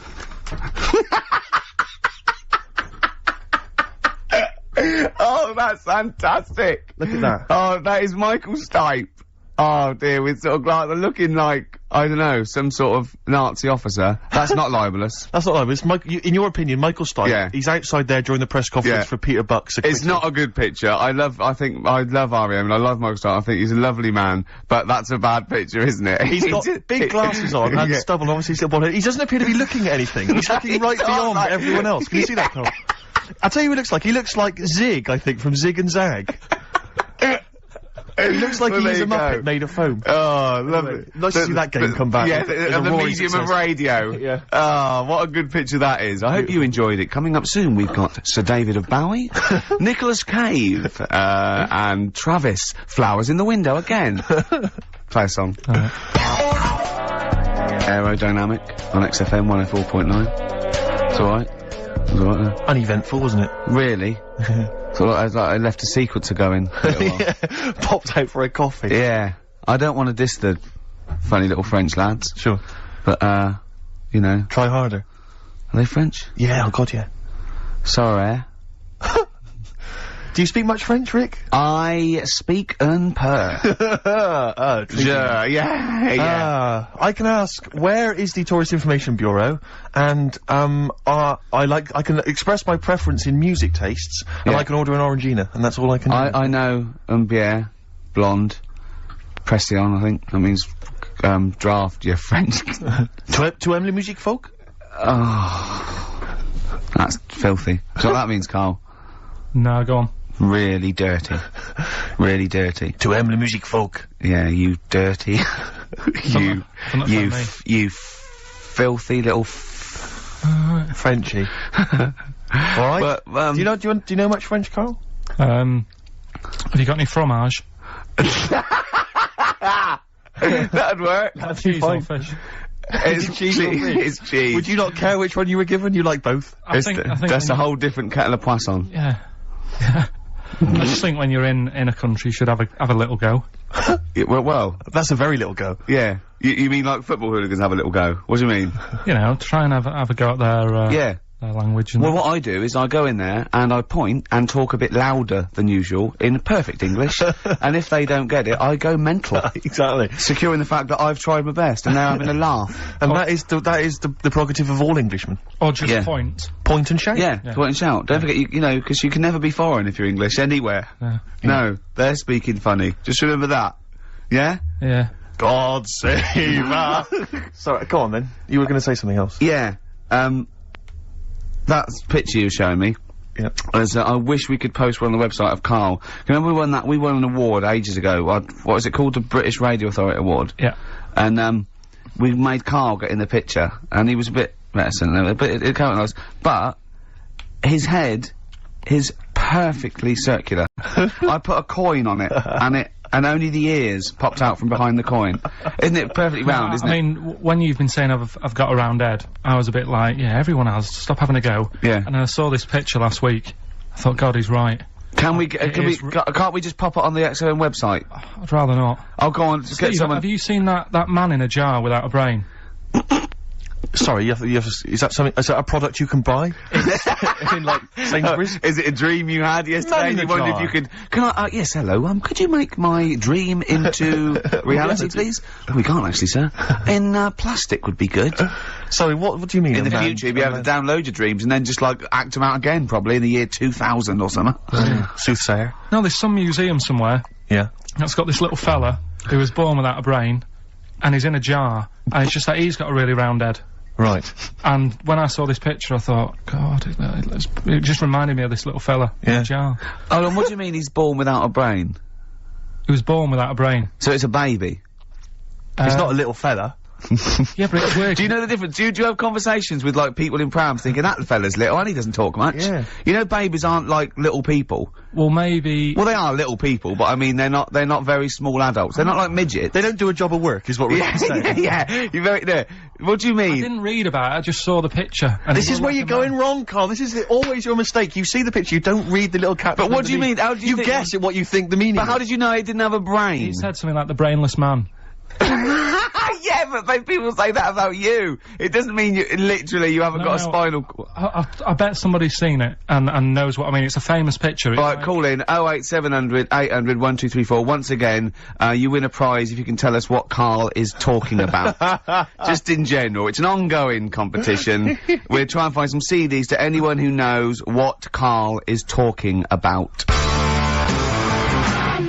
Stereophonics, Vegas, 2 times. Well, we've had calls confirming that there was indeed, a fetus, or a stillborn child. A pickled baby. A pickled baby. No wonder it died. Born without a brain. But everyone has, you know, pointed out that it wasn't a little fella. It certainly wasn't a little fella.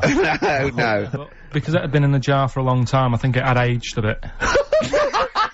What are you basing that on? You do carry on growing, yeah. Well, your ears and your nose. Your ears and your nose. And your eyes don't grow, so, Yeah. you could probably, yeah. I'll dig it out for you. Yeah. Imagine if, like, there was an experiment where they were raising a child just based on the information that we said on the radio. What kind of a person It was like would they download, be? yeah, and it What kind of just- information would they and have? it took everything literally. Exactly. And I think, yeah, there's no irony or, it was just... They just, everything we said they assumed was fact. Everything that Carl said And they any assumed was question fact. it had about the world, it could only ask Carl. Exactly. And it was See, now, his- this worries me because without wishing to be disrespectful in any way, Carl, you know I think you're the best man on earth. When you have a child, we could be in a situation a bit like that. Do you know, is it a concern for you, do you think, that, like, when your son's growing up, or your daughter, and they're asking you questions, you're conscious, I mean, you yourself have admitted that I'd you just have say- a sphere of knowledge which you are an expert on. Ask your mother. You'd say ask your mother. That's good. That's great, fair enough. That's good. And I'd play with it. I think I'd be a good dad. Yeah, I think you would. But I wouldn't be the one who's shouting at it. No. No. I Who would just you like- get to shout at it? Probably Windsor Davis. He'd be good, wouldn't he? You horrible little man! Well, you know, I'd tell it the rights and wrong. You don't have to be a really bright person to know the rights and wrong in the world. Yeah. No, I think you are bright, Carl. You are. And at what point in their life would you tell them about the evolution of the baguette? Which you told us. Or the story of the bee. Yes. That you scored once. Or the during two children. Would you ever get them to meet as maybe like that? They could be godparents. The friends you had at school. Yeah, with webbed hands. the big heads and Big webbed heads. They hands. weren't my friends. That weren't friends. I wish we could track them down. Oh, that'd be great. I imagine they're in a zoo. Oh wow. Or Yeah. two big A safari jars. park, yeah. Two big jars. Industrial strength jars. Oh dear. Man. Guess what? Go on. This is one of our last shows. We're going away, I'm afraid, on the 4th of May, isn't it? I can't remember. That's our last show, the 4th of May. Yeah, not forever. I brought a downer on the whole thing then, Yeah. didn't I? There's people cheering. Well, guess who's taking over from us? And I found this out. I was watching Liquid News the other night. Right. No one had called me. Zoe Ball. Well, she's a good presenter, but is this confirmed? I don't know. Should I have said that? Is this true? Yeah, I think so. Oh, yeah, you've done it now. Yeah. She was in the other day. You watched it on the telly, so... Yeah. But what annoys me is, this is rather like when we got, according to last week's Media Guardian, we got rapped for saying the word cock on the radio. And, what we never did we? That was, we had to read that on the internet. No one ever told us That just slipped out your mouth, didn't it? What's that, cock? Yeah. Yeah. Yeah, so anyway. And, now we don't even get told face to face that Zoe Ball's gonna take over. Yeah, but it was only, like, sorted out the other day, and then when I saw you... We're allowed to say yesterday- ball, aren't we? Yeah. When I saw Right. you yesterday, I said, yeah, it's... So we're not allowed to say... Oh. No. I'm not going to say the word, and we're not going to say... we're not allowed to say the... We are allowed to say the male bird is a cock. We're not allowed to say the other one, but we are allowed to say ball. Yeah. What if her and her dad, Bobby, would we be able to say a pair of balls? Would we be able to say that? And I don't know. I don't think he's part of the deal. So you don't need to. In fact, if she's listening, call in and confirm it. We'd let her on the air, won't we? As long as she doesn't swear. Yeah, don't be rude. Yeah, don't be rude, Zoe. Blue. Yeah. Don't be cheap, basically. Better warn as well not to leave too much nothing lying around, because it'll be gone. Especially if it's skag. Echo and the Bunnymen. Killing Moon. Good to hear that again. Yes. On XFM 104.9. Who are you? I'm Ricky Gervais. Who are you? Steve Merchant. Who's that funny little round-headed fellow over Karl Pilkington. there? Pilky. Pilkers. Well, she hadn't called, so mustn't be true. I just didn't think we were, being disrespectful to her, because we both think she's a fine presenter, and I think she'd do very well on it, and I think it's a good move as well. Yeah, but can you just say it's not forever? Isn't it? No, I think she'll become more popular than us. And at least she can I think that'll be the end of us, to be honest. Well, she can string a sentence together. I think she'll get lots of PR and everything, and she goes out with Big Boy Slim. Big Boy Slim. Who's, you know... A good DJ. He's a good DJ. And, is her name Zoe Slim now? Yeah. Right. And, you know, there will be nothing. It's 3 months, isn't it, she's taken over for? Is she getting paid the same as us? I don't know. We'll find out. I bet it's a hell of a lot more. I'll go mental. I bet it's good money. It's good work. I'll go mental. Yeah, well. Well, there you go. What are you gonna do? I'm, for 3 months. I'm gonna have Saturdays off. What Is she, are you gonna present with her? Are you gonna come on and press the buttons? He's not allowed. No, I hope not, because, you know, you're our whipping boy, co-presenter. Yeah. You're like our little fella in a jar. Yeah. In fact, that's what we should do with you over those 3 months. Keep it in a jar, and we can have it in alternate weeks. Like step parents or whatever. Yeah, that'd be great, wouldn't it? Brilliant. Just you can. Oh, me and Steve will fight for custody. Yeah, it'll be a big jar though. You can put stuff in there. You can have it. Won't be like full of water or vinegar or whatever they do. Or you won't become Pickled Carl. No. It'd be like an big air chamber, and you're sat there, and it'd be like a little. What would it be, an armchair or something? It'd be in an armchair, and we'd have stuff in there, and we'd bring your girlfriend like once a week, and she'd go. And we put a blanket over the top so we wouldn't, see anything. But like the Big Brother household. Exactly. Yeah. Now that's a hell of a documentary. Oh, that'd be amazing, wouldn't it? Carl in a jar. But anyway, that's what. So we're going away on the 4th of May for 12 weeks. It's a long time, isn't we it? were doing the second series of The Office, so we can't be around, I'm afraid. And Zoe Ball's standing in for us. And that can't be right. She's not. I don't think you can say standing in for us. Isn't that right? Taking over the show, I think would be fair to say. I don't know. I can't say anything now, can you? I'm worried about that. Just because he goes up with Big Boy Slim, you got to be careful what you say. Yeah. Oh, you look upset. He's starting to think that we're getting melancholy now that you're just gonna sit at home. What are you gonna do every Saturday? Dunno. Go shopping. Let's sort out a jar. You've got to do the balloons before then as well. You've got to send you up in a balloon. Maybe we can send you up in a balloon and you come straight down into a big jar. Yeah. And they put a giant cork in straight away. yeah, and there's a big chair. I'll tell you what we could do. We could set you adrift like Robinson Crusoe set the ball and see where you end up. If you find me, yeah. Oh, you might go to an uninhabited island or something. I'll tell you something I learned in the week. Go on. Just reminded me there about going up in the air. Go on. Right. If cars could drive up, it only take an hour to get into space. Which is great. Going how fast? About 50 miles an hour. You just made that up, didn't you? You just guessed that. You just guessed it. You just said about 50. Yeah, see, this is what worries me. If you have a son or a daughter, age 50, he's gonna be out in the street with a ramp pointing into the sky. Dad, how long do elephants live? About 1,000 years. 1,000 or something. I wouldn't say. Dad, how much can an ant lift? About a quarter of a kilogram, probably. About 2 bags of sugar. If you guess, it's not fact. Yeah. Just because you thought it, that doesn't make it fact. Does anyone know how long it'd take a car going 50 miles an hour? People are phoning in about anything now, Rick. Yeah. We asked them to phone in about the jar thing.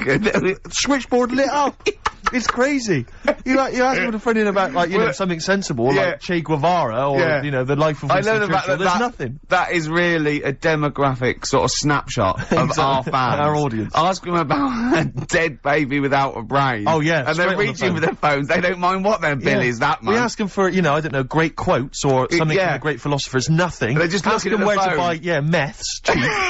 Straight on the phone. Oh, do you know the quotes that Ricky gave me last week and I turned them down? Yeah.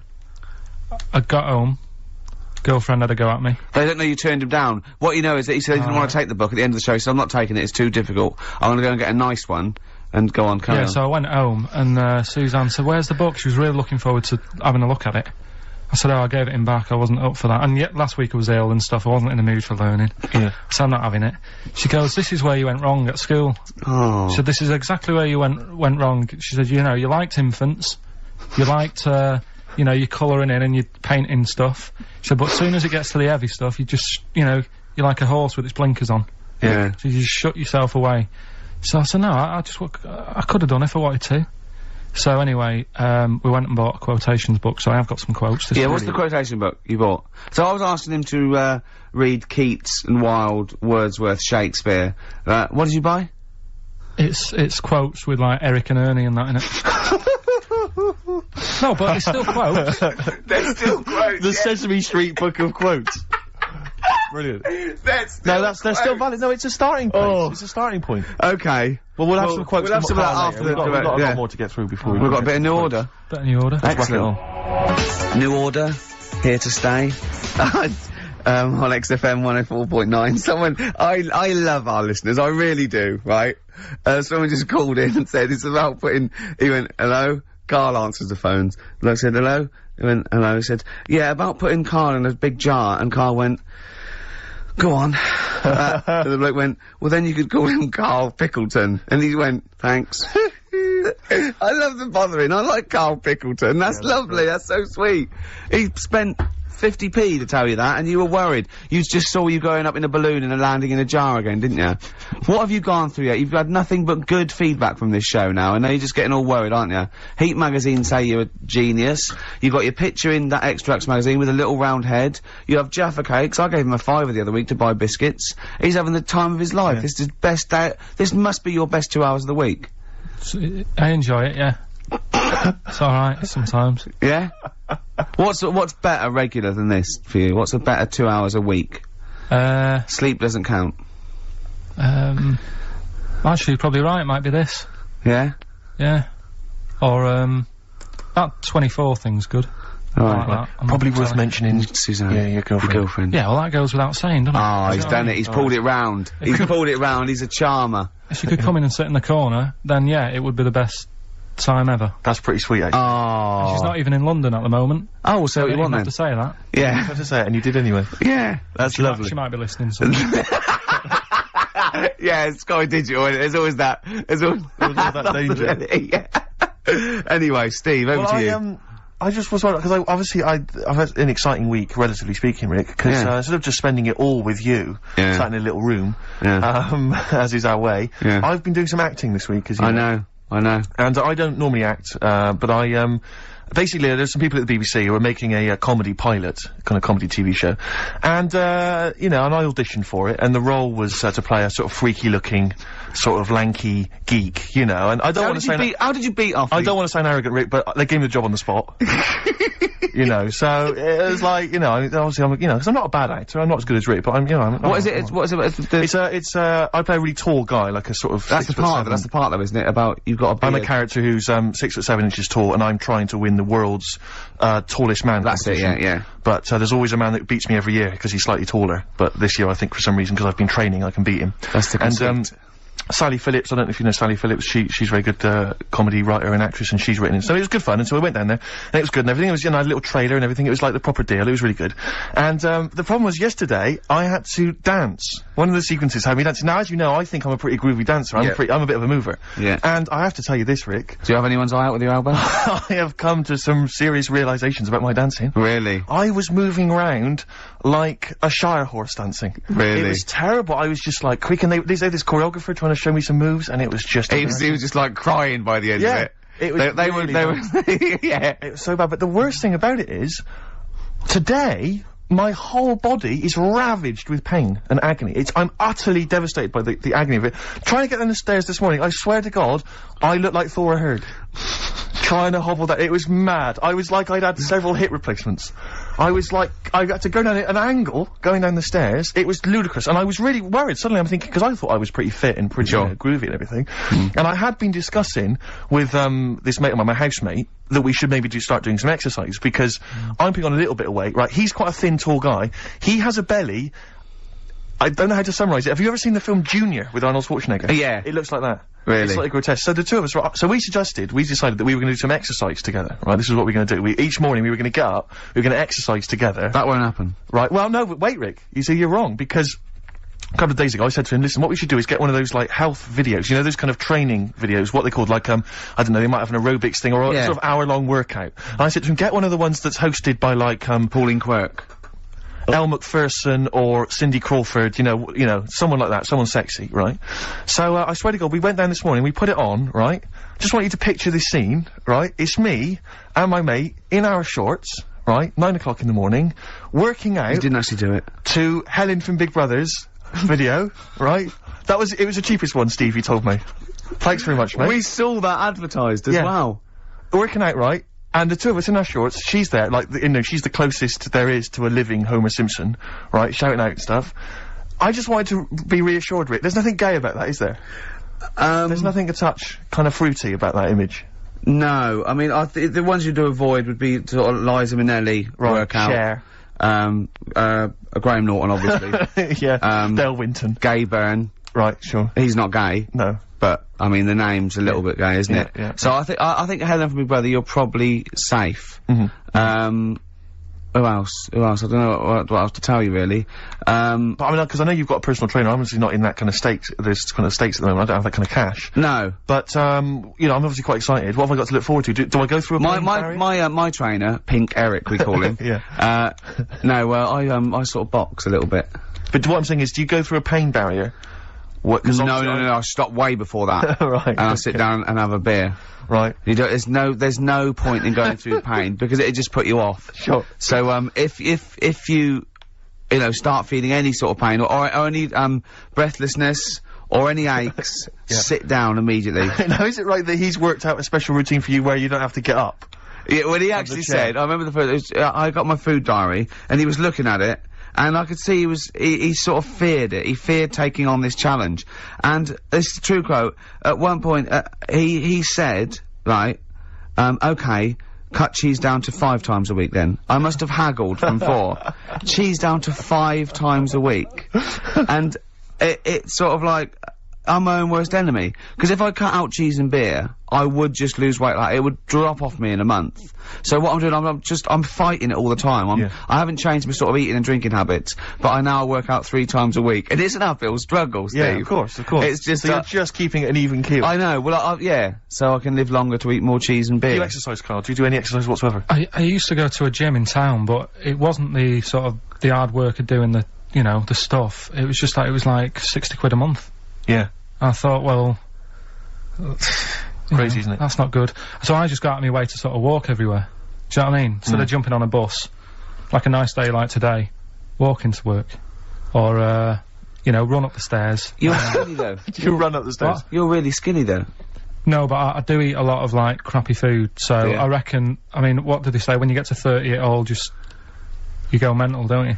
Yeah, they say that, play a record. That's the philosophers, isn't it? When you get to 30, you go mental. No, Descartes. Yeah, I think so, yeah. Play a record. Better Bowie? Oh, yeah, I brought this in. You'll love this, Steve. Oh, you know this, I think, I'm sure. This is, a great Bowie track off Aladdin Sane, one of my favourite albums. And this is Lady Grinning Soul. It's beautiful. Badly Drawn Boy, Silent Sigh on XFM 104.9. I'm Ricky Gervais. You can do your own. Oh, right, okay, my name's Steve Merchant. Yeah, Carl. I'm Carl. Yeah, exactly. You've not lost interest, have you, Rick? No, of course I haven't. Okay. Go on. It's silly to, I've said it once, I was a bit bored with just saying your names. Okay. I don't mind saying mine, because I'm sort of interested in that. Yeah, sure. But the other ones are sort of more of a chore. Do you know what I mean? There's nothing in it for me. Yes, there's no actual I'd rather not mention either of you. Okay. So, if you want to do it. He was quite a tall guy, not quite as tall as me, but tall guy. Yeah, quite a good looking bloke or whatever. And, I just sat there, and he obviously gets quite boring, because there's a lot of just hanging around and people waiting and stuff, fixing lights. I just stood next to him, and he just went, oh, he was looking for something to say to me, obviously, and he went, looking forward to the new Guns N' Roses album? And I went, I didn't realise there was one on the way, actually. He went, yeah, obviously they, Slash won't be in it, because obviously Slash is no longer with them, but, bloody hell, Sweet Child of Mine, one of my favourites, just started singing some of the songs. I went, okay, great. Without irony, I absolutely assume. without irony. He was just wanting to get onto a discussion of Guns N' Roses, but I'll tell you this, he did not look like a rocker in any way. He looked like a bloke who would work in sort of an accountancy, agency, or Barclays, behind the counter, something like that. Very well scrubbed, well groomed. I was saying, there's nothing wrong with Barclays or the people who work therein. That's true enough. Okay. So he goes, yeah, I mean, I got into them with Appetite for Destruction, the classic first album, but I even, I enjoyed the Spaghetti Incident as well. I mean, I like all of them. Yeah. And I'm like, right, okay. And he goes, I said to him, have you ever seen them live or anything? He went, I have not seen them live, no, but I was lucky enough to be at Donington, Monsters of Rock, and, Slash's Snake Pit was playing, which was Slash's solo effort. Yeah. And he went, I've never been to, those live gigs before, and, I was down in the mosh pit. Oh, man, I was down there, and I'll tell you this, have you been in the mosh pit? I went, oh, it's crazy down there. It's wild. A guy threw a punch at me, I punched him, knocked him straight out. He knocked me out, so as this fight went off, it was amazing. I went, you're gonna go back? He went, no, I won't, because once you've done something like that, you can never repeat the experience, I mean, everyone there was dressed in black. I think I was the only guy wearing a white t-shirt. I was like, okay, I could just imagine him tucked in as well. That's why I attacked him. Exactly. It's like ants. Yeah. They Slash himself, so get the yeah, there's a termite in the nest. Exactly. And they just turned on him. But so I'm going, okay, so do you go to gigs often? He went, no, I don't think I'm ever gonna go to another rock gig. And I said to him, why? And he went, I don't think any gig I go to will be able to top the experience of seeing UB40 live. And Do you know what I mean? And I almost did what you did. That's why I've never seen him live, because I don't want to end my life. But I almost there'd be laughed. no point I then. thought it was a joke. I thought he was making a joke, and I was about to laugh, and I realised he was deadly serious, and I went... UB40. Oh, good were they? He went absolutely blinding. One of the most incredible live experiences I've ever seen. I imagine. Absolutely Did they do songs in a sort of mock reggae style? Apparently for they 2 did. hours. And then he began to tell me which of his favourite... He went, I don't know if... I said, have they done anything recently or put anything out? He went, I don't think they're going to be able to top, those classic albums, Bag of Riddim and Rat in the Kitchen. I remember once when I went to sign on, okay, and I don't know what year it was, must have been like 1979 or something, and, I left school, and, tell me if I'm wrong if it wasn't out then, but this bloke was at the back with sort of like a ghetto blaster, and he was playing 1 in 10. Right. Obviously making a point, he was in the dole office. Everyone ignored him, and when it finished playing, he turned it down. And he took a number and queued. The days when they were a protest. When was that? What year was that? What year did someone can pinpoint that for me. Phone in 08700 800 1234. I know it had just come out. But what was amazing is when he said that about UB40 being the best live experience you've ever seen, it was one of those moments where you thought, I never thought I'd hear someone say that. Yeah. Do you know what I mean? I don't know why I can't understand what kind of person you are. I suddenly realised at that moment there was such a chasm between us. Is there anyone out there whose favourite band is UB40? Red Wine, maybe. UB40, yeah.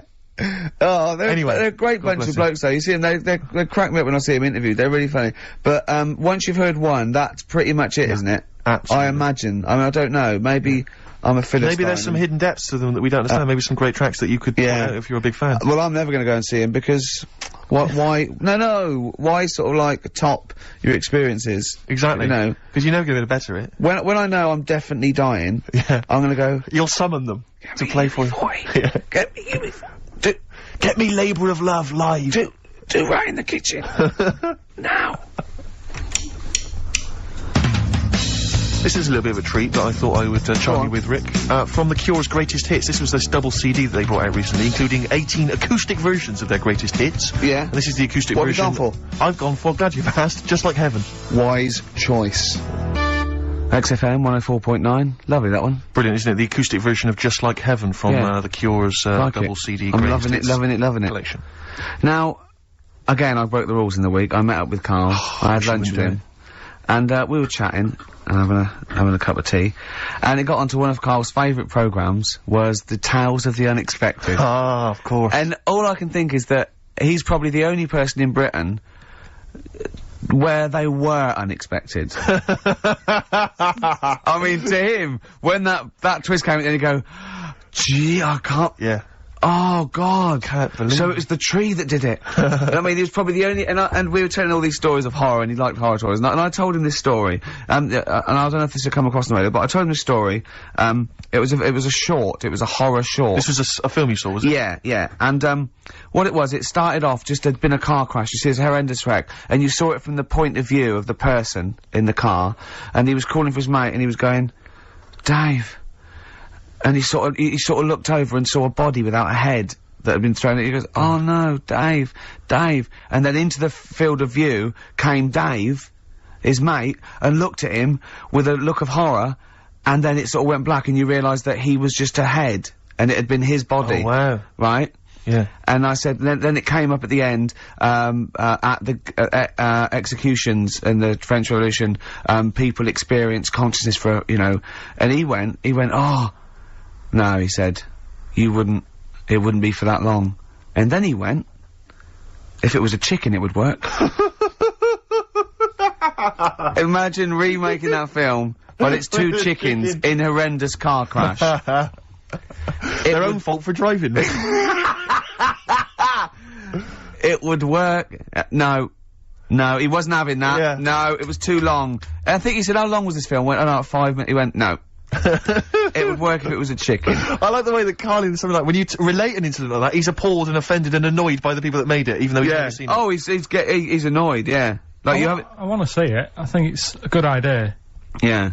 But they should have thought it through a bit more. Yeah. Do you have a favourite, Tales of the Unexpected, one that you remember particularly that shook you up? Yeah, we were talking about the one on, where, there's some woman in prison. Have you seen that one? No, I can't remember them all. Right. This woman's in prison. Yeah. And, she gets a bit friendly with the guy who takes the dead bodies out. Right. And, he said, I can get you out of here. He said, what you've got to do, right? You've got to, I don't know, at midnight. When you hear the bell toll, that means there's been a dead body. Yeah, there's been a dead body. So what you got to do is go into like the place where all the dead bodies are. Get in the first coffin on the right, and then I'll come along and carry you out, and you can run away and escape. Yeah. Right. So she goes, yeah, all right then. So she hears the bell go. I'll bury you, right? And then I'll come back later and dig you up. Right. Yeah, but that's the point. It doesn't matter. It does matter. Trust me, Carl. It really matters. Okay. Listen, I don't know if I'm going to ruin this for people at home. Yeah. Can I just skip to the end? I would imagine that she gets buried and he doesn't come back, and she has to get buried alive. Better than that. Okay. Yeah, she does it. She gets into the coffin. Yeah, shh. Go on. Right. So she gets in the coffin, and she's lying there for ages. She's and buried. She can feel a bit of movement going on, so she's obviously, you know, being carried somewhere, so she's thinking, this is it, I'm getting out. And she's lying there for ages and thinking, why isn't someone coming and lifting the lid off this? Do you know what I mean? Letting me get out. So she's really bored. She gets a lighter out, right? Lights it to have a look at who she's lying on. It's only the fella who said he'd help escape. Oh. How bad is that? That is... How bad is that? So it is quite important that she's buried alive then, isn't it? In retrospect, you realise that the jeopardy is that she's buried alive and can't get out. Yeah.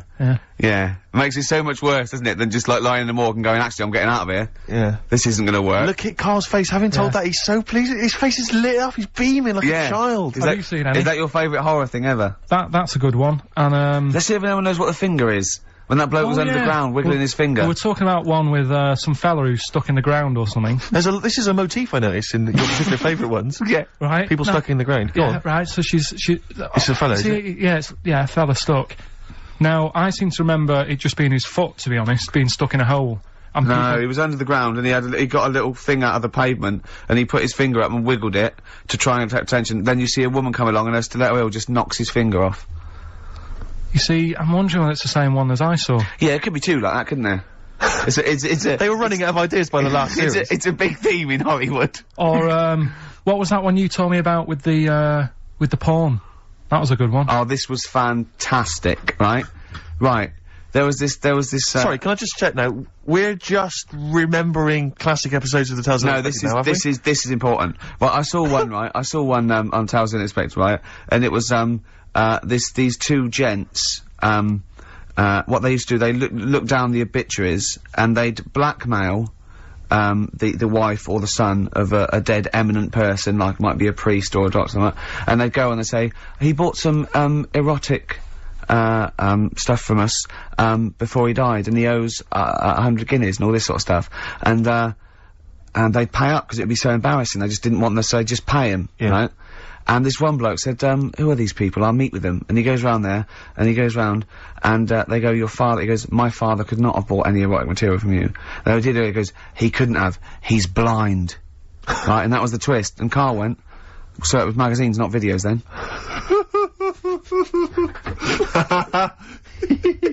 Yeah.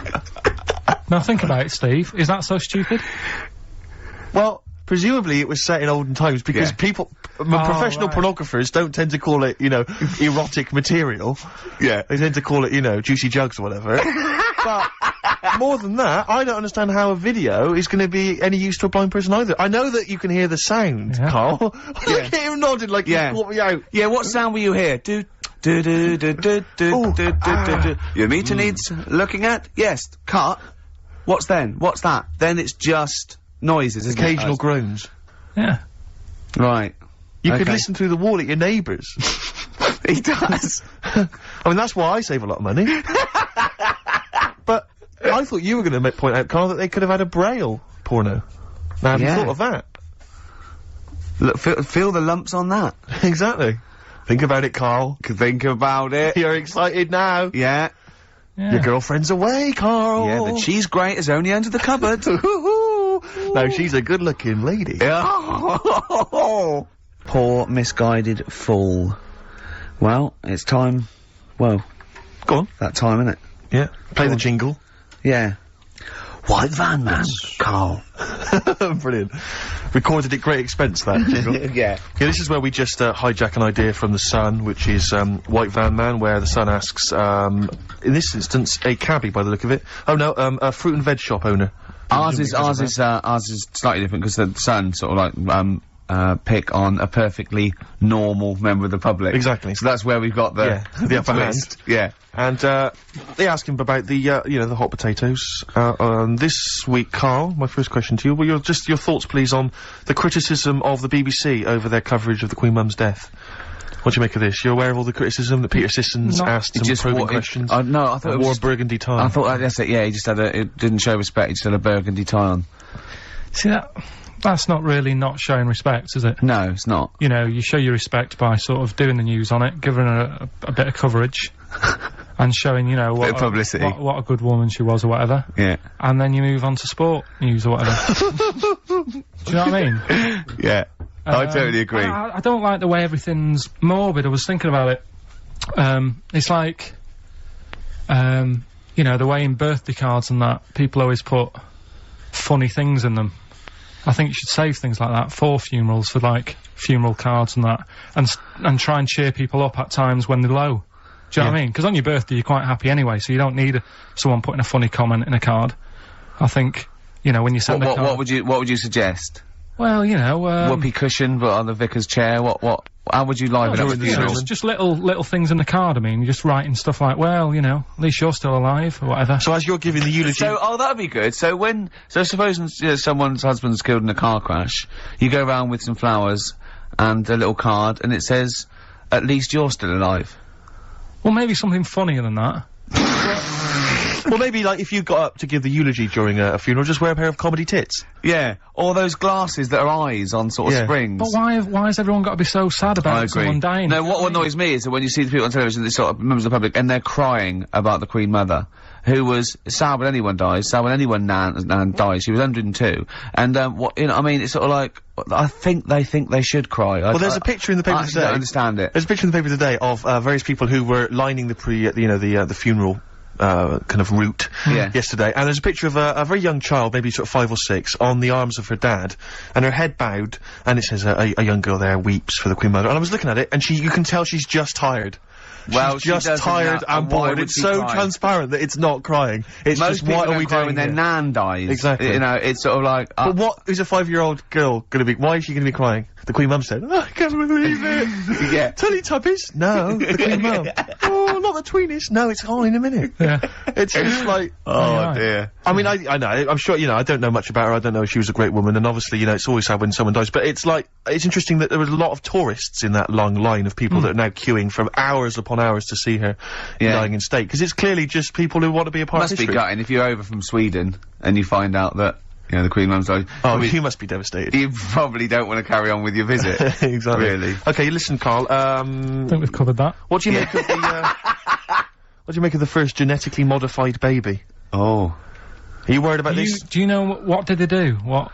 Let me see what it says here. Well, isn't it just choosing the, you know, eye colour? Well, this is the concern, isn't it? That in the future you'll be able to decide whether it's a boy or a girl, how intelligent it is, what it looks like, is it handsome, is it ugly? Obviously, no one will choose an ugly baby, and so on and so on and so on. And so it means that, you know, where will it lead? Where will it end, Carl? Are you concerned? I've thought about this a lot. What will us three look like in the future if they're being, you know, genetically modified beautiful people? What will we be like? How will we be considered in society? True, yeah. But we've talked about this before, haven't we? About the cloning thing. Yeah. That's a bit weird. Yeah. But I don't think it matters, because at the end of the day, right, you might look like some other kid, but it's the way you're brought up that will change your features and the way you are, you know, your personality. If you lie, you get a long nose, don't you? Well, no, but listen, right, because I remember when we, you know, I was growing up on this estate. This is gonna be good. Go on. No, it's not. It's just an example of how this doesn't work. Go on. So we don't need to worry, sort of thing. Sure. Right? Okay. So, growing up on this estate, and there was this woman about 4 houses down, right, who's a bit rough. Alright? Didn't fancy her. Oh, God, no. Right, but she had a baby. Well, tell me about her first. I'm interested in this woman. Why was she? It was a very... Was it like a man in a dress? I mean, I didn't grow up in a posh house or anything, and I'm not saying that if you live in a bit of a rough house, you're a bad person. What does she look like? But anyone can tattoos? Clean up. Look like Tony Green with a fag on. They didn't clean up much, right? Oh. Which, even if you've not got a lot of money, you can still try and make a place look nice. Yeah. Right? But she didn't, and a kid used to take a horse into the house. Sorry. Whoa, whoa, Whoa, Neddy. What do you mean, a kid used to take a horse into the house? Where did he get a horse? Must have nicked it from somewhere. Must have done. You've seen a horse with it? No. What, is that from outside the saloon round the corner?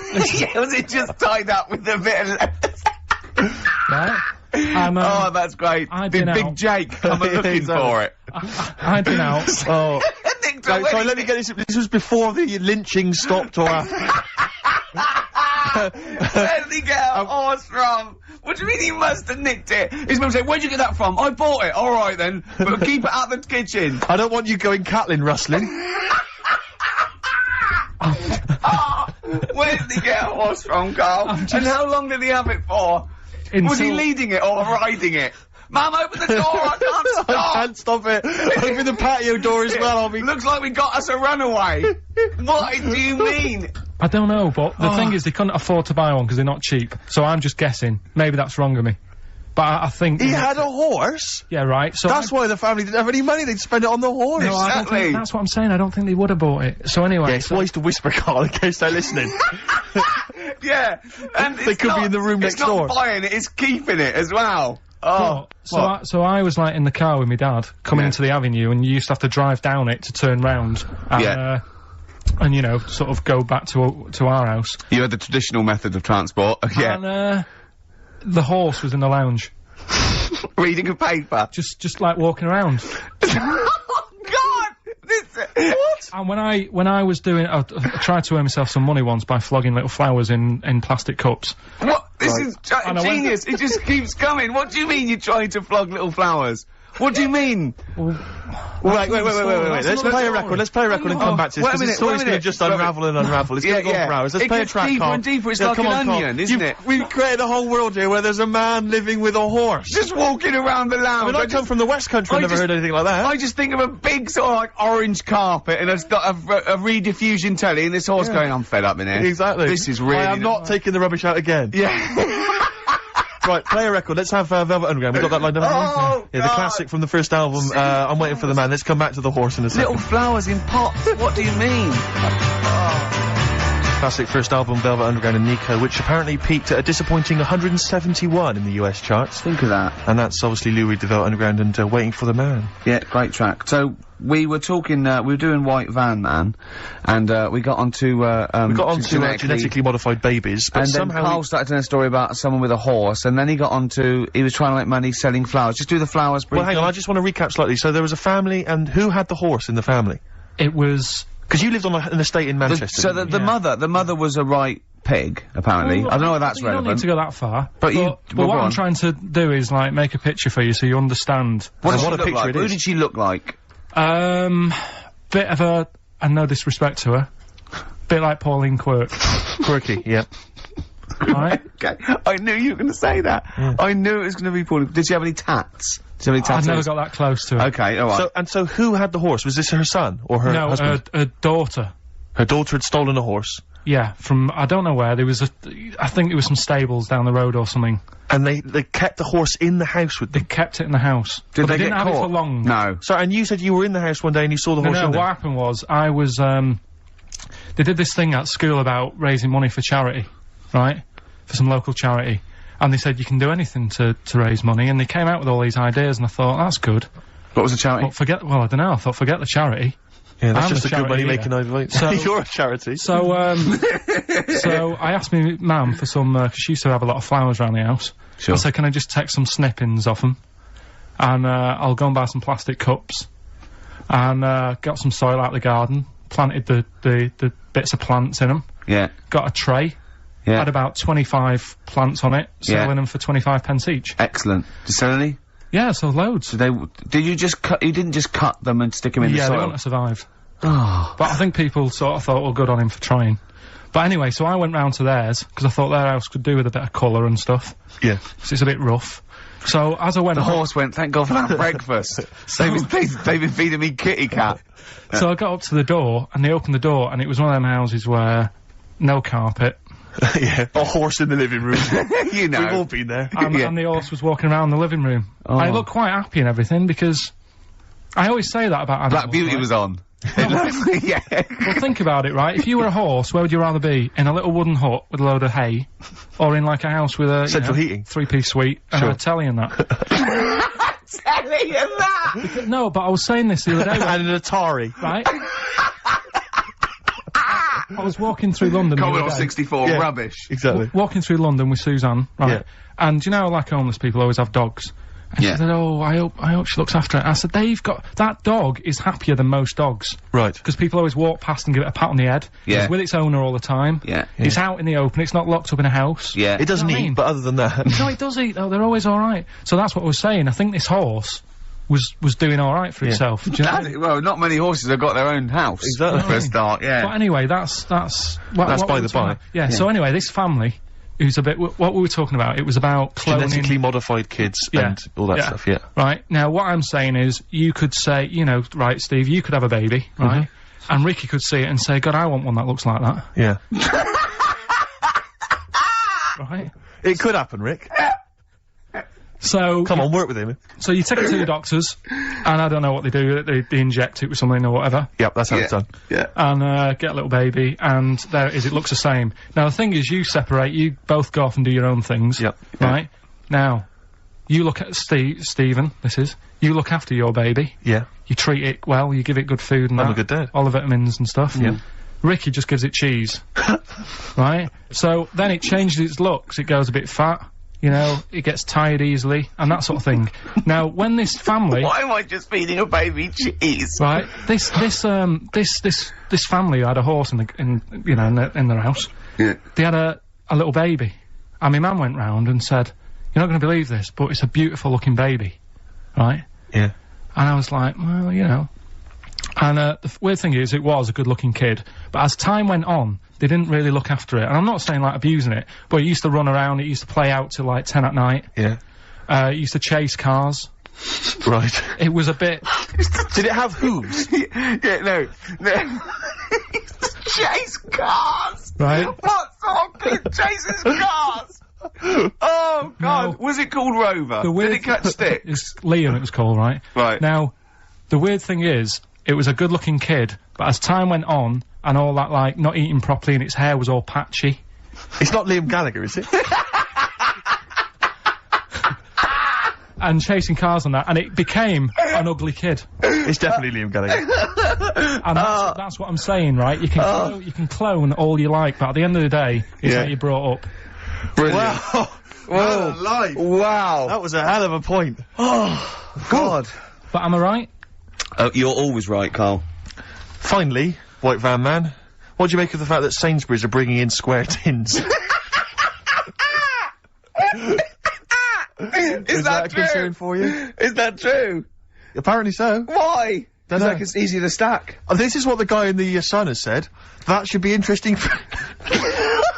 That should be... His comment on Sainsbury's are bringing in square tins is that should be interesting for meatballs.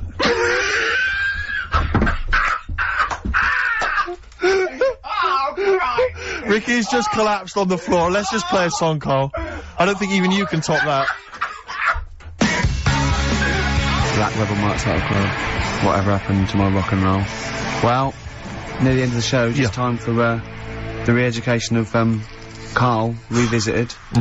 Still got Nick Cave to come, haven't we? Absolutely. Now, Carl, you read a quote book. What did you learn from it? Tell us some pearls of wisdom. Just keep it down to one or two, your favourite things and why you like them. Right, well, you said just pick a couple. Yeah. Right? So I wrote a couple down last night. And what I did, so they weren't boring, right? I've sort of... Don't think you can ever be boring, No, but go on. but what I've done, I've took, like, different ones. So I've took a good one, that I think, that's a good quote, that was worth putting in a book. I put one that isn't really a quote, so I don't understand it. Oh, yeah. One that isn't clever. and a funny one. So a bit of variation all out of one book. Oh, how long did this take you? What did you do? Did you sort of, like, sit About half an hour last night. And did you sit sort of like quietly at a desk or something? No, just in the lounge with the telly turned down. Oh, right. Just to give a bit of light to the room. Just had it on but turned down. Have you figured out lights yet? So, so the first one, never heard of him. This guy called Dean Axon. Right. And this is a good one. He said, the memo is written not to inform the reader, but to protect the writer. That's good, yeah. Stuff, that's very good. That's it, that's... It relates a lot to, you know, office life and so on. Yeah, modern world and that. Right, so then, thought, yeah, right, so I wrote that down because I liked it, and that's what he said to do. Second one, isn't really a quote, it's more of a poem. Okay. So how does that work? Well, that's okay. Just read it. Right, well, it's about suicide. Okay. Right? Razors pain you, rivers are damp, acids stain you, drugs cause cramp. Guns aren't lawful, nooses give, gas smells awful, so you might as well live. Lovely. That's from Dorothy Parker? I'll tell you what. It is, yeah. I hate it. I hate that. Why? It's nothing to me, that. I think that... it's just a sort of weak, shallow piece of mock comedy. This is why I did it in that order, because that's what I thought. It's sort of like a zany vicar would write from living in Frome when he's about 55 and get it published in I hate it. Alright, so you're saying you're not a fan of Dorothy Parker's work, right? Now the next one, Oscar Wilde. Yeah. Right, he's known, isn't he? Yes. Look what he comes up with. All art is quite useless. Well, that's... What's up with that? Well, it isn't added art. No, I know, but it's... Go on, next. But how has art helped you? How has it been useful to you? It was a bit of a... It's one of the only things I like doing at school. Right. Do you know what I mean? When I made that little clay man, fixing a car. Yeah. You made a clay man fixing a car, I'd forgotten about that. How can he... I think that's stupid. And especially that it's gone in a book. Sure. Do you know what I mean? Okay. It's easy to diss things. Yeah, it's harder to do things out, you're right. I don't think art is useless, by the way. But then you don't have to agree or disagree with some of these things. Some of them are, you know, sometimes it's just their thoughts put eloquently or poetically, isn't it? And it's just, you know... to provoke a reaction as much as anything. Yeah. Well. And the good one, Ozzy Osbourne. I mean, sorry, but let's go back there. The irony is that is art. That he was an artist, wasn't he? So... But okay, so you don't like Oscar Wilde, but you prefer Ozzy Osbourne. Yeah, go on. Ozzy Osbourne, cracking one this. Funny and educational. I bit a head off a bat the other night. It was like eating a crunchy wrapped in a chamois leather.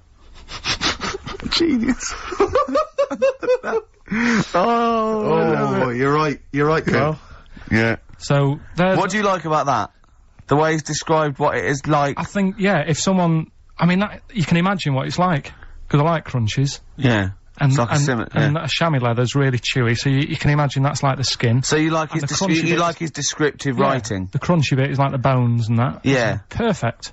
But you know, Carl, it's interesting because you've analysed Ozzy there, and in a way, that is the first step on maybe doing a new English GCSE. Yeah, you know, being able to study you said why you liked it. And you said because it describes what you've never eaten about yourself. Yeah, but my teacher, Mrs. Kane, if I would have come into school with, you know, a quote by Ozzy Osbourne, she wouldn't have been happy. Really? Do you know what I mean? And that's the difference between... She'd go, right, Carl, get your horse and go home. Well, listen though, we were talking about other quotes. Yeah. Neil Armstrong. Yeah. Do you know his one? Yeah. What, one giant leap for mankind? Do you know it wasn't meant to be that? You know, it says, it's one small step for man, one giant leap for mankind, right? Yep.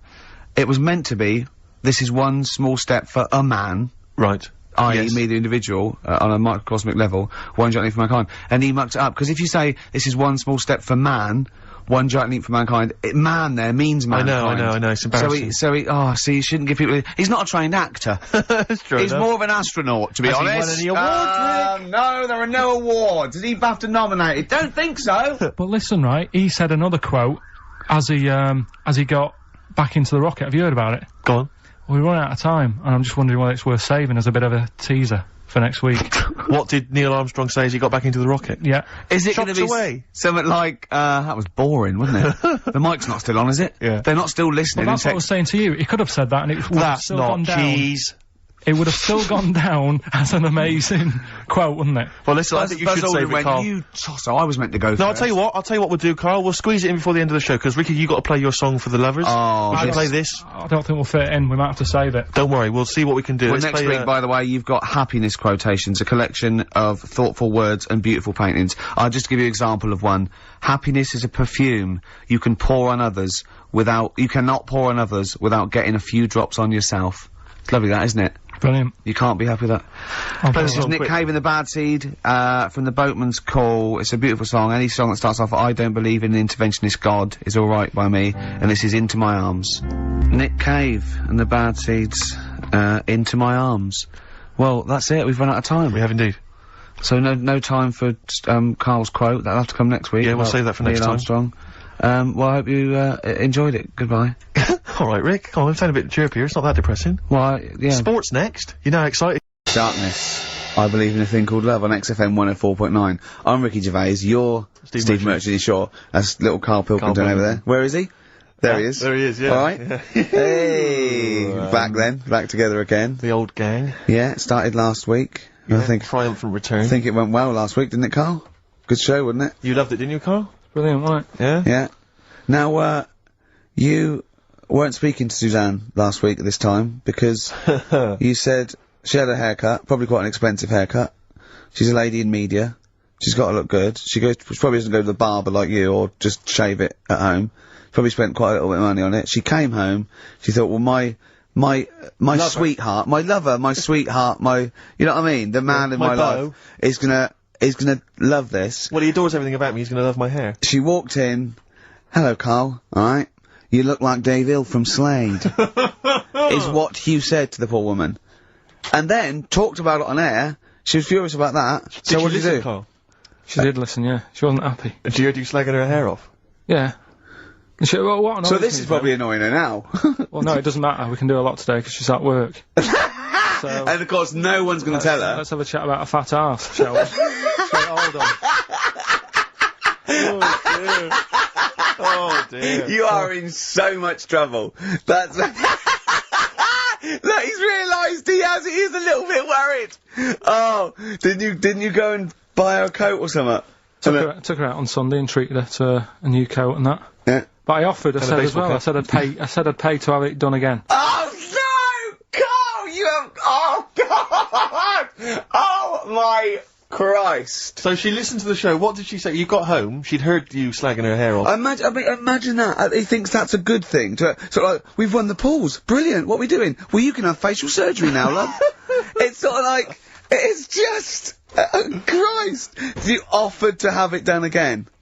Unbelievable. Yeah. But I got home, and, she's like, all being moody with me, right? Yeah. You thought something's wrong, so you must have listened to the show when I was slagging off her hair.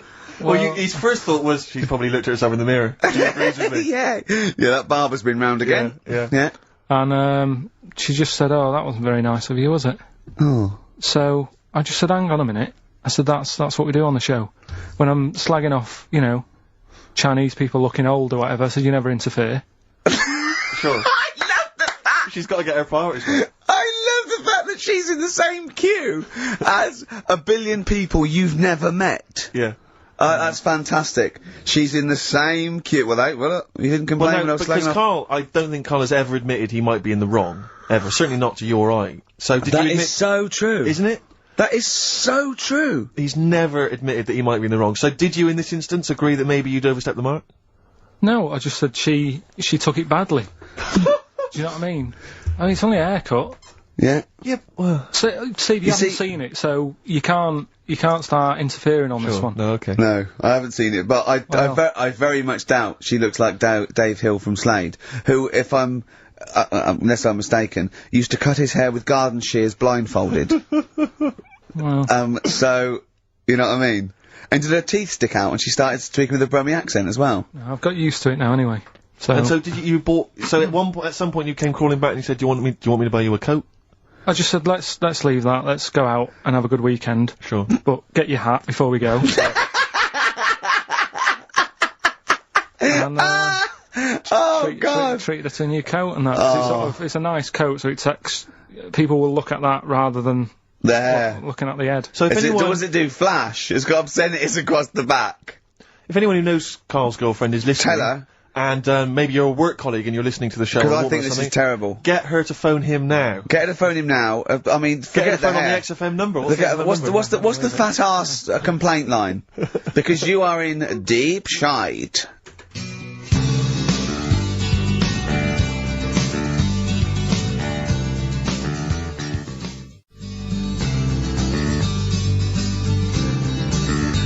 Cemetery Gates by the Smiths, of course, off the Queen is Dead album.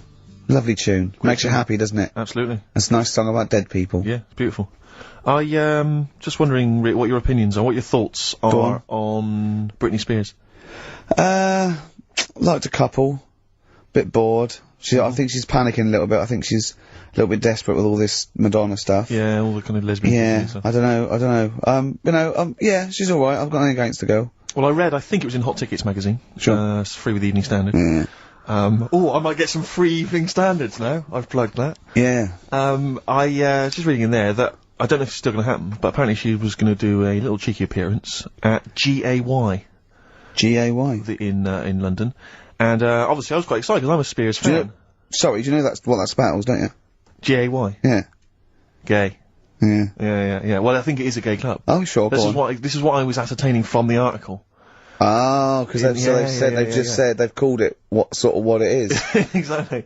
Yeah. And apparently she was gonna be previewing some of her new album live on stage at GA1. And that's an intimate venue. Normally you'd have to see someone like Spears, probably at Wembley Arena, something like that. I'm thinking I'm a Spears fan. You know, get up a couple of the gang together. Yeah. You know. For the lads. Exactly. Yeah. Cruise down there. Yeah. But then I read on in the article that apparently the doorman at GAY were only gonna let in regulars. And the way they were going to ascertain if you were a regular was by asking a series of questions at the door. What, testing if you're really... Now, I don't know if the questions would be about the interior of GAY. Or the interior of someone else. Yeah. Or just general kind of... Like, what do you reckon you'd have passed the pretend... Well, that's what I was wondering. So you'd have had to pretend to be... GAY to get in to see Spears. Now Can you say gay on the radio? Yeah, I think so. Yeah.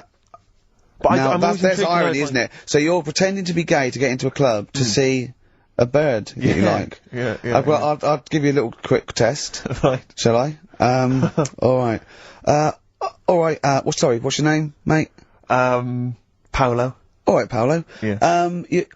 You haven't done a lot with your hair, you just sort of let it grow out. I mean, would you be putting product on a bit later? Because, I mean, you don't look very, you look sort of quite masculine, Yeah, well, sort of like you didn't care, like you have no care about how you look, like you're normally it would be shaved. Oh, okay. We would say normally that looks about, 3 months growth there. Why haven't you... I've been ill. Nothing serious? Nothing serious. Okay.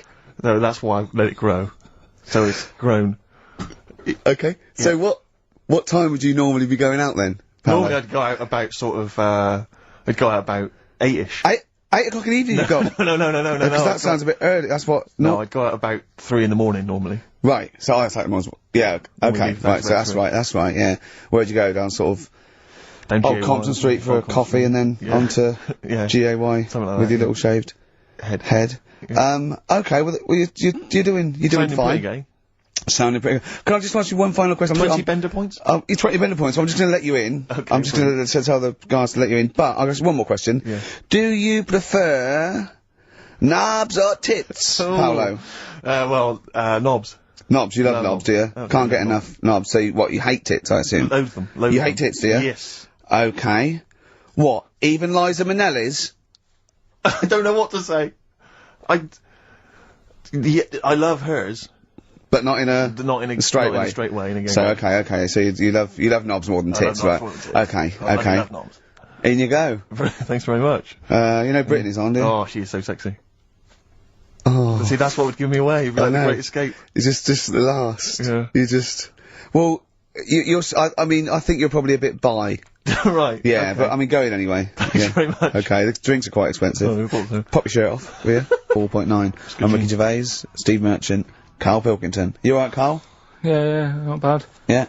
Just, when you were talking just now about, like the gay stuff. Yeah. Right, I don't know if you saw, the thing the other week about the fella who's on that quiz show. Who? Sort of. Oh, right, okay. Gay Who? fella, straight, sort of man-woman. What are you talking about? Tell me what did you see? Tell me what you saw. This is like a kid come running in, and he's seeing something frightening. It could be an alien, could be a ghost, could be a paedophile, and you've got to get exactly what actually saw out of him. Right, what did you actually see? It's just this fella who's a woman. Right. Right, okay, right, try and talk like a human being.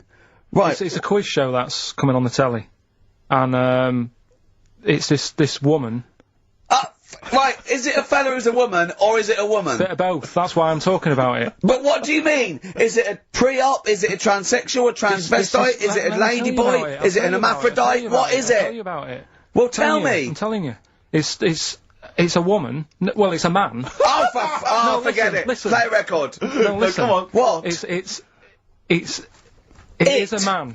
He is a man. Well. Oh, Christ's sake! It's a TV programme where they've got this transvestite or television? It is a transvestite, yeah. But the problem is, I'll tell you, just because you don't know about it, the programme is... I don't know, I still don't know about it. I don't know anything about it, still. I don't know. It's a woman, man, woman, TV programme, look, TV. No, it's a man who is now sort of half a woman. And... A man who is now half a woman! No, well, this is what's weird about it. He's got the top half, but not the bottom half. What do you mean? He's got breasts and a wig? But he's still got his boys downstairs. He's Why do you do that? His caps and the boys are still there with his Y fronts. Why but that? upstairs, he's got a lovely pair of dumplings. Why do that? Well, he's halfway through. But why not get it all done in one go? Maybe he couldn't afford it. Well, wait until you've got all the money. That just looks a mess.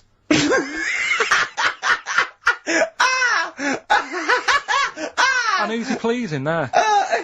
Well, he wakes up in the morning and pleases himself. He can't believe his luck. He doesn't know where to start. No, but what I don't understand, I mean, you know, I don't want to seem... Well, can I just finish that sentence? What you don't understand is just about everything. Yeah. Right, what... I find it weird, right? I sort of get... I understand the gay thing, right? But... Do you? What do you mean? Well, you know, I know... Well, tell me the gay thing. Explain the gay thing. I just know if you're a fella, you like men. I don't know much more than that. What do you mean you don't know? But what I mean is, with a transvestite, what's going on there? What do they want? Now, transvestite is a cross-dresser. See, I don't get that either. Because... You mean a transsexual? That's a man who likes to dress in women's clothing. It's not necessarily... They're not necessarily gay. They're not gay. They're often not gay. They just happen to like wearing women's clothes, right, yeah. But then why not wear women's clothes that could be seen as a bloke's... Like Suzanne wears jeans. No, but they... Yeah, just but that's buy the women's thing. jeans. But that's their problem, is it? They like being seen as a woman. They like being seen as a woman. It's not just that it's more comfortable or they'd wear a kilt. They like being seen as a woman. They feel more comfortable. Alright, and what's the deal with this fella who's got... We don't know who this fella is. No. We don't know this man who's half a woman. He's called Miriam. Oh, that's hot. yeah. Brilliant.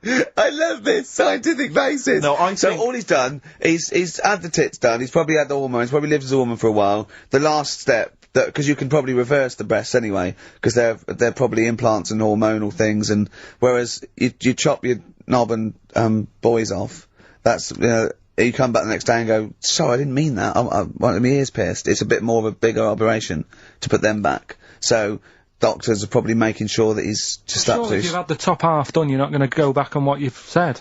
But no, what's the top half being done? I could get you breast implants, give you a bit of hormonal treatment. Now that would be a great idea for next week. and you could reverse it. What you can't do is grow a knob back. Well, you can. Last week we were talking about growing one on your arm. Yeah. We've done that. So that is possible. But the thing is, the truth of it is, I think I do know about this story. I think it was a television programme called There's Something About Miriam. The conceit of which was that this pre-op transsexual... So I guessed that right, yeah. Was masquerading as a woman. Right. And various blokes, who didn't realise that this was a man, had to, try and seduce her.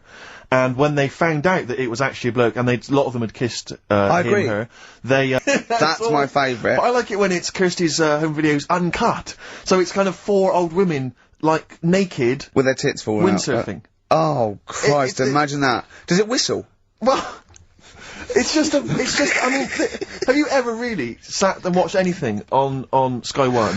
No. That wasn't The Simpsons, or I think that's or Star Trek. I think that's what I watch on. I think that's Or pretty wrestling. much what I watch. Wrestling. They have WWF wrestling, cartoons, and just the worst programs. I mean, it's I've seen a appalling. bit of the wrestling. It's hilarious. But It's hilarious. it's like a station that's made by a 14-year-old boy. Yeah. Well, I think that's probably what it is, isn't it? Yeah. I mean, that's exactly the demographic. Do you like Sky One, Carl? I haven't got satellite ever, so. Why not? I thought you'd have loved that. No, I would love it. Discovery Channel's all about slugs and that and weird stuff like that. I know. Chimps. I was reading about slugs the other day. There's a thing on one of the channels called Monkey Business. Yeah, I watched that. Yeah.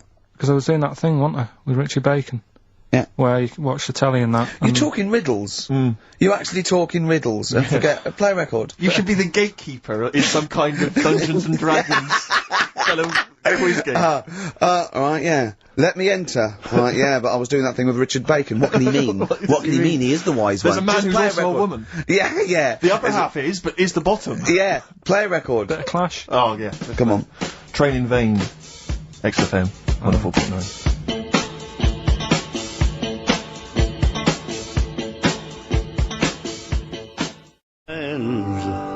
Away.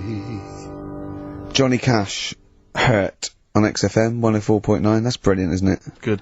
I'm Ricky Gervais, Steve Merchant, Karl Pilkington. So, what have we done? We've done gays, transvestites. Have we done knob use yet, or?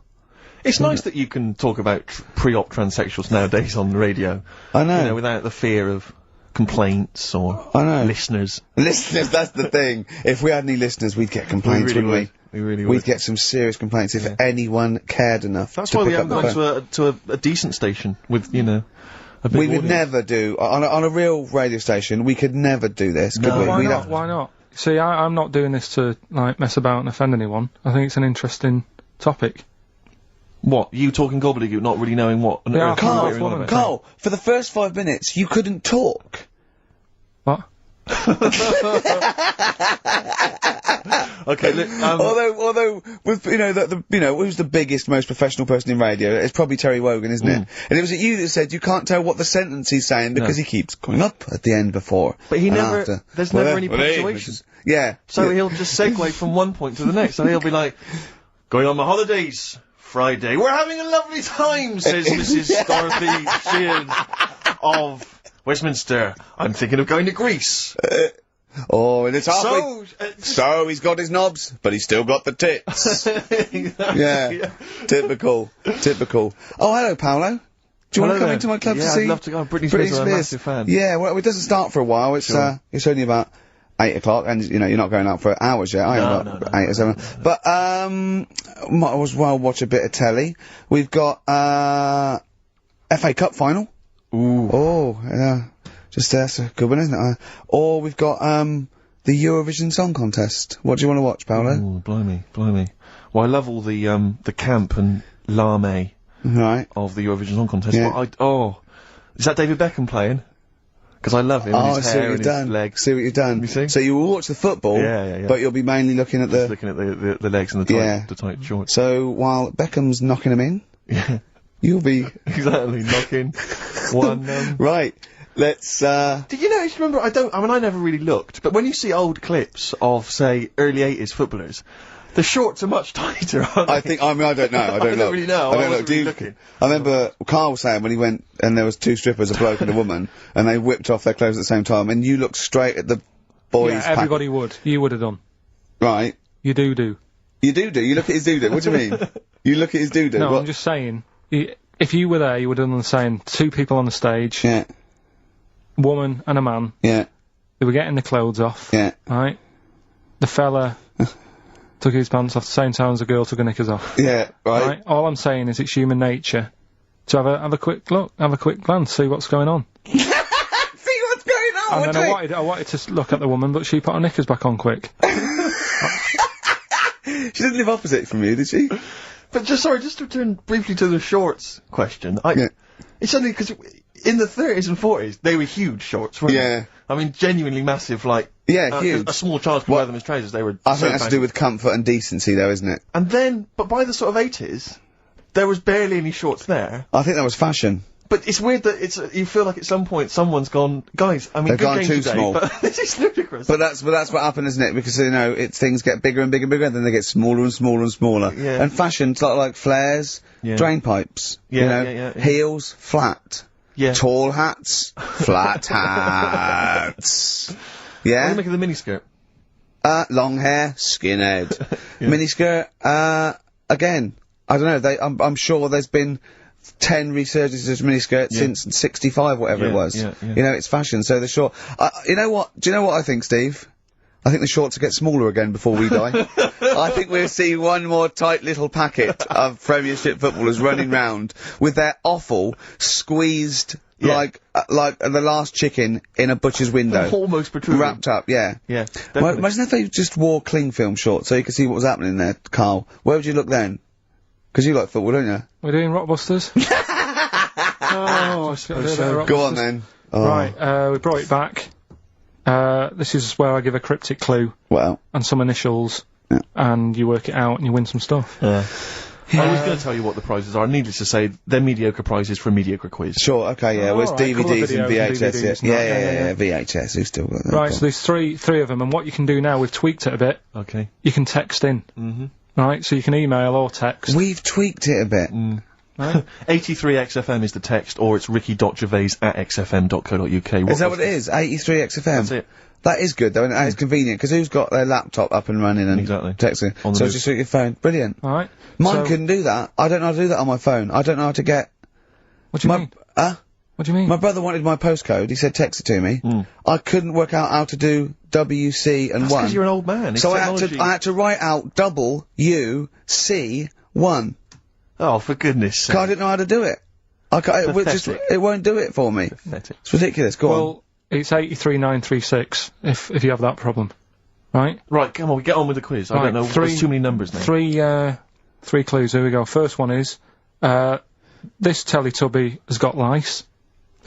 Right? This Teletubby has got lice. This Teletubby has got lice. Right. The initial there is P, so it's a band or an artist that starts with P, and the clue is, this Teletubby has got lice. Right? Yep. Second one. I'm really already not holding out much hope for this. Working out. Go on. Right. Second one. I've just messed that first one up. Oh, for Christ. But when I give it out later, I'll sneak it in without, right? Just don't repeat anything I say. You're an idiot. Listen, You really are an idiot. No, play a record. Play a record. Play a record. You're a fool. Play a record. Let me just... No, you've ruined it. You're an idiot. It's off. Ludicrous.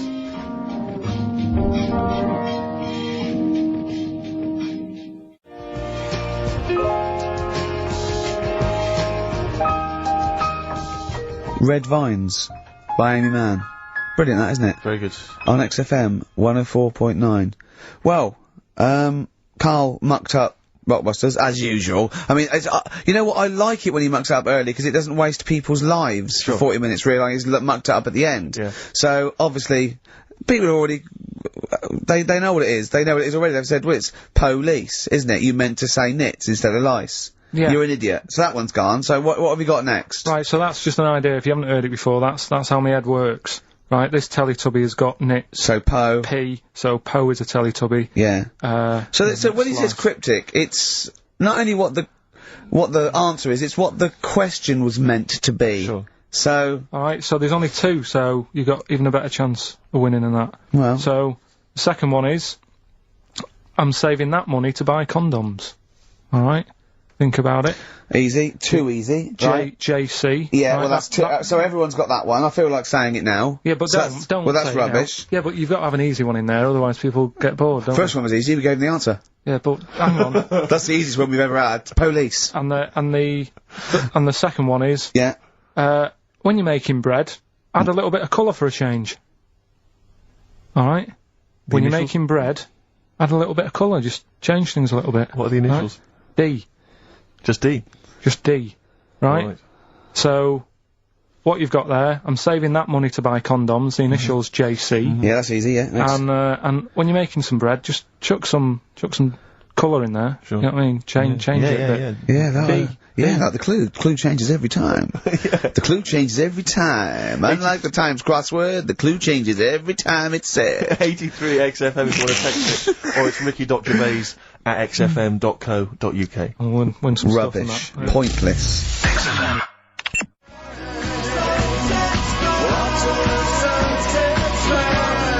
David Bowie and Waterloo Sunset. Love that. Love the original. Yeah. Love that one. Love the original. On XFM 104.9. Good work to David Bowie and the Kinks. Yeah, big time. Big time. Reading the paper there, Yeah, Steve? well, I don't normally read the paper, but I was having a glance through the Daily Express. Does anyone read the Express? Well, you do at the moment, look. Well, true. Live on air. Yeah. Read it out, and then about 400 people will know what's in it. I just read. I was obviously attracted by this little news item: gun raid by 3 Saddams. 3 armed men. Oh, they're up to their old tricks again, are they? Yeah. 3 armed men wearing Saddam Hussein masks were on the run last night after robbing a corner shop. The raiders threatened the worker with a handgun and knife, ordering him to open the till, blah, blah, blah, get the money out. And it says that they also tried to rob an earlier shop earlier in the day. Police said, we are linking the raids because the descriptions of the offenders are very similar. What did the first one not quite get right? Yeah. Well, they looked very similar. I think it was Gaddafi, 3 Gaddafis. Right, because that's weird, because we've had 3 Saddam Husseins down a shop so down the road. that's what I meant. Is it the same guys? Because I don't I assumed so. I wouldn't have thought. I don't want to, you know, get the it's Gaddafi guys on the Saddam Hussein charge. I'm almost sure it'd be the same way. I didn't know. One's got a moustache, haven't they? And one like they all got a moustache. I don't know. But I mean, there was 3 blokes with masks. Middle Eastern appearance. I don't know, but I mean, I imagine it's the same. Because I've only ever seen really robberies being planned in films. Sure. So I don't know how it works. I assume that. So you say. Yeah. But I assume at some point someone's got to get together. One of them, the ringleader's got to get together and go, okay, well, we need to wear masks, obviously, to disguise our faces. I'm thinking of going with the regular stockings. No. I'll tell you what would be funny. Well, I don't want to be funny. Well, no. We want to strike fear into the hearts of people robbing. But I mean, kill 2 birds with 1 stone. We get the robbery and we have a laugh with it. Fear? Do you say you want to strike fear? Well, wear a mask of someone who's really scary. Who's the scariest bloke in the world? Well, I don't know. Saddam Hussein. I've got 3 of them. Well, why? I've got 3 of them. Let's all wear Saddam Hussein. It'd be a laugh. Well, it's not. I don't want it to be a laugh. I'm robbing a bank. Don't hurt if we're having a laugh, and that's what I want to make money and have a laugh. Why? I'm only in the money. I'm only in it for the money. It's not important to me. Well, no, it's fear. I want to strike fear. We could also make a political point. I don't want to make a political point. No, you just want the money. I'm a thug. I'm not. I'm not clever. We could have a laugh and we can make a political point. Why not? What political point? Maybe we're sort of stealing from the rich. We're not like Robin Hood. Well, never mind Robin Hood. Let's rob Barclays. Why are you making jokes? Well, I mean, don't worry. I'm gonna do my stuff. You're a comedian. I'm not sure you should be in this gang. Let's wear the masks. How did it happen? Did they go and buy them? It's separately, look, spread out. You go to the joke shop in Covent Garden, I'll go to the one in Southampton Row. Yeah. Brilliant. See, because it's so often the case that they're using masks. It used to be Reagan, Thatcher, they were always if I was the guy selling those, like, when 3 guys came in, 3 shifty-looking blokes to buy 3 identical masks. Yeah, in stockings. In stockings. Just so they don't know who we are. Sorry, can I just check, you're not going to rob Definitely anyone not. with these masks. But just think of the police looking at those robbers. Every time they go past one of those awful sort of gift shops, they think that, oh no, it's just in the window there with Michael Jackson and Shirley Bassey. Yeah, George Bush. Oh, Paolo, can I ask you something? I know you love knobs and that, and you hate tits. Yeah. What about Shirley Bassey's tits? Well, I mean, I'm a fan of them because I'm a fan of Shirley, but I don't like them. They're not sexy. Yeah, you're pretty bent. You are pretty bent. Come in. Thanks very much. Britain is on in 7 hours. Excellent. Yeah, what are you doing out at this time? No, I just came out to get some milk. Get some cock in the toilet.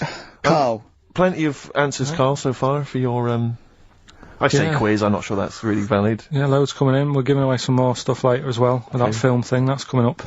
That's when you put yourself into a famous film, and you act out. Is that it? You've done The Graduate, haven't you? Done The Graduate, done Silence of the Lambs, done, Billy Elliot. I liked it, what was your one, Sixth Sense. I see weird stuff. Yeah, the Sixth Sense was good. So that's coming up later. We're doing that later. We'll look forward to that. Look forward to that. We're all pretty excited about that. Yeah. I'm assuming we've got some great music as well still lined up. Thorns, yeah. Thorns. Oh, I'm obsessed with this now. This is the Thorns, and I can't remember on XFM 104.9. Brilliant.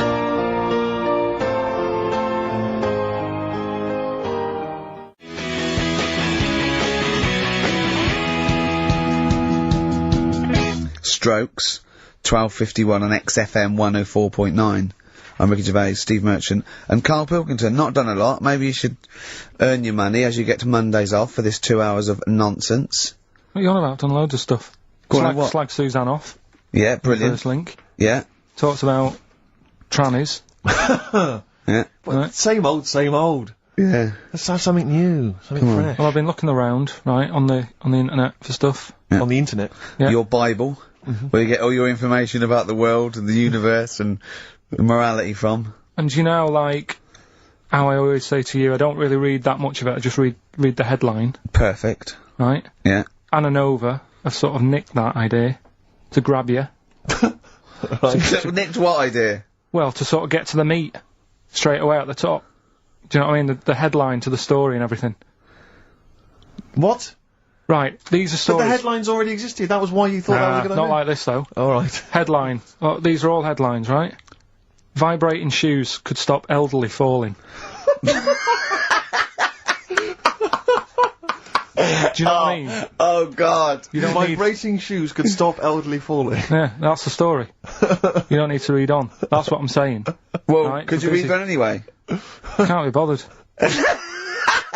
Read on anyway. Well, you have a look at that in a bit, right? Okay, so this is frustrating radio if you're sitting at home. No, well, it's not on. They've turned it off. If you want to know more, you know where to go. That's what I'm saying. That's what they should do in the news.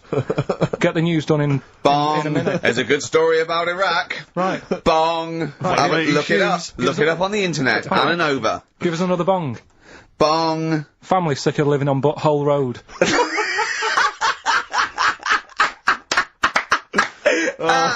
Oh, brilliant. Bong. Man wears same shoes for 60 years. Oh, bong. This isn't that good. Some fella pulls a train with his teeth. And in lighter news. I remember that. Triple Donald, this one is very good. And the last one, man fails to break clothes pegs on face record. She's always good. Well, that's the one I did read on about. I love that out of all those. That's the one he read on about. Go on then. Just Why is that news? He fails to make a record. So did I today. I know, yeah. I failed the long jump record today. Yeah. Didn't even take part. No, I was rubbish. But what are the rules on world records and that? I don't know if there are rules. There are certain things you can't. I mean, it's the Guinness Book of Records, isn't it? Really, that's the arbiter, isn't it? Yeah, but is there anything if you said you wanted to do it, would they say, well, you can't do that? Yeah, they've stopped some gluttony records. Obviously, things that are in danger. So anything that's illegal. Yeah, anything that's immoral. Yeah, like that American serial killer that just got discovered. Yeah. Having killed 47 women. I don't think he can make that into the Guinness Book of Records. No, because people would be trying to beat it, won't they? But there was some other story about a fella eating watches and that. That can't be good for you. So why don't they say, look, don't do that, do something else? He wanted to stay regular. Do you know what do I you mean, mean? though? I just wondered What if do you mean he there's was eating watches? He just said he was eating watches. He got about 3 in about a minute. How did he time it? Do you know what I mean, though? And then the other thing is the one that I was reading, the world record with the fellow who's pulling a train with his teeth. Does that make any difference that he's done it with his teeth? What do you mean? Well, what difference does it make? Well, isn't it? It's quite hard to pull a train with your teeth, I imagine. Well, it's pretty hard to pull a train. All I'm saying is it because he couldn't beat the fella who's pulling it with his hands? Well, this is my point. I think there was one bloke with the record for the running backwards 100 metres was sort of like 11.5 seconds. And I was thinking, turn around, you'd probably have a really good go at that. Do you know what I mean? Yeah. It's sort of like doing a marathon with a milk bottle on your head. Take the milk bottle off and see how fast you can go, you twat.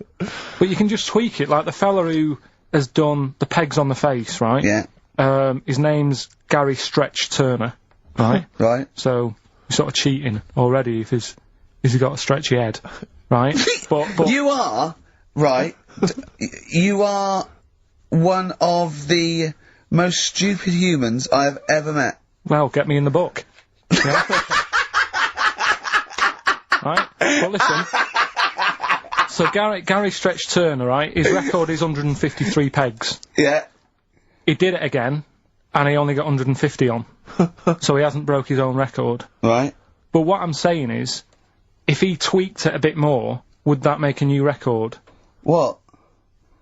Well, if he said, I've got 150 pegs on, but at the same time as eating a burger. I see what you mean, yeah. He'd be the, world record breaker for pegs and eating burgers at the same time. Yeah, just change it a bit. If you know you're not going to make it, just do something else. I'm assuming the rules are set at the beginning, Carl. That's it. That's where they say, right, you're just going to do the pegs thing. You're not going to introduce burgers halfway through, are you? Definitely not.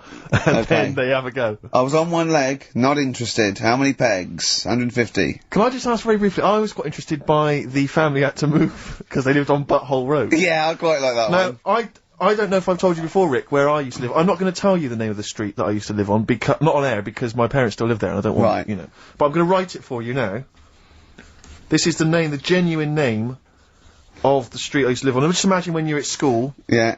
And like in class, for instance, in French, you've got to say you've got to answer where you live. Yeah. J'habite, wherever. Yeah. That's the name. This is actually the name of the street we lived on. No, it's not. I swear to God. That is... Absolute right. I could phone my father now and he could confirm that for you. No, I swear because he doesn't want to God. And I'd say that... But listen, do you know what worries me? It's the apostrophe S. I know. Because that's blatant. Yes. Amazing, isn't it? That is incredible. But imagine how embarrassing that was. So if I look that up in the Bristol... You'll find that in the Bristol A to Z. I swear to God. That is really... Why have you never told me that before? I can't believe I haven't. That's I'm still embarrassed now. Do you know, whenever I have to phone up, if I have to give that address, I always spell it instantly. Really? Like, somehow that'll hide it, that'll disguise the name. But it's interesting, my friend Rufus, his parents lived in a place called Fockingham. Right? This is amazing when he was growing up. They lived in Fockingham. Yeah. They moved to a village called Fingering-Hoe. No! I swear to God. Really? Amazing. Oh, God. Perhaps you come from an amusing town or street. Hello, mate. Fingering-Hoe or Fockingham? Well, that's my business. Exactly. Well, this family who's sick of living on, Butthole Road, right, said the thing that pushed them over the edge was the sign was outside their house, and tourists were always coming, sort of having the picture taken with the pants down, next to the sign. Oh, no. That's the thing that... What's it called, Butthole Road? Butthole Road, yeah. Well, that's bad luck, isn't it? That is bad luck, isn't it? Who named it that, though? Exactly. Yeah, but it's not as if they've named it that after they've moved there. They bought the house knowing, oh, there's a lovely house here, so where you live, what road it's on. Well, they're not going to go, well, it doesn't matter, I'll look at the house. Yeah. Well, where am I going? Where am I seeing this Well, house? I'll take you there. I'll take you there. Well, so, you don't need to look, just don't look at that sign, just come into the house. Lovely house, isn't it? It is nice, yeah. Well, my family wants to come later to have a look at it. Well, just tell them I'll meet them by the bus stop and I'll drive them here. You don't need to, you don't even know where you're going. You'll just sort of know, won't you? You'll know from then on. Oh, we get letters. Have them delivered to me if you want. I'll bring them, I'll bring them round. Don't worry about that.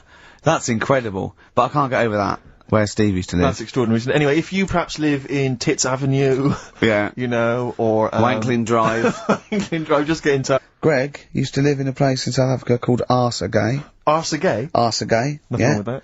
Paul's friend's parents live in Fart Town, just outside Leeds. Fart Town. Which is nice, isn't it? That's just ridiculous. And Dean used to live in Butts Farm, Hamworth. Farm. Yeah.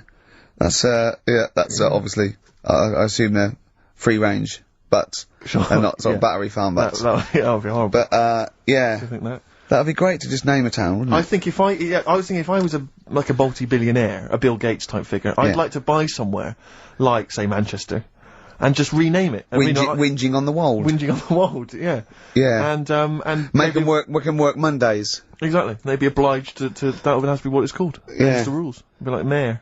Yeah. It'd be great as mayor, wouldn't you? You want to be mayor of Chinatown, don't you? I'd like to be mayor of Chinatown. It seems to me that there's not a great deal to do. No. Because it's not really a town. No, exactly. But it's just a novelty who can we talk to about that? Who can go say, look, you've got to stop calling this a town? Because at best it's a novelty street with some slippy pavements near restaurants. I actually got stopped the other day by two tourists who said, do you know the way to Chinatown? And I really wanted to say to them, it's a disappointment. It's not a town. Seriously, it's not worth it. Pop in a record shop. Do something else. Yeah. Pop in Garfunkel's. Have some delicious sausage and mash. But you'll get to Chinatown and you'll go, this is not a town. Yeah. Yeah. Well, have you got a town hall?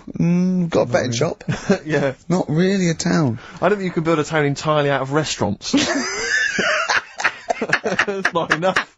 You need more stuff. Oh dear. A lot of old people I've noticed there, Carl. Aren't there? Let's leave that, eh? What? We'll leave it. What? The old... Leave what? Just got John. who's just emailed in, he said my secondary school was on a street simply called Bell End. That's Bell End, really? Yep. Oh, that's great. There's a road in Cricklewood somewhere called Clitterhouse Drive. Clitterhouse? Yeah, I don't think you can really get that. You can't get them on that, that's fine. No, that's fine. No, that guy's just having a laugh, just taking the mick, get a lot of that sort of thing. There's a place in America, apparently. Ben's emailed this in. There's a place in America called, My Anus. My Anus? Yeah. I think I've heard that. Yeah. Yeah. My Anus, yes, I have heard of that. That's unlucky. Yeah, that is unfortunate. Where do you live, My Anus? I've got a letter for you. Where shall I send it? Alright, don't get cheeky. Anyway, just rather than reading out the A to Z, right? Are we doing Rockbusters answers? Oh! Yeah. Go on then. Right, Listen, this has got Chris Moyles, The Breakfast Show, on Radio 1. This sort of stuff. Well, listen, Go on. have we got a winner, Steve? We have, I'll check that in a minute. Alright, Yeah, well, you find a good winner. Yeah. The Rockbusters clues. The first one was, this Teletubby has got mitts. Well, we know We've done that. That was Police. Yeah, Right. rubbish. You ruined it. Right, the second one, I'm saving that money to buy condoms. Too easy, Johnny Cash. That was Johnny Cash. Rubbish. And the third one was, when you're making bread, add a bit of colour for a change and sort of, change the colour of it. Right. Right? That was Dido. They got that. Give us a winner. Well, this is, the reason I've given this person the prizes is just because she's from Switzerland. Sure. She's listening in Geneva in Switzerland, so, I mean, good luck to Tina. And she wins those prizes. Who did she want to win the war? Don't know, I don't think she had an opinion. Really? You sure? Yeah. They say that, but I reckon they wanted us to win, really. Do you think so? I reckon so. Do you think that was true of all the wars? They were always on our side, really. I'd get her to just, if she's still in, who did most Swiss people, maybe sort of like over 50, want to win the war? The England or Swiss Germany? war or the original war? The Second World War. The best war. Yeah, the main one. yeah. But, so just as a poll, in her opinion, so ask people over sort of like 50 or 60, right, just quickly do it in the next 10 minutes. Who did they really, they're neutral, but who did they really want to win? Yeah. England, yeah, we know you were neutral, but it's but who 50 do we want odd to win? years England or later. Germany? We come up with great games, don't we? Eh? Jiggery pokery. He's in the film. It's his favourite film of all time. I thought The Elephant Man was your favourite film of all time. It's up there, but this is like, this film's got everything. It's got hilarious bits in it. It's got sad bits in it. I've got the headphones on because I've got to hear it, and I don't usually wear headphones. But I just realised how noisy I am. Does that go out when I'm sort of does it really? Yes. So when I'm sort of like tapping and writing and that, because it's really clear. Everyone can hear that. Really? Yeah. The thing about that microphone, Rick, is it doesn't just pick up your voice. It picks up all the sounds. Oh, that must be like you scratching now. I don't know what it is. You've got there some kind of rash. Well, look, it's eczema. I think. Look, what's that? Oh, eczema, yeah. Oh God, and what's that one then? That's just one of your enormous fat tits. What's that? But yeah, that must be irritating to listen to it. Oh yeah. Yeah, sure. If your voice weren't bad enough. Yeah, and moving the mic. Moving the mic then, that makes a noise. Leaving that. Eating sandwiches, drinking coffee. Yeah. Right, come on then, Carl. Right, so the film is Kes. You got to listen to it properly. At the end, there'll be a question about what's happened in there, so you got to listen, take it all in. I love the fact that in pole position, in positions 1 and 2 of his favourite films of all time, is The Elephant Man and Kes. Yeah. That's brilliant. Yeah. Go on. Alright. Am I leaving the mics open a bit when this is going out, or what? Yeah, let's have a listen. Yeah? Alright. So don't talk then, right? Just put that hot dog down, Rick. And this is the bit in Kes, where it's the teacher, and he gets up and he has to Glover. talk. What's his name? Is it Brian Glover? No, it's What's the other teacher. The other one. Anyway. Right. Go on. Alright, so, here we go. Things that had actually happened. I'll Oh, get yeah. another one. What about you, Casper? Casper! Alright. Alright? Alright. You haven't been listening to a word I've said, have you? Yeah, I heard some of it, yeah, you... Some of it? Just... Stand up. Always somebody, isn't there, eh? Right, now you're going to tell us a story about yourself. What sort of story? I want you to think of an incident that happened to you sometime in the past that is true and that you think will interest the rest of the class. Alright? Right. What about, I work on a radio show at the weekend. Well, are you going to tell us about it? I'll just do. It's 2 hours, and it's with Ricky Gervais and Stephen Merchant, and just sort of play music and tell stories and stuff. What kind of stories? Well, whatever. Like last week, it was science. We were talking about this lad who was growing a knob on his arm. So it's weird.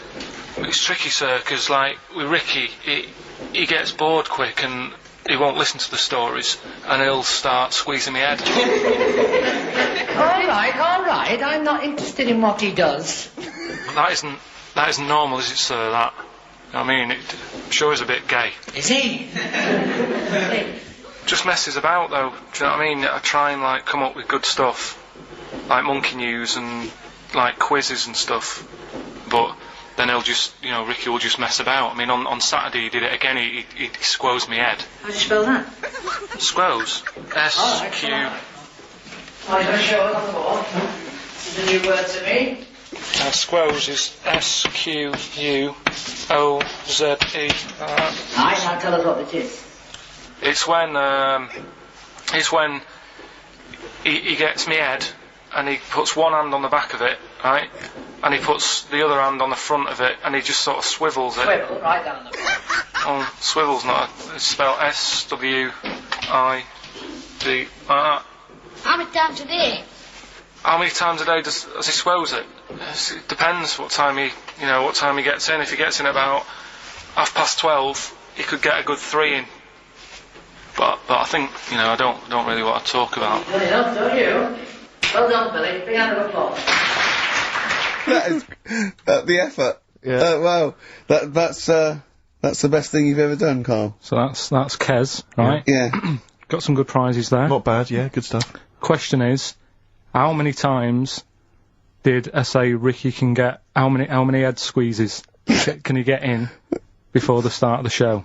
Right? So if you were listening properly, the answer's in there, right? And got some good stuff there. Got some DVDs in there, and some CDs, including some Jimi Hendrix stuff and other odds and ends. Good stuff. Brilliant. And just text in 83 XFM. Right? Right.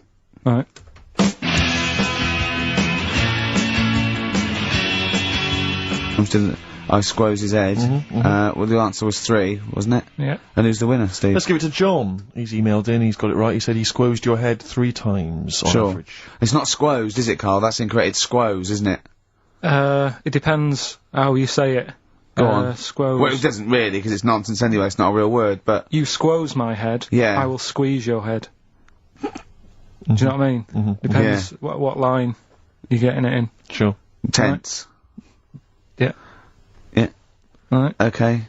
Any monkey news? Any educating Ricky? Anything else? I don't feel that you've earned Monday off yet, because it's just 2 hours and you only did about 5 minutes of it. Yeah, but that took a bit of time to make. Well, that's your own fault. Yeah, but I bet you didn't do it Monday. I bet you did it on another day. I had to come in Monday, didn't I? Yeah, but I bet you'll do that on another day, so you're taking the piss even more, so you're doing it when you should be doing other stuff. You've still got Monday off and you've got 2 hours here. So, you're laughing either way. So don't give me that. So, do you know what I mean? What else you got? Monkey news. Yeah. Well, let's do monkey news. You want to do it now? Yeah. Oh, we may as well have some monkey news.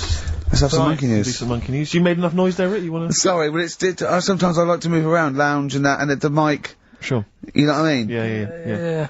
Yeah. Well, let's have the jingle. We've not heard it for a while.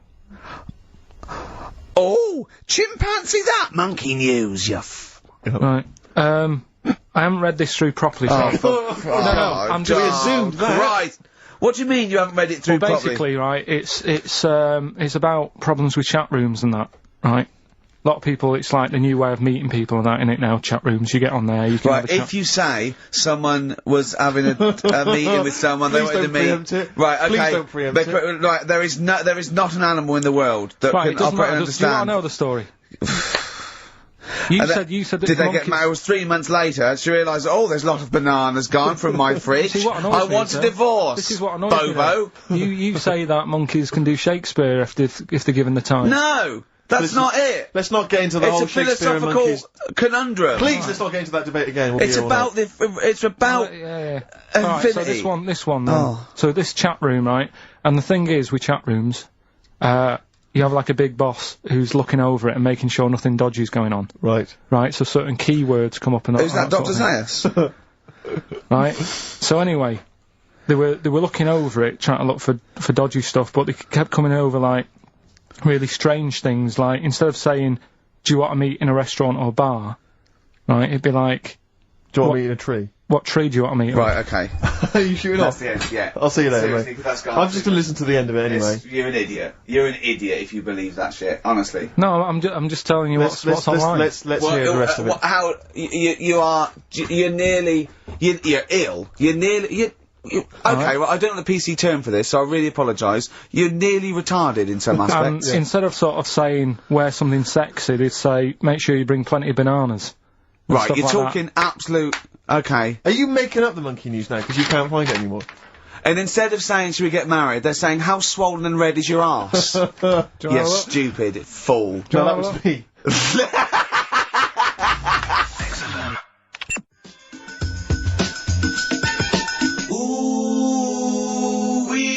Mark Ronson and Ooh-wee on XFM. Well, what a great show. We've had... Informative. It's been fun. Yeah, we've learnt some, haven't we? Yep. What have we learnt? All sorts of stuff. Well, we've learnt that Carl is an idiot. Yes. That he believes that monkeys can get on That's more of a confirmation of... It really, something we already yeah, suspected. we always suspected it, but that's... I just read a little email, from someone who just said that in Northern Ireland there is a town called Muff. Is there? Yeah, it's worth knowing. Yeah. What else do we learn?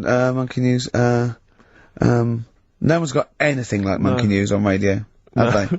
Think of that as a boast. Yeah. No one has got anything like this gout. Yeah. You call that a boil? Look at that, and look where it is. Yeah, exactly. Brilliant. We've Okay. not heard, sadly, back from that woman, from Switzerland. Haven't we? I know you threw out a question. Yeah, I just thought I wanted to find out whether who the Swiss really... Well, I say they're neutral, but I would assume they'd be rooting for us and keeping quiet. You'd hope so. Whenever Germans went through, they went, oh yeah, right, yeah, whoever wins, yeah, but they're going, oh. Whereas with us, they go, Behind alright their back, lads, give them the alright fingers. lads, do you want some chocolate? Yeah. Here's a cookie cock. No, don't let it go off, I'm hiding. Yeah. Know what I mean? Sure. But, and, they better want us to win, because it wasn't for us, and we'd have let fascism go in there and, they'd be speaking bloody German and Italian all over the place, wouldn't they? I think they do. Huh? I think they do. What? They do speak German and Italian. Why? Why? I don't know, they just couldn't be bothered to come up with their own language, and they chose that one, I suppose. Or they chose those. What's the point of being foreign if you don't speak English? I've no idea. You'd have to ask them. That's mental. I don't know. What would I do if I went there? You wouldn't. Why would you go? They don't speak the language. If you're gonna have to choose a language to speak, choose English. Even the Dutch, they got their own language, but they don't speak They it can't because be arsed with it. it sounds silly. Yeah. So they speak English. Of course they do. You see, do Dutch people, Yeah. so in Amsterdam, with clogs on, they'll be chatting Chat in away. English. In English, Yeah. I'm proud of it. Yeah. Oh God, I was there once and there was a mouse. Right. It's just there on the stair. It was a little mouse with clogs on. Yeah. Where? On there.